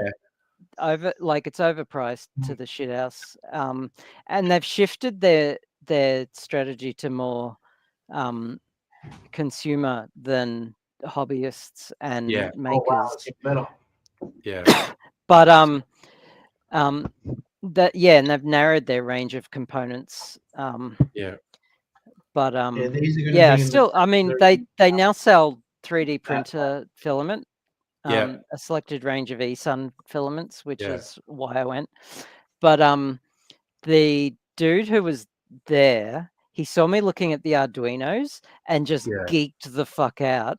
And You should see Sophie's And face right I was keeping up with him, and I ended up buying a buck converter, and no. he was loving it. We were talking about 3D printers, and I was telling him about my Ender 5, Yeah.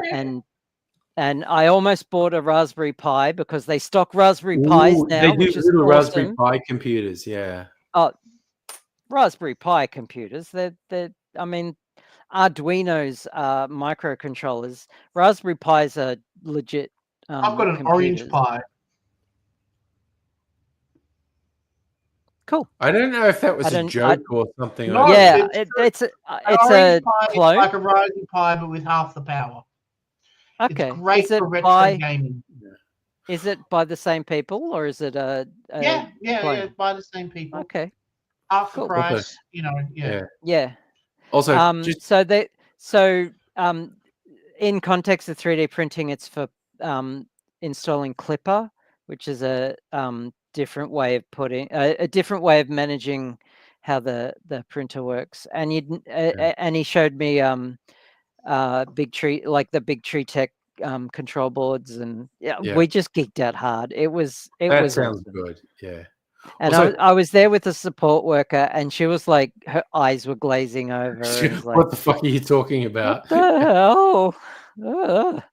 Yeah, I it was literally did awesome. stuff from chat, Jim saying to Ray's Billy Goatgruff, and Ray's just, I love Billy Goats. We're friends now, which literally sounds like Step Brothers movie to me when they go, did we just become best friends? Yeah. And also, Ray's, I agree with you. When Charlie brought up orange pie, I just thought that kind of sounds good. Orange pie. I make the best apple pie. I'm not going to lie. I do an I apple have- and strawberry pie, which is really yummy. Wow, these all sound good. Yeah. Oh my god, I cannot get over, like, I legit think of all the spirits, because I normally don't drink spirits straight. I don't cocktails. But if I'm going to drink a spirit straight, gin is probably my go-to. Yep.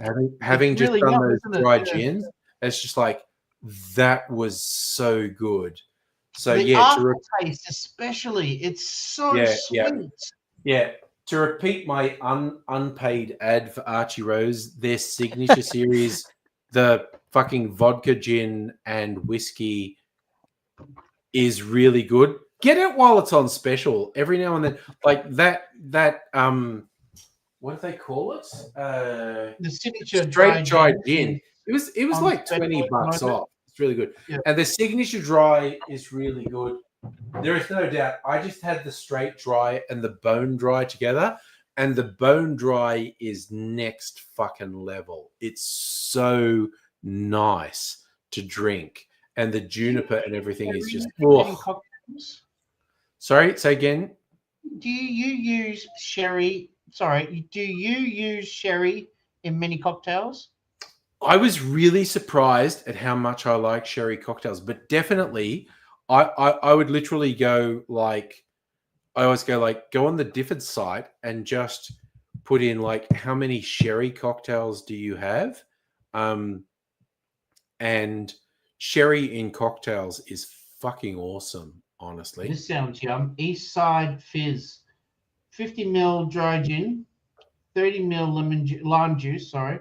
15 ml sugar syrup, 6 mint leaves, a chopped cucumber, and some soda. What do they call that? An East Side Fizz. Yeah. So you get the East Side, South Side, and whatnot. All those various gin. South Side gin cocktail is really good. So that's like a variation of a South Side. What they've got there.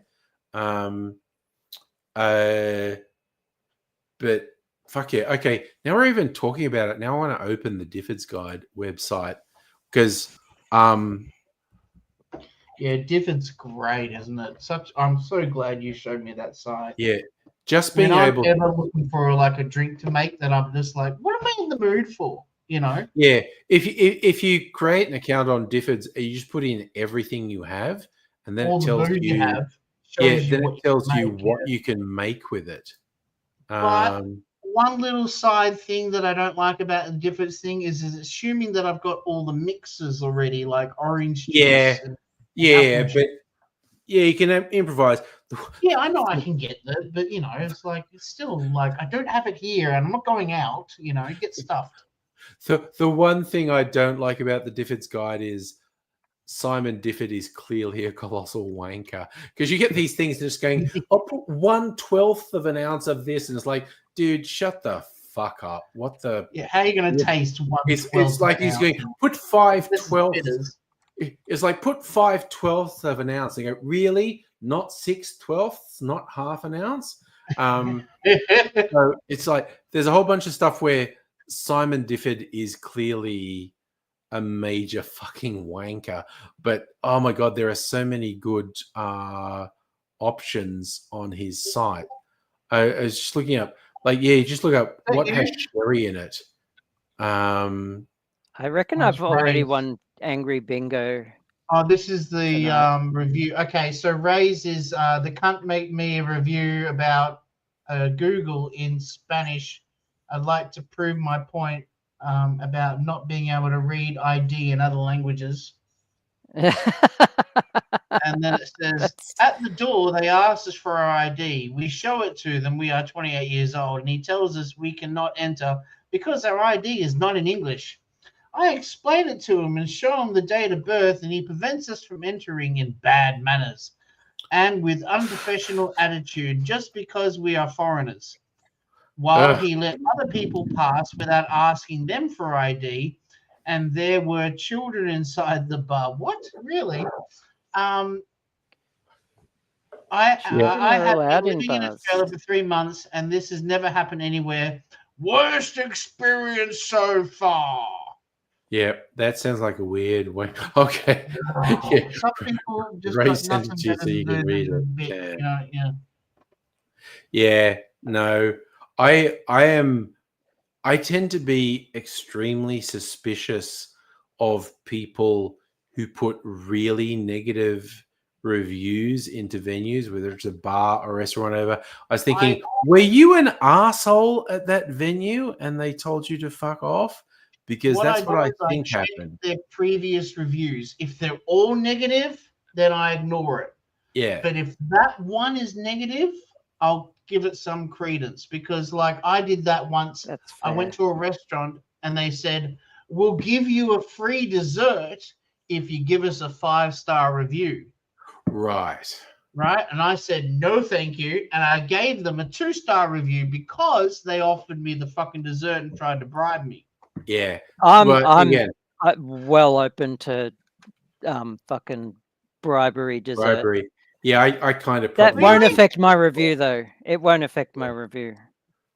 Give me the fucking I dessert, started doing reviews online. Went to one of the places Mrs. Angry and I go to on date nights, and we had a really good time. And it was the guy who was like the manager of the venue, and he just went, yeah, we had some people put some negative reviews on, and it was, you know, it was kind of shit because we tried to do good things, and we were like, this is great. We had a great time. What the fuck is doing? So just because someone gave them a negative review, I went on Google and gave them a 5-star review because I thought they deserved a 5-star review because they were great. And since then, I've done quite a few of all the places we go to now. And I keep getting emails from Google like, oh, your photo is being viewed 60,000 times. Ooh, your reviews have been reviewed 100,000 times. And I was like, no way have people sat down and read that 100,000 times. What Google means is someone has scrolled Come up on that past the screen. thing you put there 100,000 times. Yeah. And Google's so thirsty. They're like, "Oh, do another review because, you know, you could be our That's how, neighborhood what drives expert." their Understatement engagement. of the century. And I'm like- Thirsty. Oh my god. And I literally You just know, do you it. can just to- actually earn money yeah. with Google doing that kind of shit. Yeah, I do it just to promote local businesses. I like these people. Mhm. And where it worked out really well, there was this really upmarket thing that was down in fucking Pran or somewhere. It was a rooftop thing, and it was like big views of the city. And my son was working there for a while, and he's like, okay. And we booked a night there for Mrs. Angry's birthday. And it's like, okay, we're going to go there. And the day before, they said, "Oh, we have to cancel your booking." And I went, "What the fuck was that?" And went For a there. birthday. But he ended up telling me, he said he was there because he said, "Oh, what happened is some corporate booked out the whole restaurant for the night with a big bill. So they canceled all the bookings they had for that night." And so I was like, and because at this stage, I'd done like 3 5-star reviews for places we went to date night. So I was like, okay, fuck these pieces of shit. And I gave them a 1-star review. I was like, Yeah. fuck these guys. You know, like I was booked in for my partner's birthday, and we booked it weeks in advance. And the night before, they cancelled it with no explanation. This is inexcusable. Like, fuck these guys. And since then, I've probably done reviews for 10 places and giving them all 5-star reviews. And this one place, I've given a 1-star review with "fuck these guys, they suck." Didn't they message you system and ask works. you to bring up your score or something? Was that them? Sorry, say that again. Didn't they message you and ask you if you Yes, could bring up- they messaged me and said, "Oh, can we make it up for something?" And I was tempted to reply to them and say, "You can make it up by going back in time and not fucking canceling the booking for my partner's birthday, you cunts." And the second thing I was tempted to say, like, you could make it up by just giving us everything for free one night. But I just chose to not respond because it's like, Yeah, you did. fuck You took you, the high road. then. shallow pieces of shit. It was just like, What I got a reply from a review when my son was 14, I think. okay, He managed to place an order at a vape store, Oh, and God. they didn't respond. So I left a review, 1 star, obviously, and they responded then really quickly. I ended up taking down the review because they hadn't seen the messages I'd sent them somehow, and refunded the money and apologized profusely because that shit was illegal. They could have gotten Yeah, into so definitely. much trouble. Yeah, Well, he was underage. Yeah.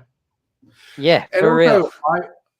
also, I've seen places like people I know who run venues and random troll dickheads put 1-star reviews, and it can be quite distressing to the people.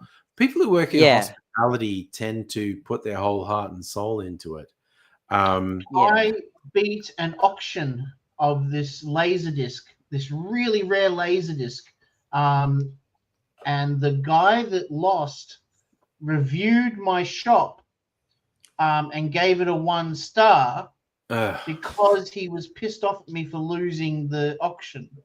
Yeah. Oh, People do What a- shallow bullshit all the time, and like I've known really good venues, and the people camera have zoom of gotten- yours, angry. It's driving Yeah. me insane.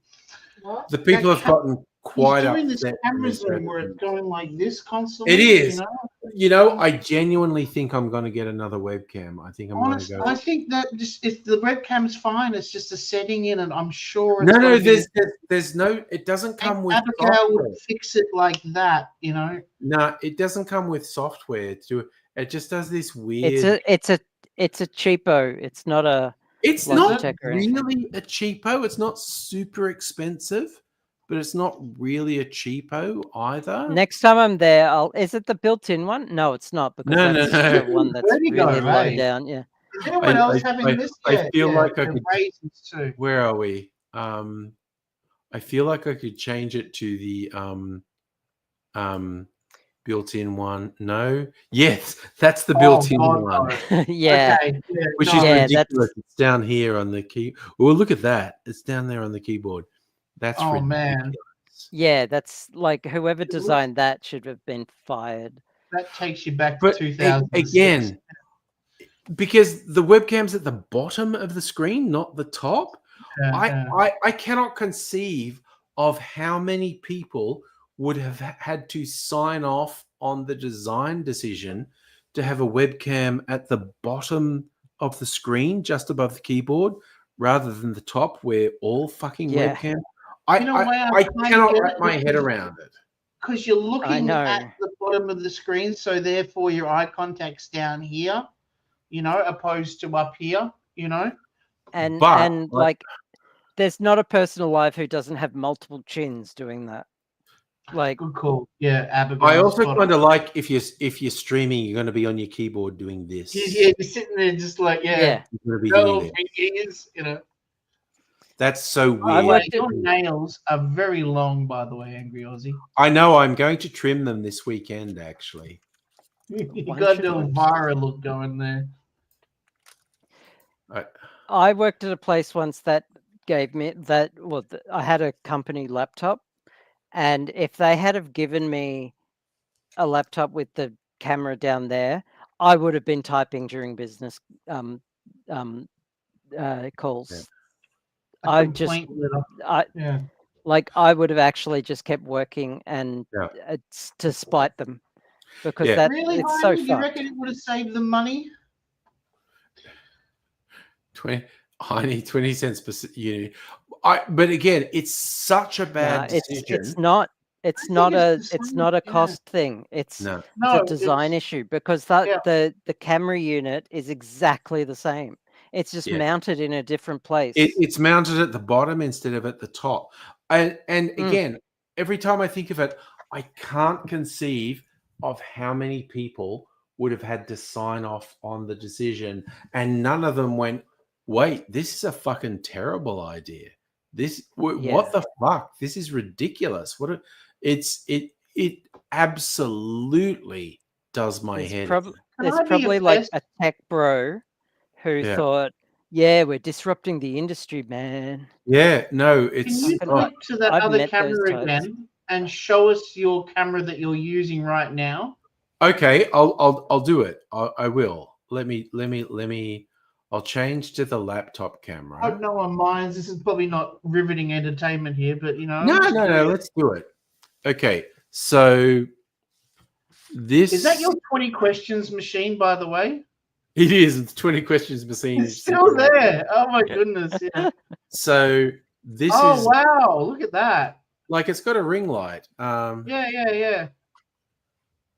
Oh, okay. It doesn't turn on if it's not selected. Okay, that's interesting. No. So this is I even forget what fucking make it is, but it's not super cheap. So no, it doesn't look mega cheap, but at the same time, it kind of does. It's not really expensive, but it's not really cheap. And I got it because it has a ring light on it. Yeah. Oh god, the ring light. You can buy a ring light with a camera mount built in, and then just mount a camera on it. No. Look, that's what I've got here. Yeah. Ring light with a mount there for either a phone or a camera. I do love the amount of effort that's gone in behind the scenes to you making a good stream, I know. Oh, dude. And this one production levels, great controls. It has multiple brightness controls and yellow/blue levels controls. Oh, you got blue levels as well. Well, okay, look at this. Where are we? Oh god, nothing's working. Okay. See, I can go much more blue. My housemate does that. She covers her camera with tape as well when it's not in use. Yeah, if it's not in use, because there's the weird thing where people can end up hacking your computer and Yep. Not only can they do that, they can do it without the lights coming on to indicate that the camera's on. Yeah, they And ended up hacking that. Yeah. there is a backdoor embedded in every single CPU that enables people to bypass the operating system to do it as well. I am not joking. Yeah. My theory is if they want to see my hairy ass, webcam. go for it. You know, I've got nothing to hide. You know. I unplug my webcam completely when I'm not using it. Oh, really? You unplug it completely? That's why your webcam's always stuffed up when you get on chat at the start, right? No, it's Firefox being Firefox. Oh yeah. So he also reminded me. I saw like a meme once of like non-tech people put 1 million quote unquote smart devices in their house that are connected to the internet. Tech people, no internet connected devices apart from their printer, and there's a big hammer next to the printer that they're going to use to smash the printer if the printer looks like it's getting ideas. Yes. And it's just like, yeah, people who have like Ring doorbells or smart lights. I've seen so many things about people who fit their house out with smart devices, and either the company behind it goes broke, so everything stops working, or the company behind it goes, oh, even though I sold these things to people at a purchase, I think if I now convert it to a subscription model where they have to pay me every month, or I'll stop it from working. And it's just like, fuck that nonsense. Yeah. See, I don't like mind people go Ring. like, oh, do you have I an Alexa or a Google? No, I fucking don't. I do not have anything that's listening to Alexa. me. I do not have anything that's monitoring me. Fuck that. My iPhone, I switched off. You hate coming here. Then I've got like at one point I thought it was fun to have the Hey Siri function on. I've got a Google Chrome thing right down there on the floor. You know, like. Yeah. Oh, no, I don't even have. I don't use Google.com. I do. I have a plugin that blocks not just trackers and ad tracking, but like canvases and cookies and like Google, the company, has absolutely no idea what I'm doing, apart from my email, which I've been on since it was in beta. Yeah, and I had to get it. I'm thinking of changing. Email. Yeah. Alexa, I'm thinking play of changing. Tub Thumping. Yeah. Nintendo Lunchbox. This has happened before. People on the streams when I was randomly saying, "Hey Alexa, play Ratatata by Baby Metal, volume maximum." Alexa, play Wonderwall by Oasis, maximum volume. I'm just checking. Like, hey Alexa, I don't have you switched on, do I? Yeah. But I've seen videos. Hey, it works.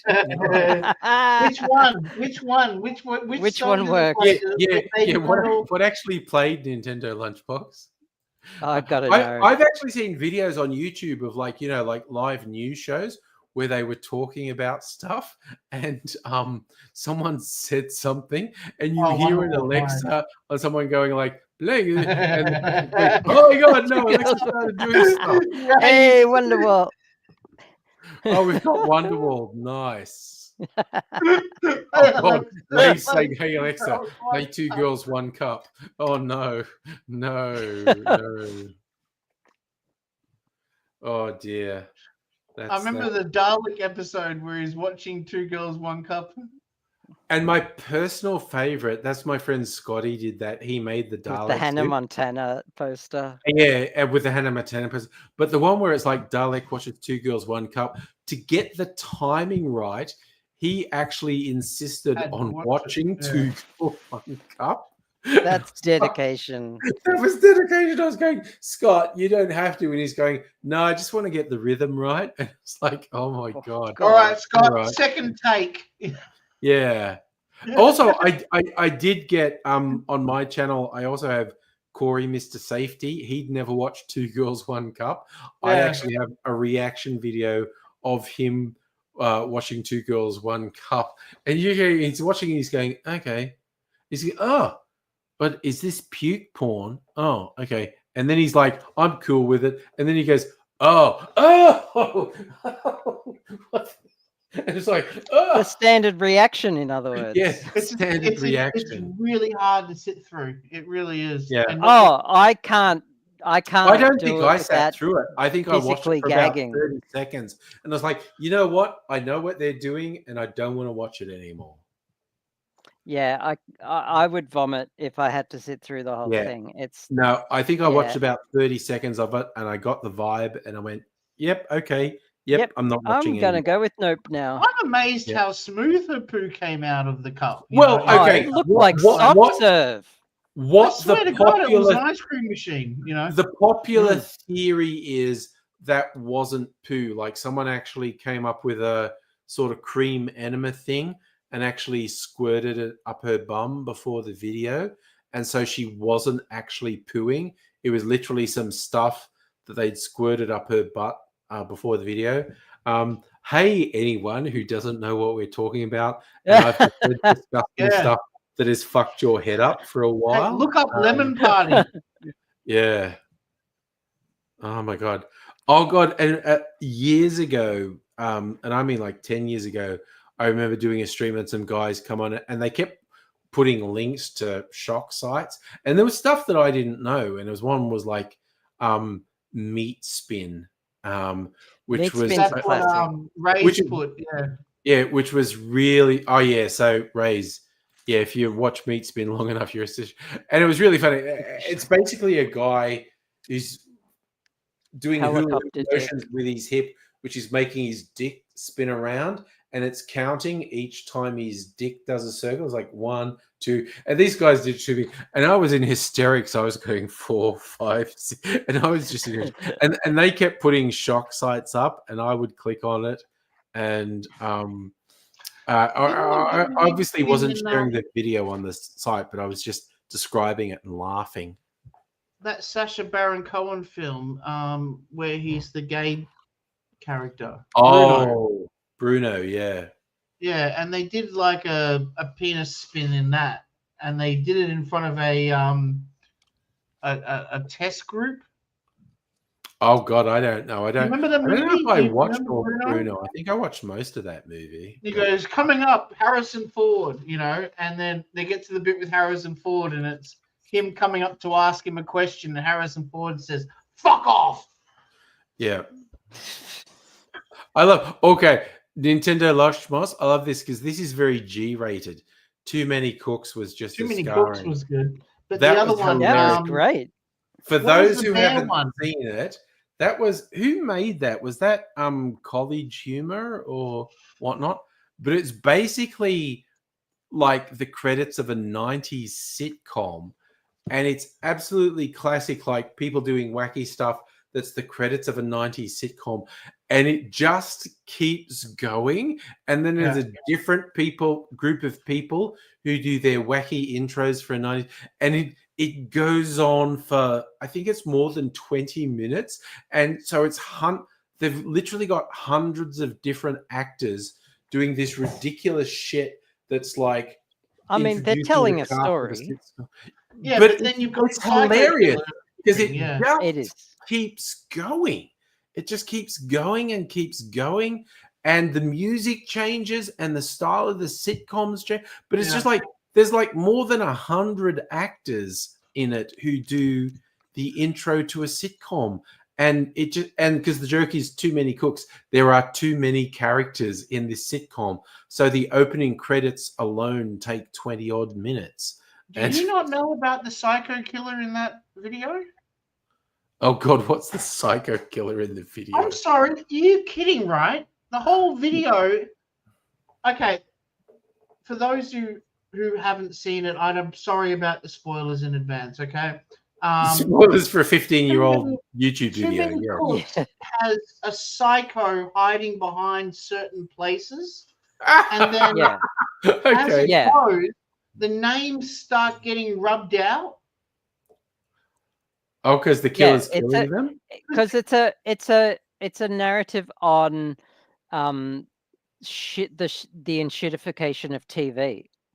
Okay. And Nintendo the likes Psycho Killer. too many cocks. The Yeah, Psycho Adult Killer Swim was where it is came on the TV as the Psycho Killer is actually the personification of the production studios and Okay. how their interference with television shows and how they're made Yeah. is ruining TV. Yeah. Yeah, that's fair. So, Yeah. Razor, the Sacha Baron Cohen, you only liked Ali G. I think Ali G was Sacha Baron Cohen's best thing. The Ali G movie, there's a bit, my favorite bit, which is absolutely hilarious. The guy who ended up being the Hobbit, I'm blanking on his name at the moment. But I hadn't finished. Oh, sorry. I thought you had.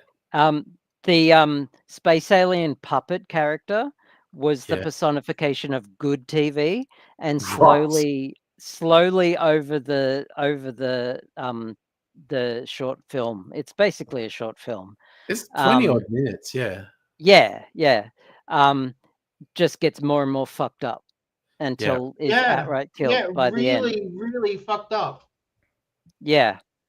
So And you two have put much more thought into it than me. No, you just haven't watched the second half. You just have to watch it. I'm not sure that I was capable of sitting through it all. It's like, okay, I get the joke. First 5 minutes where it just went too many cooks, too many, and you missed the whole Psycho Killer bit. Probably. The Psycho Killer was there the whole time. Yeah. You see him once, and it's like, that's weird. You see him again, it's like, that's weird. And then, like, when it changes genre, he's there, and it's like, this is creepy. And it just gets more and more creepy. And then you notice names missing, and like, it's just, I haven't seen it in a while. I did not get the subtext. There you go. Oh, there was layers. Layers. There you go. What's the other one where the woman is? It starts off with a bear, and then it cuts to a commercial, and you think it's a real like live YouTube commercial because it even has the skip button down the bottom, and it ends up being some drug that she can take, and then she ends up seeing a second personification of herself, and then herself tries to kill her. Jesus, I have no idea. It is so freaking trippy. I'm not sure if that's you were just on the gear one night and you imagined it. I don't know. I don't think I'd come up with something that clever. Yeah. Yeah, no, I'll. That sounds wild fun. All right, also what Ray's was saying about Ali G. Yeah. What I want to say, what my two favorite Ali G things. One was in the Ali G movie, as the guy who's the Hobbit. I'm forgetting his name because I'm tired and inebriated.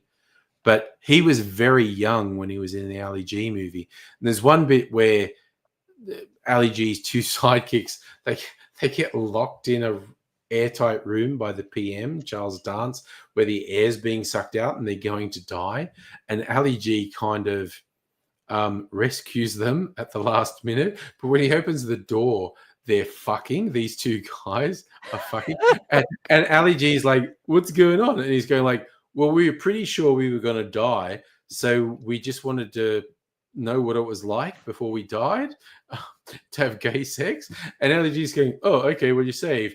And then they actually say, we haven't finished. Can you give us a minute? It's just so fucking funny. Oh, yeah.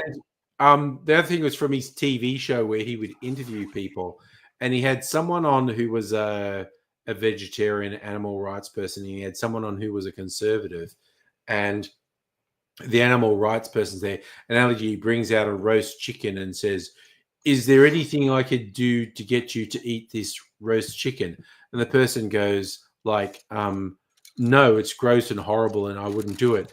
And he goes, how about if you don't eat this chicken, I'm going to kill another chicken. Wow. It was just, and again, as a vegetarian, I still wouldn't eat the chicken because it's like, fuck you if you kill a chicken. That's nothing to do with it. But it was funny. It's just like, because Ali G was such a stupid character, but he comes up with I can't do anything to make you eat this chicken. What about if you don't eat this chicken, I'll kill another chicken? And the conservative even when I ate meat, I couldn't stand chicken. Oh, I fucking love chicken. Most of the meat I love chicken. It's my go-to now because I've started losing weight. But that's fine. But yeah, those are the two Ali G moments I remember fondly. Also, Sacha Baron Cohen, not a great person, but anyway. You know what I don't understand is, okay, so firstly, with chicken, eating chicken off the bone, yes, with all that gristle and fat and all that shit, fucking turns me off. It's so disgusting. Absolutely. Even when I ate meat all the time, that shit was disgusting. I agree with you. Yes. The skin on chicken. Eating the skin on chicken always disgusts me. Okay. 2 points. I absolutely agree. I don't really like eating chicken on bone. Some people love that. I don't. I tend to go for chicken fillet, either thigh or breast. Skin on, it has to be cooked in a way that the skin is super crispy.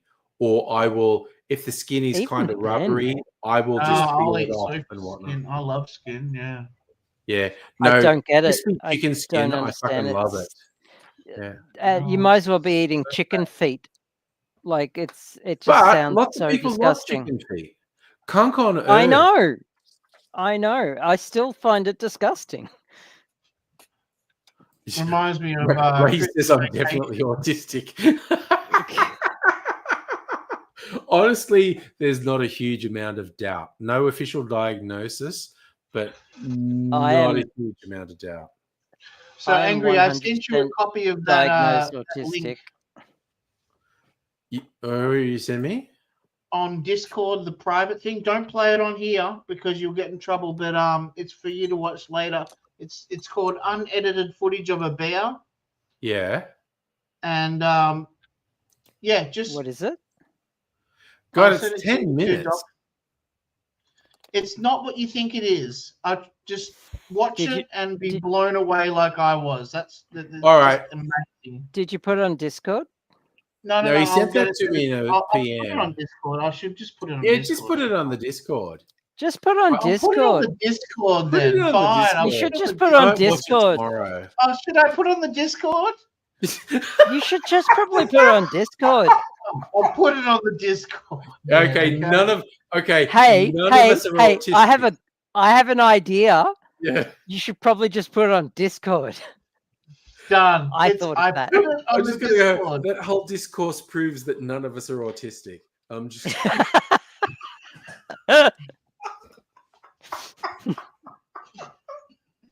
Oh my god! And yet we all found that hilarious too. Oh my fucking god! Yeah, Nintendo Lunchbox. This is basically fuck it, we'll do a live stuff. Yeah, pretty much. Yeah. Yeah, Ray's is wondering if we've put it on the Discord yet.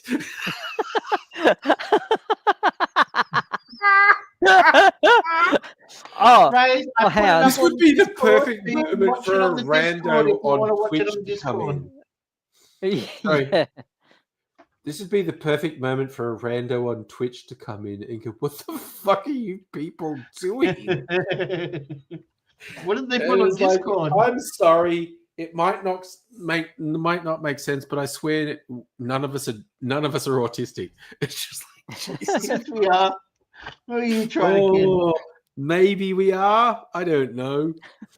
Jesus, fuck. Yeah, it's on the Discord. You can catch it on the Discord. Yeah, Ray's is going, wait, so is this on the Discord? We going to bed, are we, dear? Okay. I'm being called away to bed. Well, I'm not naked. Okay, before you go to bed, Yeah, I think we should all go Before to you bed. do that, I am putting something on the Discord as well. Okay, Nintendo Just so you know. Lunchbox You're gonna is put it on doing the perfect Discord? ads for Discord. I am going to put it on the Discord. Although Where are you putting it on the Mm. Discord?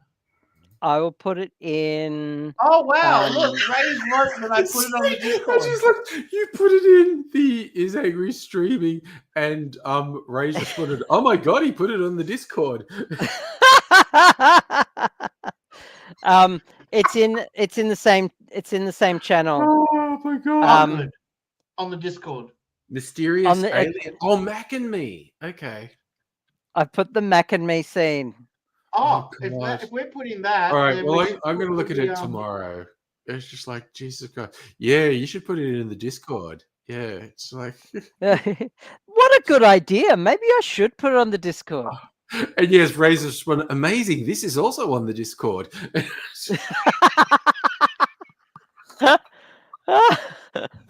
I swear to fuck. At this point, a rando should come in and go.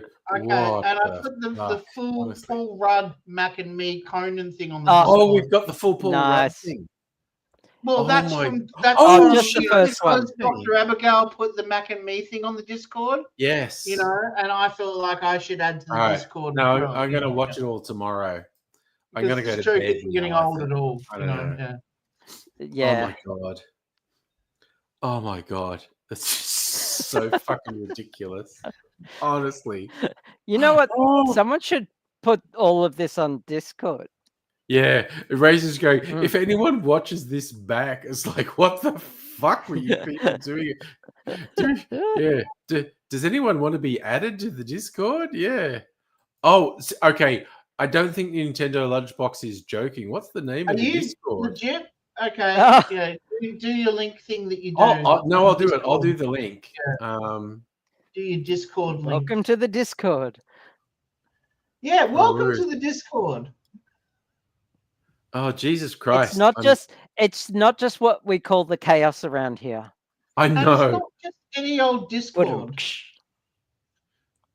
Oh god, that took me like 3 goes to do the right thing to get the disc.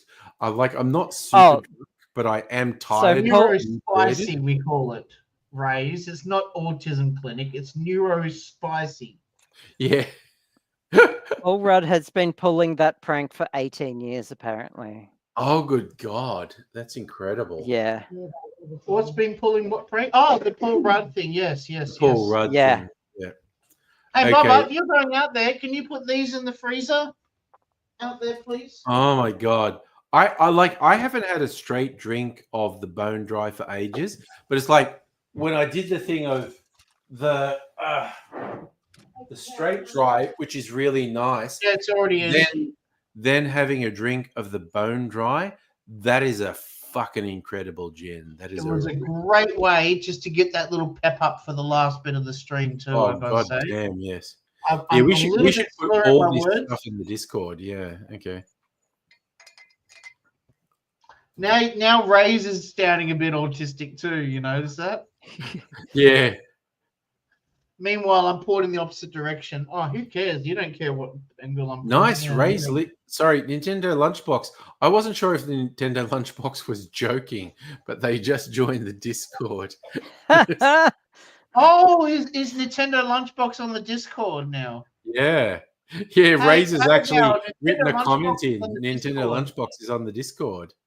Yeah, no, and he's typing in Nice. like, oh, have you put all this on Welcome the to the Discord? Discord. Nice.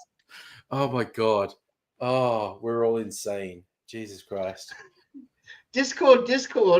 I know, right? Discord. Oh god, yeah, that's what's that? John Malkovich. Ping John Malkovich. Discord. Malkovich. Yeah, Discord. It's just I Discord. can't Discord, watch that Discord. movie. I I can't watch quite- that movie. I quite liked being Oh. John Malkovich, actually. Yeah, I no, mean, it's a that great direct- movie. Don't get me wrong. I literally can't watch it because it triggers my dissociative identity disorder. Yeah, no, fair enough. and fair enough. I don't remember the end of it because I don't remember the end of it I either. switched to an alter and I'm a different personality. Yeah, that's fair. I'm not even joking. No, fucked I up. know you mean it when you say that. It's Yeah, very Yeah. haunting. Oh. It has even from the point of the lowered floor. You know how they have to walk around like this all the time. yes, yeah, that gets very. The stories I've read, like Malkovich actually didn't want to be in the movie at first. Like Andy Kaufman approached him and said, Yeah. "This is the whole thing," and Malkovich was going, "Not me, just get an actor to do it." And he said, "No, it actually literally has to be you." And apparently, it took quite a bit of effort to talk Malkovich into doing the movie. Charlie Kaufman, not Andy Kaufman. Oh, sorry, I'm getting them mixed up. Charlie Kaufman's Yeah, the I heard that, and screenwriter. my brain was just like, "Hey, Yeah. wait a minute." Andy Kaufman's the Yeah. comedian. Yeah. Yeah, Charlie Kaufman, who did some great movies like Adaptation. Yeah. Adaptation's probably my favorite Kaufman movie. Yeah. Because again, it's so meta the way he does it.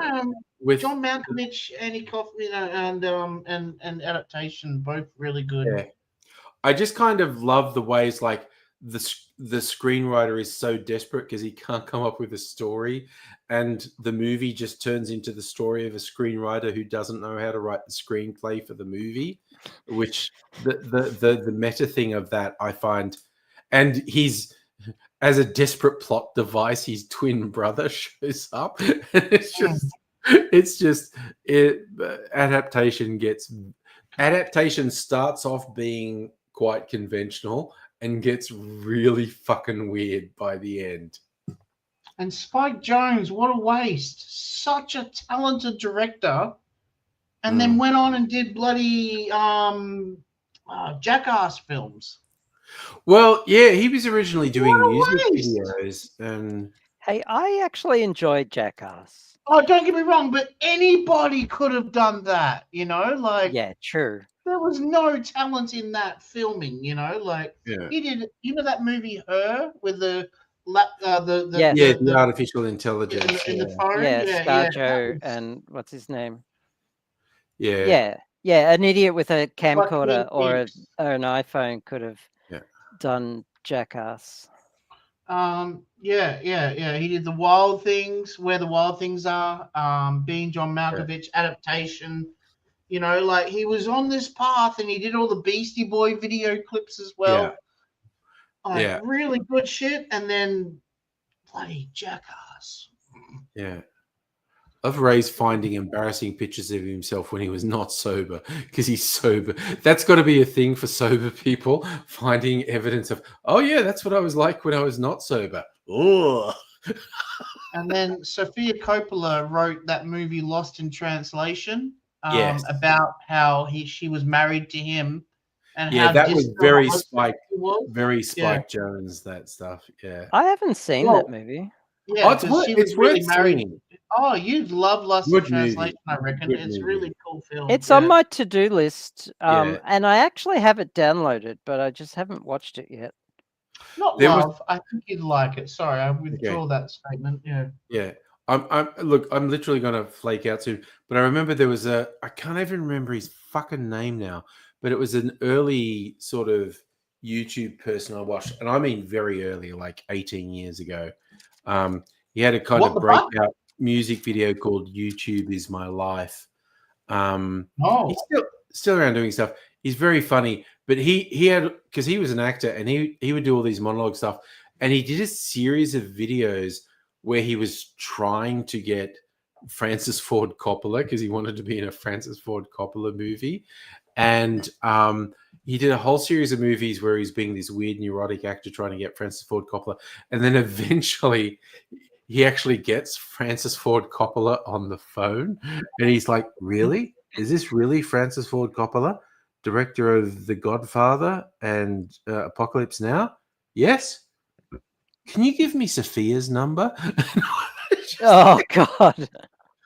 It was so funny because he'd had this whole series of videos obsessing about Francis Ford, but by the time he got him, Francis was the past and Sophia was the rising star, and he just Yeah. Can you give me Sophia's number? It's just damn. Jesus. Yeah, no, she's done some pretty cool films. The problem with Sofia Coppola films is she always cuts it short right before the main event happens. You're probably going, what the heck are you talking about? Hang on. So SOFI, Sophia Cope. Oh, wow. Holy shit. Sorry, I just signed into YouTube in one of my peripheral accounts, and there's a 9-minute clip of Don Adams, as in Maxwell Smart, Yeah. doing stand-up comedy in 1957.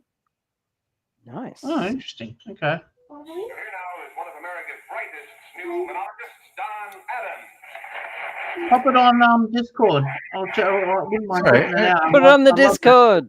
Yeah, let's Yeah. put it. Yeah, I won't. But, I, put it on the I think Discord. I could probably watch it without getting a content match here because it's so obscure. But I'll put it on the Discord because I want to watch it tomorrow. You don't want to get a mark against your name though. That's not worth it. Maybe you should put it on the Discord.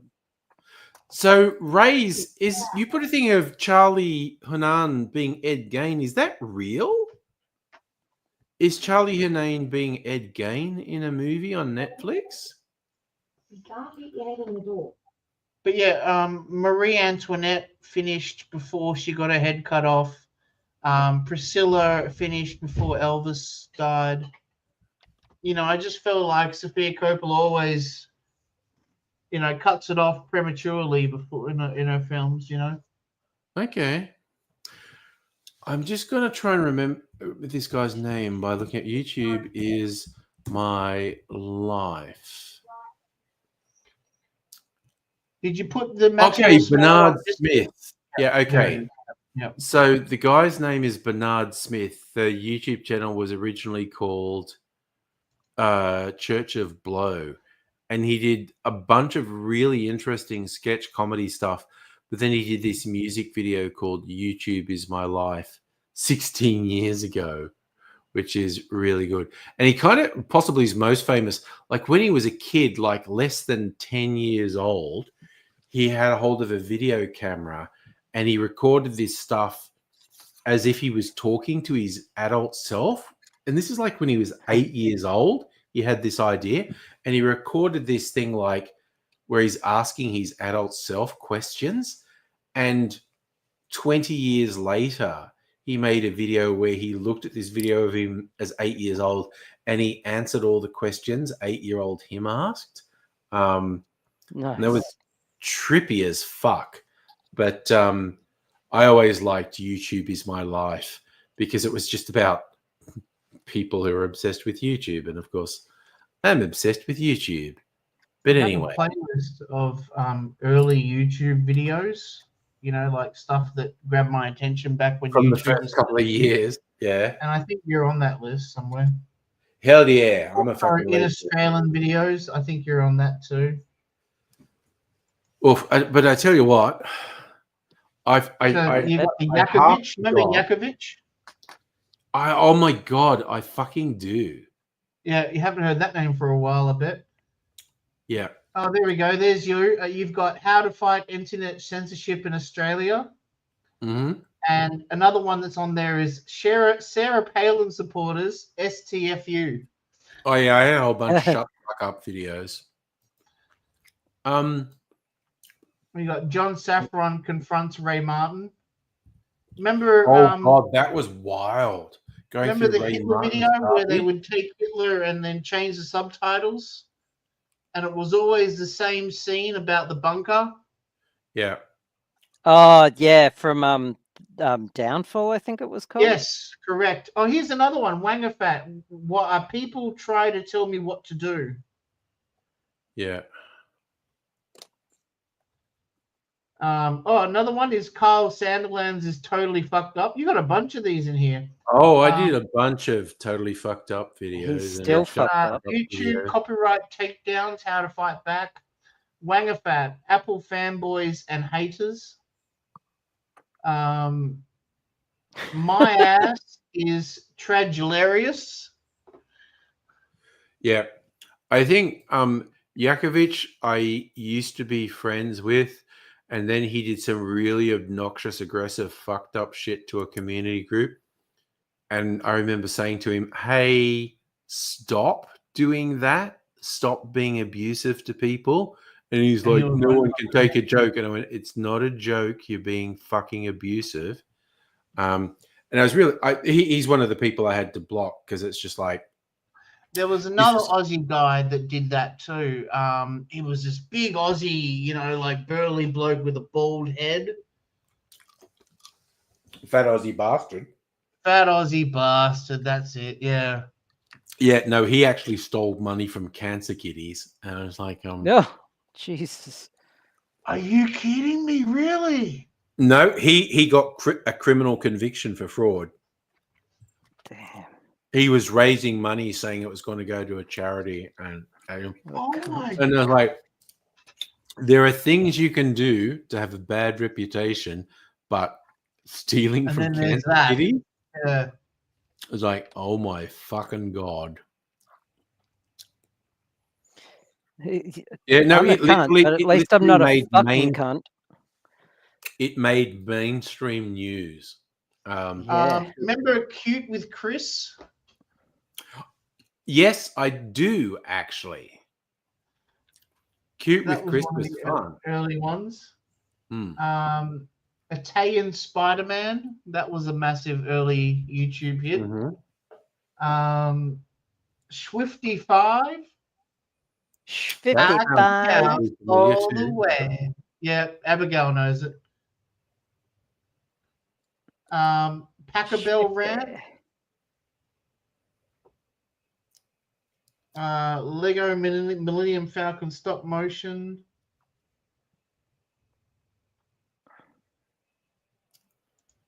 Yeah. It's funny how much YouTube has changed over the years, Of all the various people I had contact with on YouTube, there was nothing more disappointing than someone I was friendly with who would then just go and do something super fucked, and you'd try and say to them, hey, don't do that. And they're like, you can't tell me what to do. And I go, I'm just kind of telling you, don't be an absolute piece of shit to people. Yeah. They were, yeah, no, dude, I can't fucking deal if you just. But it was that kind of attitude is what made them big, like that confidence and that, emboldeness, that made them so popular at the time. Yeah, and I just couldn't go with it. Even now, on a much more benign thing, every now and then I look at YouTube or other video platforms, and there's the people doing the reaction stuff, and I'm just going, I could never bring myself to do this, to just play a video and do my reaction. And it's like, but it's popular, and this stuff gets huge amount of views, and so I'm like, fine, good on them, credit to them. That's the thing. Sounds like work. Dude, I've just never been able to bring myself to do it. $8 million a year just to sit there all day and watch other people's videos and go,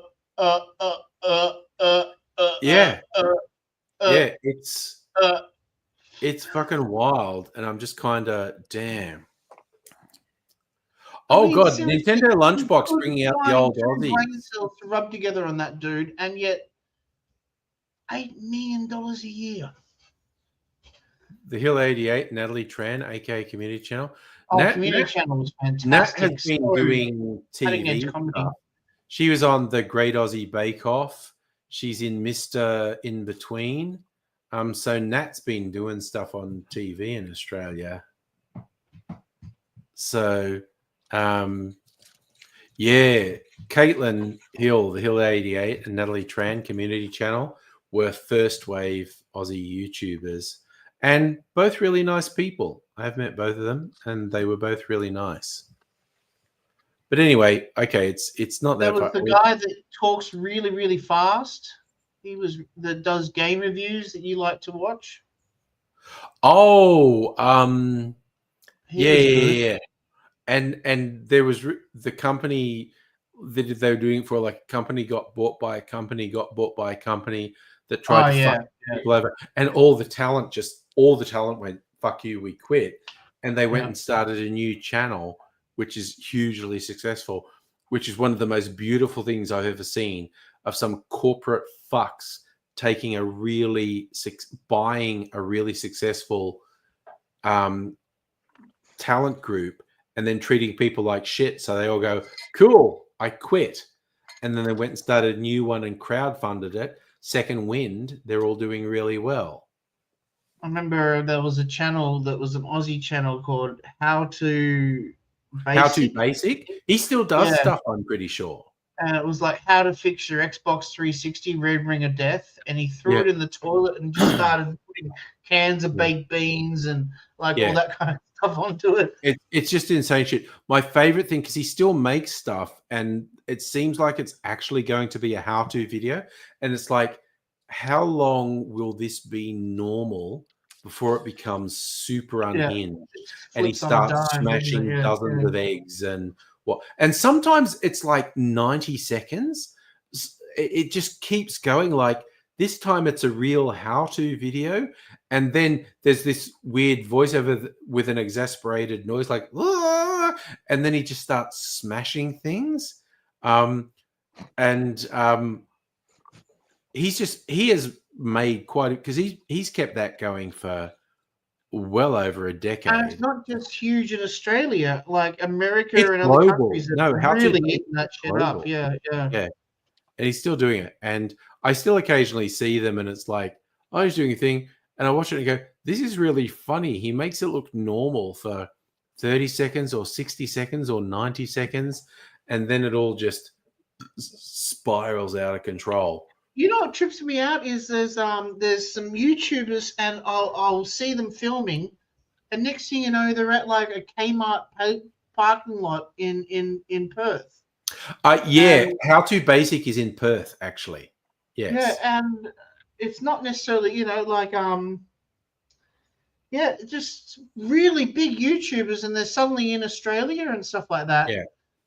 Yeah. What the heck are you doing here? You know. I actually remember. This will trip you out. Yeah.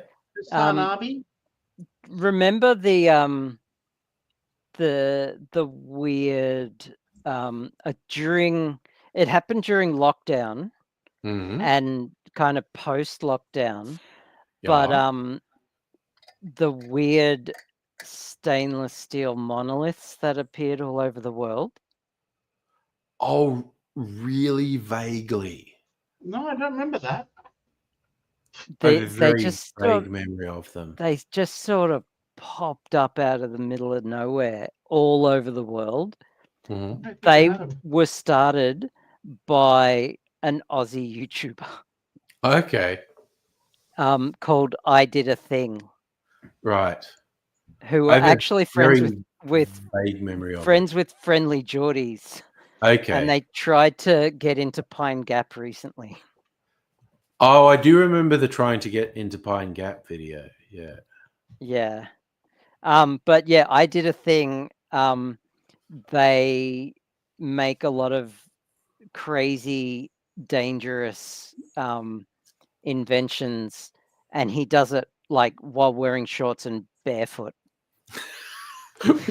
which is how you do dangerous things. Yeah. Oh, look, he made a giant, like I'm talking giant saw blade Beyblade. Oh God. Okay. And spun it up as fast as he could, and inside an abandoned shack. Yeah. And it demolished the shack. Jesus Christ. And shit like that. They're nuts. Yeah. But yeah, they were responsible for those weird monoliths that appeared all over the world. And there were a couple of copycats as well. But yeah, I just thought that was very noteworthy. Yeah. Given the topic. So yeah, I was just looking up the channel. I did. Yeah, Content Cop. You remember Content Cop? Not really. It ran from 2015 to 2017, so it's a little out of date now. It was done by a guy called iDubbbz. I remember iDubbbz, yeah. Yeah. So one of those episodes was filmed in a Western Australian Kmart car park, and I'm like, Okay. that was surreal, you know, when you see that. Yeah. Anyway, yeah, I'm gonna head off too. Yeah, I can see you Yeah. yawning. Me too. Yeah, it's almost 2 a.m. 4:45 now. Yeah. Good night. So you'll take Oh care. wait, 2 a.m. Did you say? Or it's 1:45. Yeah, it's 1:46. Holy moly! Okay, it's only 10:45 here. Yeah. So we're Saturday night is date night, so no stream, but probably low key Sunday night stream if anyone wants to chill out on Sunday night. Nothing as extravagant or elaborate or crazy as tonight, but who Been the a fun fuck night knows? though. It has been a fun Navaya night. Very Melonin good. Amened Suaid. Yep. You'll have a good time. I'm going to sign out now with the abusive animation because no one's complained about it yet. Here it goes.